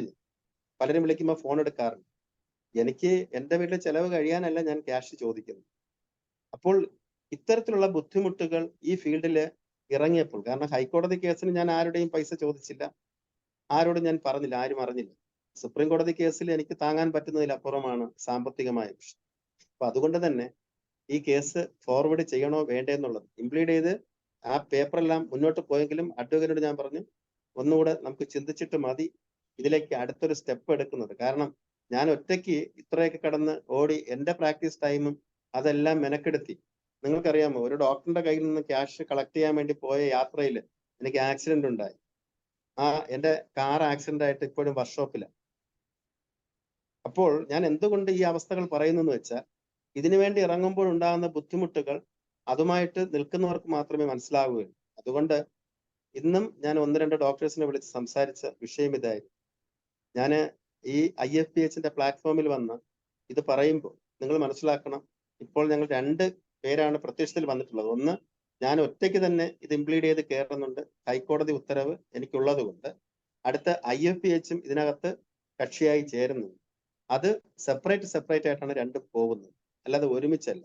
അപ്പോൾ ഈ പ്രോഗ്രാം കാണുന്നവർ IFPHനെ സപ്പോർട്ട് ചെയ്തിട്ടാണെങ്കിലും നിങ്ങൾ ഇതിന് കൈ കൊടുത്ത് ഈ കേസിന് വലിയൊരു വിജയം കണ്ടെത്തണമെങ്കിൽ നമുക്ക് മനസ്സിലാക്കാൻ സാധിക്കുമല്ലോ, ആരോഗ്യ ബില്ല് പാസ്സായി വന്നു കഴിഞ്ഞാൽ ഒരു പക്ഷേ നമുക്ക് ഈ സുപ്രീം കോടതി വിധിയിൽ ഹോമിയോപ്പതിയുടെ ശാസ്ത്രീയത തെളിയിക്കേണ്ട ഒരു സാഹചര്യം റെഡിയായി അങ്ങനെ തെളിയിച്ചു കഴിഞ്ഞാൽ ഈ ആരോഗ്യ ബില്ലിനെതിരെ പോലും നമുക്ക് വ്യക്തമായി കോടതി വഴി ഒരു പേപ്പർ മൂവ് ചെയ്യുന്നതിന് സാധിക്കും. ഞാൻ അതും കൂടെ കണ്ടുകൊണ്ടാണ് ഈ ഒരു വിഷയത്തിൽ ഇത്രയും സ്ട്രോങ് ആയിട്ട് നിൽക്കുന്നത്. കാരണം ആരോഗ്യ മന്ത്രിയുടെ പ്രസ്താവനയും മുഖ്യമന്ത്രിയുടെ പ്രസ്താവനയും എല്ലാം നമ്മൾ കണ്ടുകൊണ്ടിരിക്കുകയാണ്. സെലക്ട് കമ്മിറ്റി മീറ്റിങ്ങിന് പോയവർക്ക് മനസ്സിലാവും എന്തൊക്കെയാണ് ഇവിടെ സംഭവിച്ചത്. തിരുവനന്തപുരത്ത് സെലക്ട് കമ്മിറ്റി മീറ്റിങ്ങിന് പോയി വളരെ ശക്തമായിട്ട് ഈ വിഷയങ്ങൾ സംസാരിച്ചതുമാണ്. ഈ ബില്ല് പുനഃപരിശോധിക്കണം, ഇതിനകത്തുള്ള അപാകതകൾ മാറ്റണമെന്ന്. പക്ഷെ ഇതെല്ലാം അങ്ങ് കാറ്റിപ്പറത്തി വെറും 18 മിനിറ്റ് കൊണ്ട് നമ്മുടെ പൊതുജനാരോഗ്യ ബില്ല് പാസ്സാക്കി. പിന്നെ ഗവർണറുമായിട്ടുള്ള ഗവർണർക്ക് വളരെ വ്യക്തമായിട്ടത് നമ്മുടെ ഭാരവാഹികളും എല്ലാവരും വ്യക്തമായി മനസ്സിലാക്കി കൊടുത്തത് കൊണ്ട് ഇന്നും ആ ബില്ല് ഗവർണർ ഒപ്പിടാതിരിക്കും. എങ്കിലും ഇടയ്ക്ക് ഞാൻ സംശയിച്ചു. പക്ഷേ നമ്മൾ ഒരു കാര്യം മനസ്സിലാക്കണം, നമ്മൾ ഹോമിയോ ഡോക്ടർമാർ നമ്മുടേതായ പരിമിതികളിൽ നിന്നുകൊണ്ട് നമ്മുടെ സിസ്റ്റത്തിന് വേണ്ടി ഒറ്റക്കെട്ടായി നിൽക്കുന്ന ഒരു പ്രവണത ഞാൻ കണ്ടിട്ടില്ല. മെഡിക്കൽ കൗൺസിലിലെ മീറ്റിങ്ങിന് ചെല്ലുമ്പോൾ ഞാൻ കൊടുത്ത പരാതിയുടെ വിശദീകരണം ഞാൻ ചോദിച്ചു. കാരണം എനിക്ക് എതിരെ പരാതി വന്നപ്പോൾ ഇത്ര വലിയ ഒരു ശക്തമായ രീതിയിൽ ഒരു നീക്കം വന്നുവെങ്കിൽ ഞാൻ തന്ന പരാതി, ഇവിടെ ഈ കേസിന് വേണ്ടി ഇറങ്ങിയ ഒരു വ്യക്തി ഉണ്ടല്ലോ, അയാളുടെ രജിസ്ട്രേഷനെതിരെ ഞാൻ തന്ന കേസിൽ എന്ത് നടപടി എടുത്തു എന്ന് ചോദിക്കുമ്പോൾ എനിക്ക് കിട്ടിയ മറുപടി, നമ്മുടെ കേരളത്തിലുള്ള ഒരു സംഘടനകളും ശക്തമായി ഇതിനു വേണ്ടി ഇറങ്ങിയിട്ടില്ല. അഥവാ കൊണ്ടുവന്ന് പരാതി കൊടുക്കുന്നെങ്കിൽ അതിനെ ഫോളോ ചെയ്യുവാൻ ആരും പോകാറില്ല. ഈ വിഷയങ്ങളിൽ ഈ പറയുന്ന വ്യക്തിക്ക് നേരെ മെഡിക്കൽ കൗൺസിലിൽ നിന്നും ഒരു നോട്ടീസ് അയച്ചാൽ ആ വ്യക്തിക്ക് വേണ്ടി ഇന്റർനാഷണലിൽ നിന്നും അതുപോലെ നമ്മുടെ ഇതിനകത്തു നിന്ന് തന്നെ തെറിവിളിയുടെ ഫോണുകളാണ് നമ്മുടെ നമ്മുടെ ഹോമിയോപ്പതിക് മെഡിക്കൽ കൗൺസിലിലെ പ്രസിഡന്റ് ആയിരിക്കുന്ന ആളിന് കിട്ടുന്നത് എന്നാണ് അറിയുവാൻ സാധിച്ചത്. അപ്പോൾ പിന്നെ നമ്മുടെ ഈ 14,000-ൽ കൂടുതൽ ഹോമിയോ ഡോക്ടർമാരുള്ള ഈ കേരളത്തില് ഒരാള് ഇത്രയും പിൻബലത്തിൽ നിന്നുകൊണ്ട് ക്യാപ്സൂൾ കേരള, എസൻസ് ഗ്ലോബൽ, പിന്നെ ഒരു ലൂസി മലയാളം, കോളാമ്പി, ഇത്തരത്തില് സമൂഹത്തിന്റെ മുന്നിൽ ഹോമിയോപ്പതിയെ കൂടുതലും അധിക്ഷേപിക്കുന്നത് ഹോമിയോപ്പതിയാണ്. അപ്പോൾ ഈ വ്യക്തിക്ക് വേണ്ടി ഇത്തരത്തിലുള്ള ഒരു ബാക്ക്ഗ്രൗണ്ട് നിൽക്കുമ്പോൾ ആ വ്യക്തിക്കെതിരെ മെഡിക്കൽ കൗൺസിലിന് ഒരു ചെറുവിരൽ പോലും അനക്കാൻ പറ്റുന്നില്ല എന്ന് കേട്ടപ്പോൾ എനിക്ക് ശരിക്കും ഒരു പുച്ഛം തോന്നി നമ്മുടെ സിസ്റ്റത്തിനകത്ത് നിൽക്കും. അപ്പോൾ ഇതില് നമ്മുടെ ഡോക്ടർമാർ വ്യക്തമായി മനസ്സിലാക്കണം, അയ്യോ അത് അവര് പോകുന്നതല്ലേ, അവര് പൊയ്ക്കോട്ടെ, നമ്മളെന്തിനാ ഇതിനിറങ്ങുന്നത്. നിങ്ങളൊരു കാര്യം മനസ്സിലാക്കേണ്ടത്, ഇതിനു വേണ്ടി നിങ്ങൾ ഏതെങ്കിലും ഒരു മേഖലയിൽ ഒറ്റയ്ക്ക് പോയി നോക്കണം, ഇപ്പോഴും മനസ്സിലാവും അതിൻ്റെതായ ബുദ്ധിമുട്ട്, എന്തൊക്കെ നമ്മൾ തയ്യാറാക്കണം, എന്തൊക്കെ റെഡിയാക്കണം. ഞാൻ ഈ അവസരത്തിൽ ഒരു നന്ദി പറയുന്നത് നമ്മുടെ ഡോക്ടർ ബാബുരാജിനോടാണ്. കാരണം ഹോമിയോ കോളേജിൽ പഠിക്കുന്ന സമയത്ത് പല കാര്യങ്ങളിലും തരുന്ന നിർദ്ദേശങ്ങൾ അത് വളരെയധികം ഞാൻ എൻ്റെ ഈ പ്രാക്ടിക്കൽ കാലഘട്ടത്തിൽ എനിക്കത് ഉപയോഗിക്കാൻ സാധിച്ചു. അതുകൊണ്ട് തന്നെയാണ് ഒറ്റയ്ക്കാണെങ്കിലും ഇത് ചെയ്യുവാനിടയായി. അതുപോലെ തന്നെ ഞാൻ എൻ്റെ ലീഗൽ അഡ്വൈസർക്ക് പേപ്പറിലെല്ലാം കൊടുത്തു. മെഡിക്കൽ കൗൺസിൽ എന്നെ വിളിക്കാൻ അല്ലെങ്കിൽ എന്നോട് ഇത്തരത്തിലുള്ള ഒരു നോട്ടീസ് അയച്ച് എന്നെ ക്വസ്റ്റ്യൻ ചെയ്യണമെങ്കിൽ 4 കണ്ടീഷനാണ് ഉള്ളത്. Section 24, council can suspend the registration of a medical practitioner forthwith in case of his conviction by a competent criminal court for any criminal offense. Another one, unsoundness of mind. Next, removal or dismissal from government service or serious violation of medical ethics. ഈ പറയുന്ന വിഷയത്തിൽ എൻ്റെ ഭാഗത്തു നിന്നും medical council ഈ ഒരു capsule Kerala എന്ന് പറയുന്ന ഒരു ടിഷ്യൂ പേപ്പർ വാല്യൂ ഉള്ള സംഘടന കൊടുത്ത പരാതിയിൽ ഹോമിയോപ്പതിയുടെ മെഡിക്കൽ കൗൺസിൽ എന്നെ വിളിച്ച് ഇത്രയും ചോദിക്കുമ്പോൾ ഞാൻ എൻ്റെ അഡ്വക്കേറ്റ്സിനോട് പറഞ്ഞത് ഇതിന് വ്യക്തമായ ഒരു മറുപടി എനിക്ക് കോടതി വഴി കിട്ടിയേ പറ്റൂ. കാരണം ഹൈക്കോടതി ഉത്തരവ് തന്ന ഒരു ഡോക്ടറായ എനിക്ക് മെഡിക്കൽ കൗൺസിൽ എന്നെ വിളിക്കുമ്പോൾ ഞാനൊരു ഗവൺമെന്റ് ഡോക്ടറല്ല, ഞാനൊരു പ്രൈവറ്റ് പ്രാക്ടീഷണറാണ്. ഈ 2-ാം തീയതി മുതൽ 12-ാം തീയതി ആ മീറ്റിങ്ങിന് പോകുന്നത് വരെ എനിക്ക് റെഡിയാക്കേണ്ടി വന്ന തെളിവുകൾ, അതിനുവേണ്ടി എനിക്ക് യാത്ര ചെയ്യേണ്ടി വന്നിട്ടുണ്ട്. ഇതിനു വേണ്ടിയുള്ള വിശദമായ കാര്യങ്ങൾ എറണാകുളത്ത് വരെ എനിക്ക് പോകേണ്ടി വന്നിട്ടുണ്ട്. ഈ പറയുന്ന വിഷയങ്ങളുടെ മേൽ ഞാൻ എടുത്ത ആ ഒരു എനിക്കുണ്ടായിട്ടുള്ള സമയനഷ്ടം, എനിക്കുണ്ടായിട്ടുള്ള സാമ്പത്തികമായ നഷ്ടം, എൻ്റെ പ്രാക്ടീസിൽ എനിക്ക് വന്നിട്ടുള്ള ആ ദിവസങ്ങളിലുള്ള എല്ലാ എൻ്റെ പേഷ്യൻസിന്റെ ടൈമുകളും ഞാൻ മാറ്റി കൊടുക്കേണ്ട ഒരു അവസ്ഥ വന്നു. ഇത് നമ്മുടെ ഹോമിയോ ഡോക്ടർമാർ മനസ്സിലാക്കണം. അപ്പോൾ എനിക്കുണ്ടായിട്ടുള്ള ബുദ്ധിമുട്ട്, ഞാനൊരു ഗവൺമെന്റ് ഡോക്ടറല്ല. അവർക്ക് വിളിച്ച് എനിക്ക് നോട്ടീസ് തരുമ്പോൾ ആ നോട്ടീസിനകത്ത് അപാകതയുണ്ട്. 12-ാം തീയതി വരണമെന്ന് മാത്രമേ ഉള്ളൂ, ടൈമില്ലായിരുന്നു. ഞാൻ നേരിട്ട് രജിസ്ട്രാറെ വിളിച്ച് പറഞ്ഞു, അടുത്ത് നമ്മുടെ പ്രസിഡന്റിനെ വിളിച്ച് ചോദിച്ചു, സാർ എത്ര മണിക്കാണ് ഞാൻ വരേണ്ടത്? അപ്പൊ ഞാൻ ഈ നോട്ടീസ് കിട്ടിയിട്ട് അങ്ങോട്ട് വിളിച്ചു ചോദിച്ചു എന്തിനായിരുന്നു. എനിക്ക് ഇവരെ ഓരോ കാര്യത്തിലും ഞാൻ ബോധ്യപ്പെടുത്തിക്കൊണ്ടിരിക്കുക. പിന്നെ രജിസ്ട്രാറെ സംബന്ധിച്ച് ഇത് രജിസ്ട്രാർ അറിഞ്ഞില്ല എന്ന് പറയുമ്പോഴും എനിക്ക് പറയേണ്ട ഒരു കാര്യം, സുപ്രീം കോടതി കേസിന് എൻ്റെ കയ്യിൽ നിന്ന് പൈസ മുടക്കിയിട്ട് ഞാൻ ആ കോപ്പി എടുത്ത് ആ കേസ് കെട്ട് 343 പേജുള്ള അതൊരു സ്പൈറൽ ബുക്ക് ബൈൻഡ് ചെയ്ത് അതും പരാതിയുമായിട്ടാണ് രജിസ്ട്രാർക്ക് കൊടുത്തത്. അതിനുശേഷമാണ് എനിക്ക് നോട്ടീസുകളെല്ലാം പോസ്റ്റിൽ വന്നതും എല്ലാം. കൗൺസിൽ തീരുമാനം 30/5/2023 തീരുമാനിച്ചു ജയപ്രസാദിനെ 12-ാം തീയതി വരുത്തണമെന്ന്. പക്ഷേ ഇതെല്ലാം അവിടെ സ്പീഡിൽ നടക്കുമ്പോൾ ക്യാപ്സൂൾ കേരളയ്ക്ക് വേണ്ടിയാണോ നമ്മുടെ മെഡിക്കൽ കൗൺസിൽ ഇരിക്കുന്നത് എന്നുള്ളൊരു സംശയം പോലും എനിക്ക് തോന്നുന്നു. കാരണം ഞാൻ സംസാരിച്ച വിഷയവും ലൈവിൽ പറഞ്ഞത് എൻ്റെ എക്സ്പീരിയൻസിൽ വൈറൽ ഡിസീസ് ഞാൻ ട്രീറ്റ് ചെയ്ത എവിഡൻസ് വെച്ചുകൊണ്ട് അത് സയന്റിഫിക് ആയിട്ട് ഏത് സയന്റിഫിക് കമ്മിറ്റിയുടെ മുന്നിലും തെളിയിക്കുവാൻ, ഹോമിയോപ്പതിക് മെഡിസിൻ ഇന്നതിന് എന്തിനു ഉപയോഗിച്ചു എന്ന് വരെ പറയുവാൻ വളരെ വ്യക്തമായ എവിഡൻസുമായിട്ടാണ് ഞാൻ ഈ കേസിനകത്ത് വന്നത്. അതുകൊണ്ട് തന്നെ എനിക്ക് വളരെ വിഷമം തോന്നിയ ഒരു സന്ദർഭം കൂടെയാണ്. പിന്നെ എൻ്റെ അഡ്വക്കേറ്റ്സിന്റെ തീരുമാനം, അവരുടെ ഈ കേസുമായിട്ട് ബന്ധപ്പെട്ട് എങ്ങനെയാണ് അവര് പോകുന്നത് എന്നുള്ളത് മെഡിക്കൽ കൗൺസിലില് ഈ നോട്ടീസിന് വ്യക്തമായ ഒരു നിലപാട് എടുക്കുന്നതിനും അവര് ശ്രമിക്കുന്നുണ്ട്. എന്തായാലും ഈ പ്ലാറ്റ്ഫോമിൽ വളരെ വ്യക്തമായിട്ട് ഈ കാര്യങ്ങൾ ഷെയർ ചെയ്യണമെന്ന് എനിക്ക് താല്പര്യം തോന്നിയത് കൊണ്ടാണ് ഞാൻ ഈ വിഷയങ്ങളുമായി ഇന്ന് ഇവിടെ വന്നത്.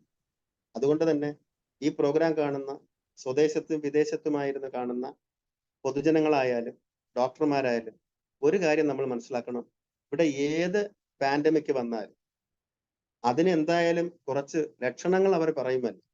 അറ്റ്ലീസ്റ്റ് ആ ലക്ഷണങ്ങൾ പറയുമ്പോഴെങ്കിലും നമ്മൾ ഡോക്ടർമാർ നമ്മുടേതായ നമ്മൾ പഠിച്ചിട്ടുള്ള ആ സബ്ജക്റ്റുകളിൽ നിന്നുകൊണ്ട് മെഡിസിൻ സെലക്ട് ചെയ്ത് അത് നമ്മുടെ കയ്യിൽ മരുന്നുണ്ട് എന്നുള്ളത് പബ്ലിക്കിനെങ്കിലും അറിയിക്കുക, നമ്മൾ പോസ്റ്റ് ഇടുക, അതിനെങ്കിലും ഒരു ധൈര്യം നമ്മൾ കാണിക്കും. അല്ലാതെ ആരെങ്കിലും കൊണ്ടുവന്നിട്ട് നമുക്ക് ചെയ്യാം എന്നുള്ള രീതിയിലാകരുത്. ഇത്തരത്തിലുള്ള ഒരു സമീപനമാകണം എല്ലാ ഡോക്ടർമാരുടെ ഭാഗത്തു നിന്നും ഉണ്ടാകേണ്ടത്. മാത്രമല്ല ഈ കേസിന് ഇതിന്റെ അടുത്ത സ്റ്റെപ്പ് എങ്ങനെയാണ് ഇപ്പോൾ ഗവൺമെന്റ് ഇതിന് കൗണ്ടർ അഫിഡവിറ്റ് കൊടുത്ത് ഞാൻ നോക്കിയപ്പോൾ ഈ പെറ്റീഷനേഴ്സ് എല്ലാം ഇവര് ഹോമിയോപ്പതിയെ വളരെയധികം സമൂഹ മാധ്യമങ്ങളിലൂടെയൊക്കെ വളരെ മോശമായി ചിത്രീകരിക്കുന്ന രീതിയിലാണ് ആ നോട്ടീസ് കാണുവാനിടയായത്. പിന്നെ നമുക്ക് അനുകൂലമായ ഒത്തിരി സാഹചര്യങ്ങൾ ഇപ്പോൾ വന്നുകൊണ്ടിരിക്കുന്നു. എങ്കിലും നമുക്കെതിരെ നിൽക്കുന്നവർ വളരെ സാമ്പത്തികമായി ശക്തരാണ് എന്നുള്ളത് മാത്രം നമ്മൾ ഒരിക്കൽ കൂടെ മനസ്സിലാക്കുക.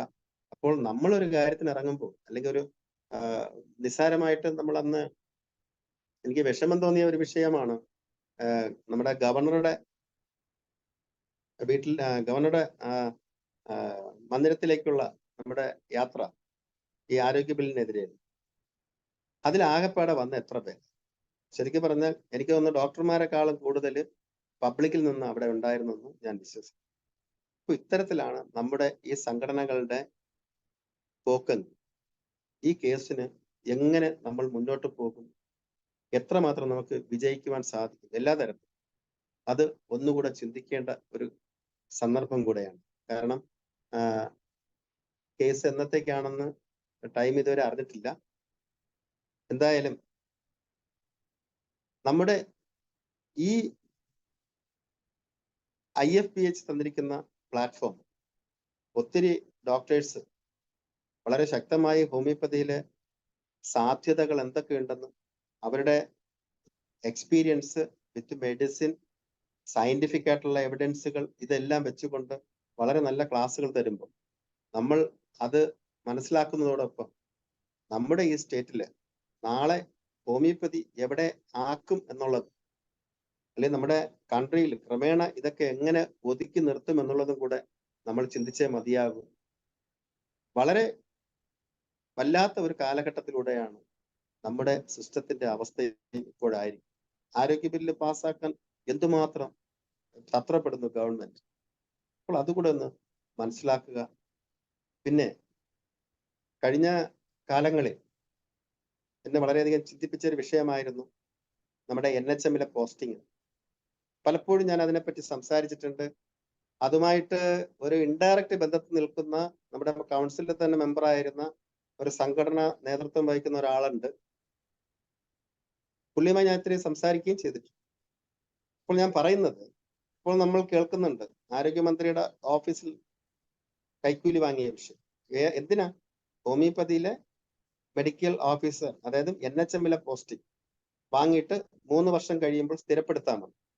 അതുകൊണ്ട് തന്നെ എനിക്ക് പുതിയ ഡോക്ടേഴ്സായിട്ട് ഇനി പഠിച്ചിറങ്ങുന്നവരായാലും ഇപ്പോൾ രജിസ്ട്രേഷൻ ആയവരും നിങ്ങളും അറിയുക, ഇവിടെ ഒരു നിയമനം ഇങ്ങനെയൊക്കെയാണ് നടക്കുന്നതെങ്കിൽ, ഇതേപോലെ ലക്ഷങ്ങൾ കൊടുത്താൽ അപ്പോയിന്റ്മെന്റ് കൊടുക്കുന്ന ഒരു അവസ്ഥയിലാണ് പോകുന്നതെങ്കിൽ ശക്തമായിട്ടും അതിനെപ്പറ്റി ഒരു വ്യക്തമായ അന്വേഷണം തന്നെ നടക്കണം. എനിക്ക് ആരോടും, മുൻപ് നിങ്ങൾ ഇതിനകത്ത് സർവീസിൽ കയറിയവരായാലും ശരി തന്നെ, ഇത്തരത്തിലുള്ള ഈ ഒരു പ്രവണത ആണ് ഇവിടെ നടക്കുന്നതെങ്കിൽ നിശ്ചയമായിട്ടും അതിനെക്കുറിച്ച് ഒരു അന്വേഷണത്തിന് നമ്മൾ സംഘടനകൾ മുന്നോട്ട് വന്നേ മതിയാകും.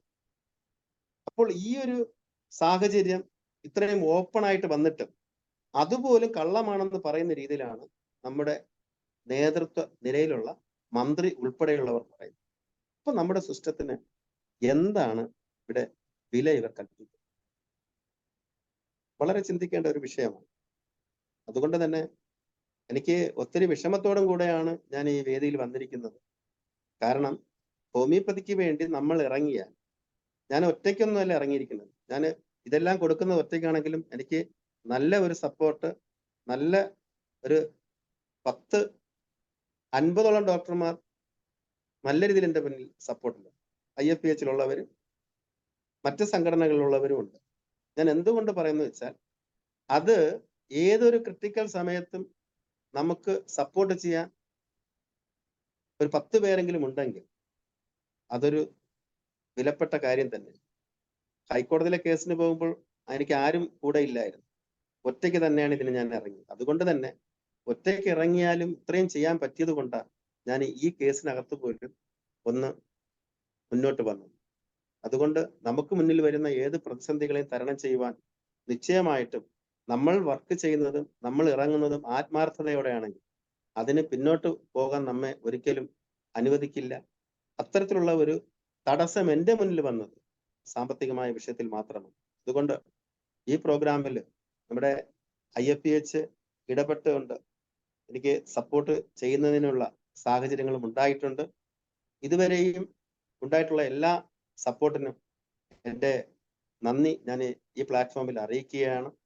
അതോടൊപ്പം തന്നെ ഇന്ന് ഈ പ്രോഗ്രാമിൽ വന്ന് നിങ്ങളുമായിട്ട് ഇത്തരം വിഷയങ്ങൾ ഷെയർ ചെയ്യുവാൻ എനിക്ക് അവസരമൊരുക്കി തന്ന ഇതിൻ്റെ ഭാരവാഹികളായിരിക്കുന്ന എല്ലാ ഡോക്ടർമാർക്കും, എൻ്റെ സീനിയേഴ്സ് ആയിട്ടുള്ള എല്ലാ ഡോക്ടർമാർക്കും, പ്രത്യേകിച്ച് നമ്മുടെ ഇസ്മായിൽ സൈഡ് സാറിനും, doctor Shaji Kodiyath, doctor Baburaj, doctor Dhanesh, എല്ലാവർക്കും, പിന്നെ ഡോക്ടർ ഷൈല, നമ്മളെല്ലാം ആ ഗവർണറുടെ അവിടുത്തെ പ്രോഗ്രാമിന് എല്ലാവരും വന്നതാണല്ലോ. അതുകൊണ്ട് ശരിക്കും പറഞ്ഞാൽ ഞാൻ അന്നാണ് എല്ലാവരും ഒരു ഇത്തിരിയെങ്കിലും പരിചയപ്പെടുന്നത്. കാരണം പ്ലാറ്റ്ഫോമിൽ വന്ന് ഇങ്ങനെ വല്ലപ്പോഴും വന്ന് പോകുന്നതായിരുന്നു. പക്ഷെ ഇങ്ങനെ ഒരു കൂട്ടായ്മ വരുമ്പോഴാണ് നമ്മൾ കാണുവാനും കൂടുതൽ പരിചയപ്പെടാനും ഇടയായത്. എങ്കിലും എൻ്റെ ഈ ഒരു ഇന്നത്തെ ഈ മീറ്റിങ്ങിൽ എനിക്ക് ഷെയർ ചെയ്യുവാനുണ്ടായത് അത് എല്ലാവർക്കും ഒരു ഇൻഫർമേഷനായി തന്നെ എടുക്കണം. നമുക്കെതിരെ മറ്റ് സിസ്റ്റത്തിലൊന്നും ഇല്ലാത്തവർ പോലും കയറി വെറുതെ കൊട്ടാൻ വരുമ്പോൾ അതിനുവേണ്ടി നമുക്കെതിരെ നിൽക്കുവാൻ പോലും നിൽക്കുന്ന രീതിയിലാണ് എനിക്ക് മെഡിക്കൽ കൗൺസിലിന്റെ ആ ഒരു രീതിയെ എനിക്ക് മനസ്സിലായത്. അതുകൊണ്ടാണ് ഞാൻ ഈ മീറ്റിങ്ങിന് ശേഷം 3 പേരെയും വിളിച്ചു. രജിസ്ട്രാറിനെ വിളിച്ചു, നമ്മുടെ കൗൺസിൽ പ്രസിഡന്റിനെ വിളിച്ചു, അതുപോലെ തന്നെ ഹോമിയോ കോളേജിൽ പ്രിൻസിപ്പളായിരുന്ന ഡോക്ടറെയും വിളിച്ചിട്ട് പ്രസിഡന്റിനോട് ഞാൻ കാര്യം പറഞ്ഞു. ഞാൻ ഇങ്ങനെ ഒരു കംപ്ലൈന്റ് ഫോർവേഡ് ചെയ്യുന്നുണ്ട്. അപ്പോൾ പുള്ളി നല്ല രീതിയിലാണ് സംസാരിച്ചത്. പിന്നെ വേറെ കാര്യങ്ങളൊന്നും സംസാരിച്ചില്ല. അപ്പൊ നമ്മൾ മനസ്സിലാക്കേണ്ടത് നമുക്കെതിരെ വരുന്ന ഏത് പ്രതിസന്ധിയെയും ഒറ്റയ്ക്കാണെങ്കിലും തരണം ചെയ്യണമെങ്കിൽ നമ്മൾ ഇറങ്ങി പ്രവർത്തിച്ച് നമ്മൾ നേടുന്ന കുറെ രേഖകളുണ്ടാകും. അത് വെച്ചുകൊണ്ട് ശക്തമായിട്ട് അവരുടെ മുന്നിൽ നിന്ന് സംസാരിക്കുവാൻ നമുക്ക് പറ്റും.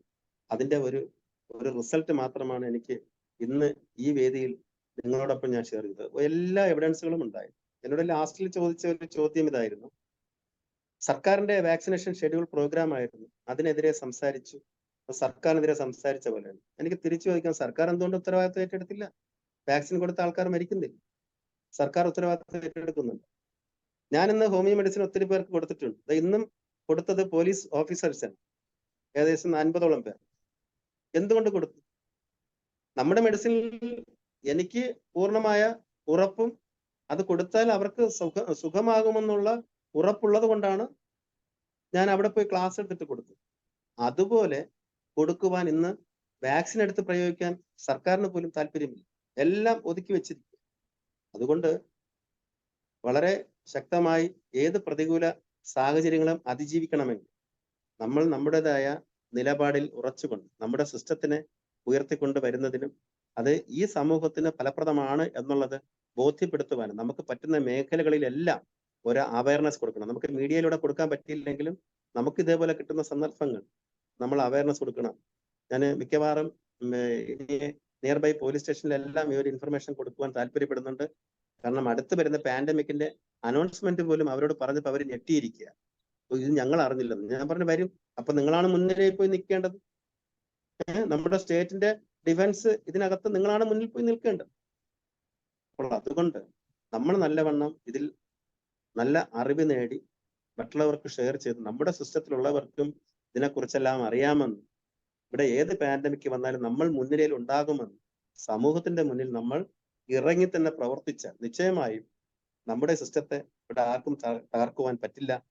ആ ഒരു വിശ്വാസവും എനിക്കുണ്ട്. അതുകൊണ്ട് ഇന്ന് ഈ വേദിയിൽ ഒരിക്കൽ കൂടെ ഈ പ്രോഗ്രാമിൽ കടന്നു വന്ന എല്ലാവർക്കും ഞാൻ നിർത്തുകയാണ്.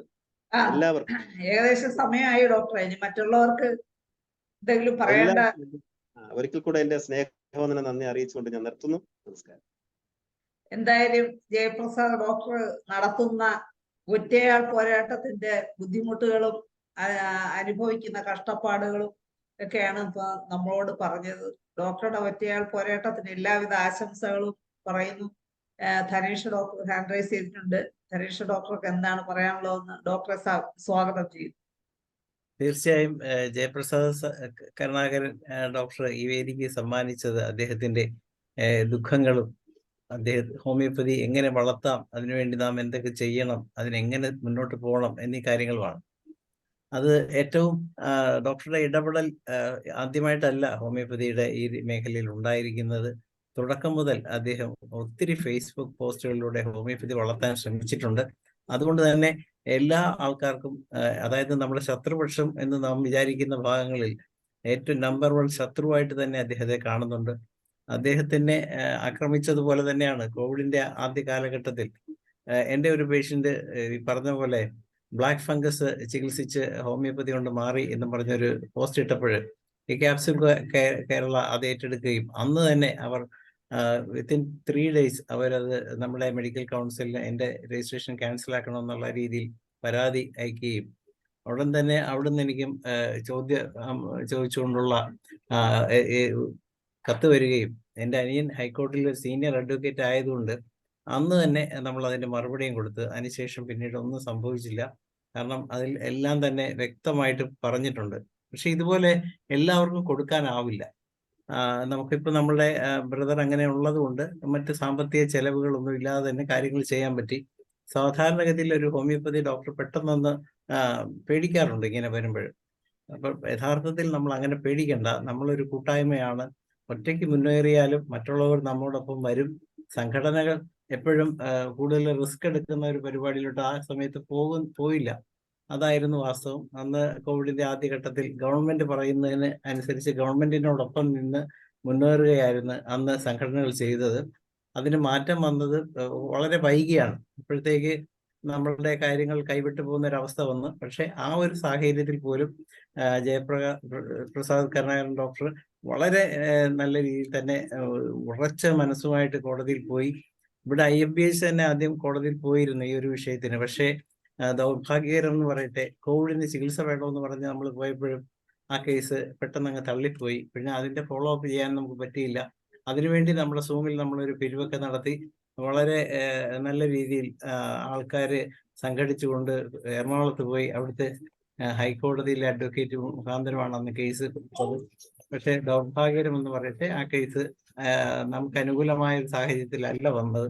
പക്ഷെ പിന്നീട് കഥ മാറി, കാര്യങ്ങൾ മാറി. ഹോമിയോപ്പതി കോവിഡിന് ഫലപ്രദമാണെന്ന് ജനം തിരിച്ചറിഞ്ഞു, കോടതികളും തിരിച്ചറിഞ്ഞു. ആ ഒരു സാഹചര്യത്തിലാണ് ഡോക്ടറുടെ ഈ ഒരു, എന്ന് മാത്രമല്ല ആഴ്സനിക് ആൽബ് കഴിക്കാത്തവരായി ആരും ഇല്ലാത്തൊരവസ്ഥ തന്നെ വന്ന ഒരു സമയത്താണ് ഇത് സംഭവിച്ചത്. അതുകൊണ്ട് തന്നെ ആ സമയത്ത് നമ്മളുടെ ഈ പ്രതിരോധ മരുന്ന് ഫലപ്രദമാണെന്ന് ഹൈക്കോടതിയിലുള്ളവർ വരെ മനസ്സിലാക്കി വളരെ വേഗത്തിൽ ഡോക്ടർക്ക് അനുകൂലമായ ഒരു റിപ്ലൈ കോടതിയിൽ നിന്ന് കിട്ടി, അല്ലെ പ്രാക്ടീസ് ചെയ്യാനുള്ള ഒരു അനുമതി കിട്ടി. ശരിക്കും അത് ഡോക്ടർക്കാണ് കിട്ടിയെങ്കിലും അത് ഹോമിയോപ്പതിക്കുള്ള ഒരു അംഗീകാരമായി മാറുകയാണ് ചെയ്തത്. ഡോക്ടർ ഒറ്റയാൻ പട്ടാളമായിട്ട് മുന്നോട്ടിറങ്ങിയെങ്കിലും അത് നമുക്ക് മൊത്തത്തിൽ ഗുണകരമായിട്ടായിരുന്നു വന്നത്. അതുകൊണ്ട് തന്നെ സംഘടനകളെല്ലാം തന്നെ അതിന്റെ ഉത്തരവാദിത്വം ഏറ്റെടുക്കാനോ ഒന്നും തയ്യാറായില്ല. അവർ യഥാർത്ഥത്തിൽ അങ്ങനെ അല്ലായിരുന്നു. അത് കഴിഞ്ഞാണ് പിന്നീട് തടസ്സം വന്നപ്പോഴാണ് സംഘടനകളും മുന്നിട്ടിറങ്ങിയത്. എന്തായാലും ഇതുപോലുള്ള പ്രതിസന്ധികളിൽ നമുക്ക് മുന്നോട്ട് പോകണമെങ്കിൽ ഇങ്ങനെയുള്ള ഒരു കൂട്ടായ്മ വേണം. അങ്ങനെ IFPHന്റെ ഒരു കൂട്ടായ്മയുടെ ലക്ഷ്യം തന്നെ ഹോമിയോപ്പതി വളർത്തുക എന്നുള്ളതാണ്. എവിടെയൊക്കെ ആരൊക്കെ നമ്മളെ അടിക്കാൻ ഒതുങ്ങുന്നോ അവിടെയൊക്കെ ഒന്നിച്ച് കൂടി നിന്നുകൊണ്ട് ഒരേപോലെ ചിന്തിക്കുന്ന കുറെ ആൾക്കാരെ ഒന്നിച്ച് നിന്നുകൊണ്ട് മുന്നേറുക, മുന്നോട്ടുള്ള പോരാട്ടം നടത്തുക. അതുകൊണ്ട് ഡോക്ടർ ഒന്നുകൊണ്ടും വിഷമിക്കേണ്ട. ഡോക്ടറോടൊപ്പം IFPH ഉണ്ടെന്നുള്ള കാര്യം നേരത്തെ തന്നെ പറഞ്ഞിരുന്നു. നമ്മുടെ വൈസ് പ്രസിഡന്റ് ഡോക്ടർ ഷാജി കുടിയത്ത് ഇവിടെ എത്തിയിട്ടുണ്ട്. അപ്പൊ മറ്റുള്ള കാര്യങ്ങളൊക്കെ IFPHന്റെ നിലപാടുകളും ഒക്കെ ഡോക്ടറോട് പറയുന്നതാണ്. ഇനി അടുത്ത ഒരു സെഷനിൽ ഡോക്ടറുടെ ചികിത്സാനുഭവങ്ങൾ തന്നെ ഇനി ഒന്ന് നമ്മുടെ ഡോക്ടർമാരുടെ ഇടയിൽ ഒന്ന് പങ്കുവെക്കണം എന്നൊരു അഭ്യർത്ഥന കൂടിയുണ്ട്. നന്ദി ഡോക്ടർ ധനേഷ്. അടുത്ത നമ്മുടെ വൈസ് പ്രസിഡന്റ് കൂടിയായിട്ടുള്ള ഡോക്ടർ ഷാജി കുടിയായിട്ട് ഹാൻഡ് റൈസ് ചെയ്തിട്ടുണ്ട്. ഡോക്ടറെ നമുക്ക് സ്വാഗതം ചെയ്യാം. നമസ്കാരം. Thank you doctor Shaila and നമസ്കാരം ഡോക്ടർ ജയപ്രകാശ് ആൻഡ് അതേഴ്സ്. അപ്പൊ ഇന്ന് ഡോക്ടർ ജയപ്രസാദ് ഡോക്ടർ നമ്മളോട് പറഞ്ഞത് വളരെ സീരിയസ് ആയിട്ടുള്ള കാര്യമാണ്.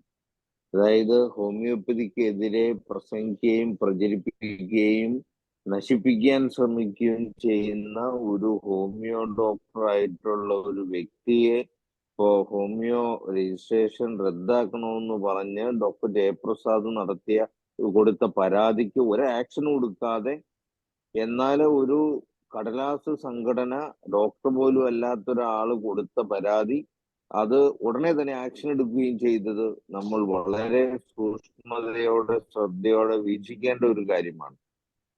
നമ്മുടെ ഈ മെഡിക്കൽ കൗൺസിൽ ഹോമിയോപ്പതിക്ക് വേണ്ടിയിട്ടാണോ അതെയോ ഹോമിയോപ്പതിയുടെ ശത്രുക്കൾക്ക് വേണ്ടിയിട്ടാണോ നിലകൊള്ളേണ്ടത് നമ്മൾ മനസ്സിലാക്കേണ്ടത്. ഇതിനെ തലപ്പത്തിരിക്കുന്നവരും ഇതിനു വേണ്ടി നിലകൊള്ളുന്നവരൊക്കെ ഈ രീതിയിൽ പ്രവർത്തിക്കുകയാണെങ്കിൽ വളരെ കഷ്ടമെന്നേ പറയാനുള്ളൂ. നമ്മൾ വളരെ കരുതലോടെ ആലോചിച്ച് ഇനിയുള്ള കാലഘട്ടത്തിൽ ഇതുമായിട്ട് ബന്ധപ്പെട്ട തീരുമാനങ്ങൾ എടുക്കാനായിട്ടുള്ള ഒരു ഇമ്പോർട്ടന്റ് മെസ്സേജാണ് നമുക്ക് ഇതിൽ നിന്ന് കിട്ടുന്നത്. അത് ഒരു വശത്ത്. പിന്നെ വരുന്നത് ഇപ്പൊ നമ്മള് ഈ സുപ്രീം കോടതിയിൽ അബി ഫിലിപ്പ് കൊടുത്തിരിക്കുന്നതിന് നമ്മള് കക്ഷി ചേരാൻ തീരുമാനിച്ചിട്ടുണ്ട്. ഡോക്ടർ ജയപ്രസാദും നമ്മളും കൂടെ ജോയിന്റ് ആയിട്ട് എന്ന് വെച്ചിട്ടുണ്ടെങ്കിൽ സെപ്പറേറ്റ് ആയിട്ടായിരിക്കും നമ്മൾ നമ്മുടെ അഫിഡവിറ്റുകൾ ഫയൽ ചെയ്യുക. വക്കീൽ ഒന്ന് തന്നെയായിരിക്കും. നമ്മൾ അതിന്റെ ഫണ്ട് റേസ് ചെയ്യുന്നത് ഒരുമിച്ചായിരിക്കും. അപ്പൊ ആ വക്കീൽ നമ്മളോട് ചെയ്യുന്ന ഒരു ആനുകൂല്യം കൂടിയാണ്. ആ വിനീത് വക്കീലിനെയും മാധവനുണ്ണി സാറിനെയും ഒക്കെ നമുക്ക് ഈ കൂട്ടത്തിൽ നമ്മുടെ ഏറ്റവും ആത്മാർത്ഥതയോടെ സ്മരിക്കേണ്ടതും നന്ദിയോടെ ഓർക്കേണ്ടതുണ്ട്. വരും കാലങ്ങളിലും ഇവരുടെ സേവനം നമുക്ക് ആവശ്യമുണ്ട്.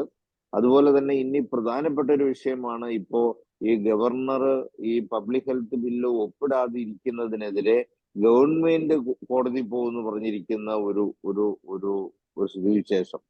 അതും നമ്മൾ അങ്ങനെ പോയാൽ നമ്മൾ ഗവർണർക്ക് വേണ്ടിയിട്ട് അല്ലെങ്കിൽ ആ കേസിൽ കക്ഷി ചേർന്ന് ഈ ബില്ലില് നമ്മുടെ കോൺസ്റ്റിറ്റ്യൂഷനും അതുപോലെ തന്നെ മറ്റ് ആയുഷ് നിയമങ്ങൾക്കും എതിരെയുള്ള വ്യക്തമായ കാരണങ്ങളുണ്ട്. നിയമസഭ പാസ്സാക്കാതെയാണ് ഇത് അവതരിപ്പിച്ചത്. വെറും 18 സെക്കൻഡ് കൊണ്ടുള്ള പാസ്സാക്കലാണ് നടന്നത് എന്നുള്ള കാര്യങ്ങളൊക്കെ ചൂണ്ടിക്കാട്ടി നമുക്ക് അതിനൊക്കെ കേസിന് പോകേണ്ടതുണ്ട്. അതുപോലെ തന്നെ നമ്മൾ ചെയ്യേണ്ട കാര്യങ്ങളാണ് ഈ ക്യാപ്സ്യൂൾ കേരള ചെയ്ത പോലെ തൊട്ടതിനും പിടിച്ചതിനൊക്കെ ഈ ഹോമിയോപ്പതിക്ക് വേണ്ടി നിലകൊള്ളുന്നവർക്കെതിരെ അവർ കേസ് കൊടുത്ത് ഭയപ്പെടുത്താൻ ശ്രമിക്കുകയാണ്. അപ്പൊ നമ്മൾ എപ്പോഴും വളരെ ജെന്റിൽമാൻമാരായിട്ട് ഇങ്ങനെ ഇരിക്കുകയാണ്.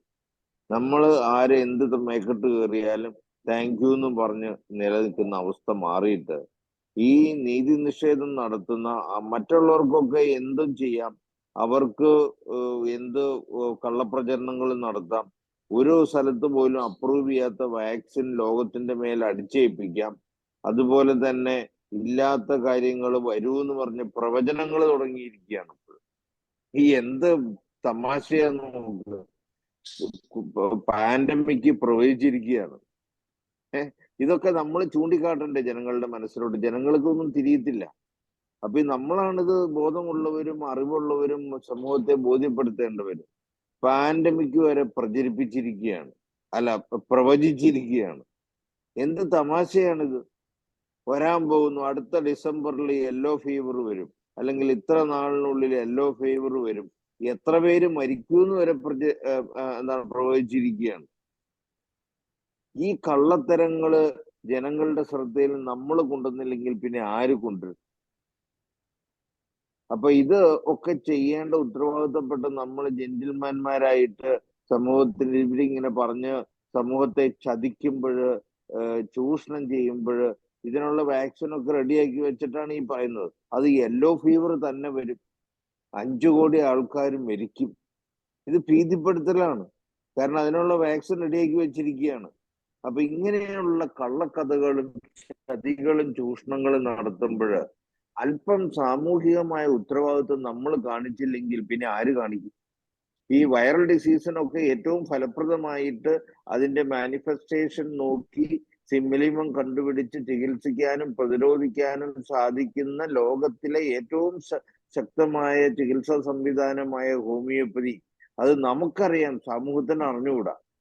സമൂഹത്തിന് അറിയില്ല എന്ന് കരുതി അറിയാവുന്ന നമ്മളത് മനസ്സിലാക്കി പ്രവർത്തിക്കുകയും സമൂഹത്തെ ബോധ്യപ്പെടുത്താൻ ശ്രമിക്കുകയും ചെയ്തില്ലെങ്കിൽ പിന്നെ ആര് ചെയ്യും?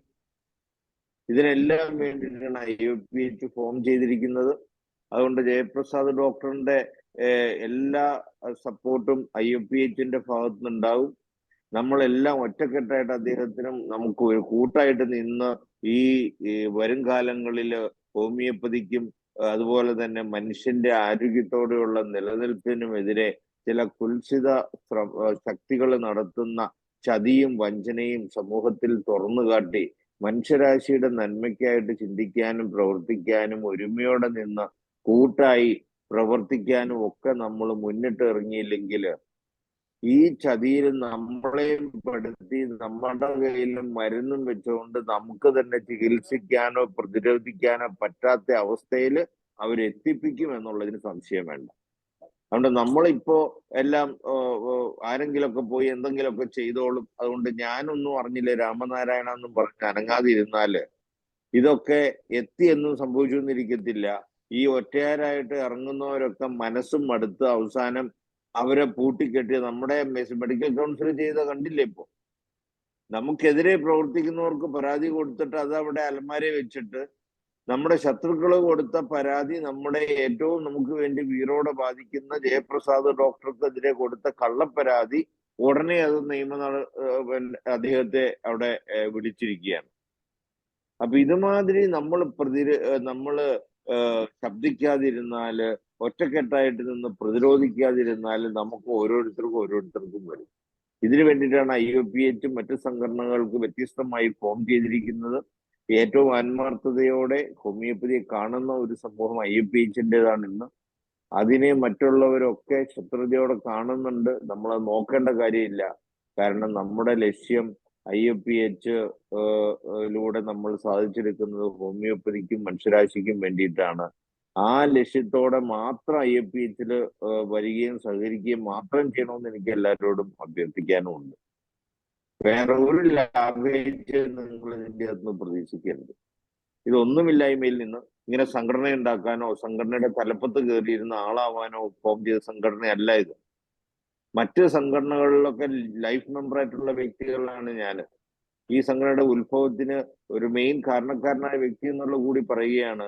മറ്റു സംഘടനകളോടൊക്കെ ഈ ഒരു കാമ്പൽ ഘട്ടത്തിൽ നമുക്ക് പ്രവർത്തിക്കണം, ഉണർന്ന് പ്രവർത്തിക്കണമെന്ന് ആത്മാർത്ഥമായിട്ട് എല്ലാ വിധത്തിലും അഭ്യർത്ഥിച്ച് നടക്കാതെ വന്നപ്പോഴാണ് സലാഹുദ്ദീൻ എന്ന എഞ്ചിനീയർ നമ്മളോടൊപ്പം മുന്നിൽ നിർത്തി നമ്മൾ ഇന്ന് ഇറങ്ങി പുറപ്പെട്ടതും ഇത് ഈ ലെവലിൽ എത്തി നിൽക്കുന്നത്. അപ്പൊ അതുകൊണ്ട് ഇത് യാതൊരു ലാഭേച്ഛയും ഇല്ലാതെ സമൂഹത്തിനും ഹോമിയോപ്പതിക്കും വേണ്ടി ചിന്തിക്കുന്ന, ജീവിക്കുന്ന, പ്രവർത്തിക്കുന്ന ഒരു കൂട്ടം ഡോക്ടർമാരുടെയും ഹോമിയോപ്പതി ലവേഴ്സിന്റെയും സംഘടനയാണ്. ഇത് സ്ഥാനമാനങ്ങൾക്ക് വേണ്ടിയുള്ള സംഘടനയല്ല. അപ്പോ നമ്മൾ അങ്ങനെ സ്ഥാനമാനങ്ങൾ നോക്കുന്നവരുടെ അവഗണിക്കേണ്ടതുണ്ട്. അതുപോലെ തന്നെ ഈ ഇതുമാതിരിയുള്ള പ്രശ്നങ്ങളും പ്രതിസന്ധികളും വരുമ്പോൾ ഒറ്റക്കെട്ടായിട്ട് നിന്ന് നമുക്കടെ കഴിവിന്റെ പരമാവധികളുടെ സഹായങ്ങളും കൊടുത്ത്, ഇപ്പൊ ചിലപ്പോഴൊക്കെ നമുക്ക് കൂടെ പിരിവ് ചോദിക്കാനായിട്ട് കഷ്ടമുണ്ട്, നമുക്ക് തന്നെ നാണമുണ്ട്. പക്ഷെ എന്നാലും നമുക്ക് വേറെ മാർഗവുമില്ല. കാരണം മറ്റവർക്ക് മൾട്ടിനാഷണൽ കമ്പനീസ് പൈസ കൊടുക്കാനുണ്ട്, നമ്മൾ തന്നെ പിരിച്ചുണ്ടാക്കേണ്ടതുണ്ട്. നമ്മളൊക്കെ അതുകൊണ്ടാണ് പൈസ നമ്മുടെ കയ്യിൽ നിന്ന് ഇട്ടോ കാര്യങ്ങൾ ചെയ്യുന്നത്. നമ്മളൊന്നും ഒരു പൈസ ഇതിൻ്റെ അകത്തുനിന്ന് ഇങ്ങോട്ട് വാങ്ങിച്ചിട്ടോ അല്ലെങ്കിൽ എടുത്തിട്ടോ അല്ല ചെയ്യുന്നത്, അങ്ങോട്ട് തന്നെ തന്നാണ് ചെയ്യുന്നത്. അതിന് ഇങ്ങനെ ഒരു ആവശ്യകത ഈ കാലഘട്ടത്തിന്റെ ആവശ്യമായതുകൊണ്ടാണ്. അതുകൊണ്ട് ഇതെല്ലാം തിരിച്ചറിഞ്ഞ് നമ്മൾ ഒറ്റക്കെട്ടായിട്ട് നിൽക്കണം.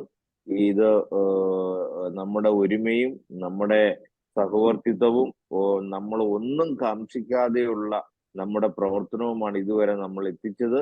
ആ ഒരു ചിന്തയോടെ ഇനി നമുക്ക് മുന്നോട്ട് പോകേണ്ടതുണ്ട്. അതികഠിനമായ, വളരെ ശ്രദ്ധയോടെ, ഒരുമയോടെ നീങ്ങേണ്ട കാലഘട്ടമാണ് ഇനിയും വരാൻ പോകുന്നത്. എല്ലാവരും ശ്രദ്ധിക്കുക. എത്രയും മാത്രമേ ഇപ്പൊ പറയുന്നുള്ളൂ. നന്ദി, നമസ്കാരം.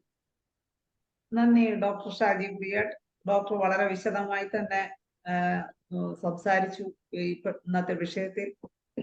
എന്തായാലും ഇനി സമയം അതിക്രമിച്ചു പോയതുകൊണ്ട്, സമയമില്ലാത്തത് കൊണ്ട് നമുക്ക് ഇന്നത്തെ പ്രോഗ്രാം വൈൻഡപ്പ് ചെയ്യാൻ സമയമായി. എന്തായാലും ജയപ്രസാദ് ഡോക്ടറുടെ ഒറ്റയാൾ പോരാട്ടത്തിന് IFPHന്റെ പിന്തുണ തീർച്ചയായിട്ടും ഉണ്ടാകും എന്ന് തന്നെ പ്രതീക്ഷിക്കാം. അതാണ് ഇപ്പോ നമ്മുടെ വൈസ് പ്രസിഡന്റ് ഉൾപ്പെടെ ധനേഷ് ഡോക്ടർ ഉൾപ്പെടെ പറഞ്ഞത്. എന്തായാലും എല്ലാ പ്രവർത്തനങ്ങൾക്കും എല്ലാവിധ ആശംസകളും നേർന്നുകൊണ്ട് നമ്മുടെ ഇന്നത്തെ പ്രോഗ്രാം വൈൻഡപ്പ് ചെയ്യാണ്. എല്ലാവർക്കും നന്ദി, നമസ്കാരം. എല്ലാവർക്കും ശുഭരാത്രി നേരുന്നു.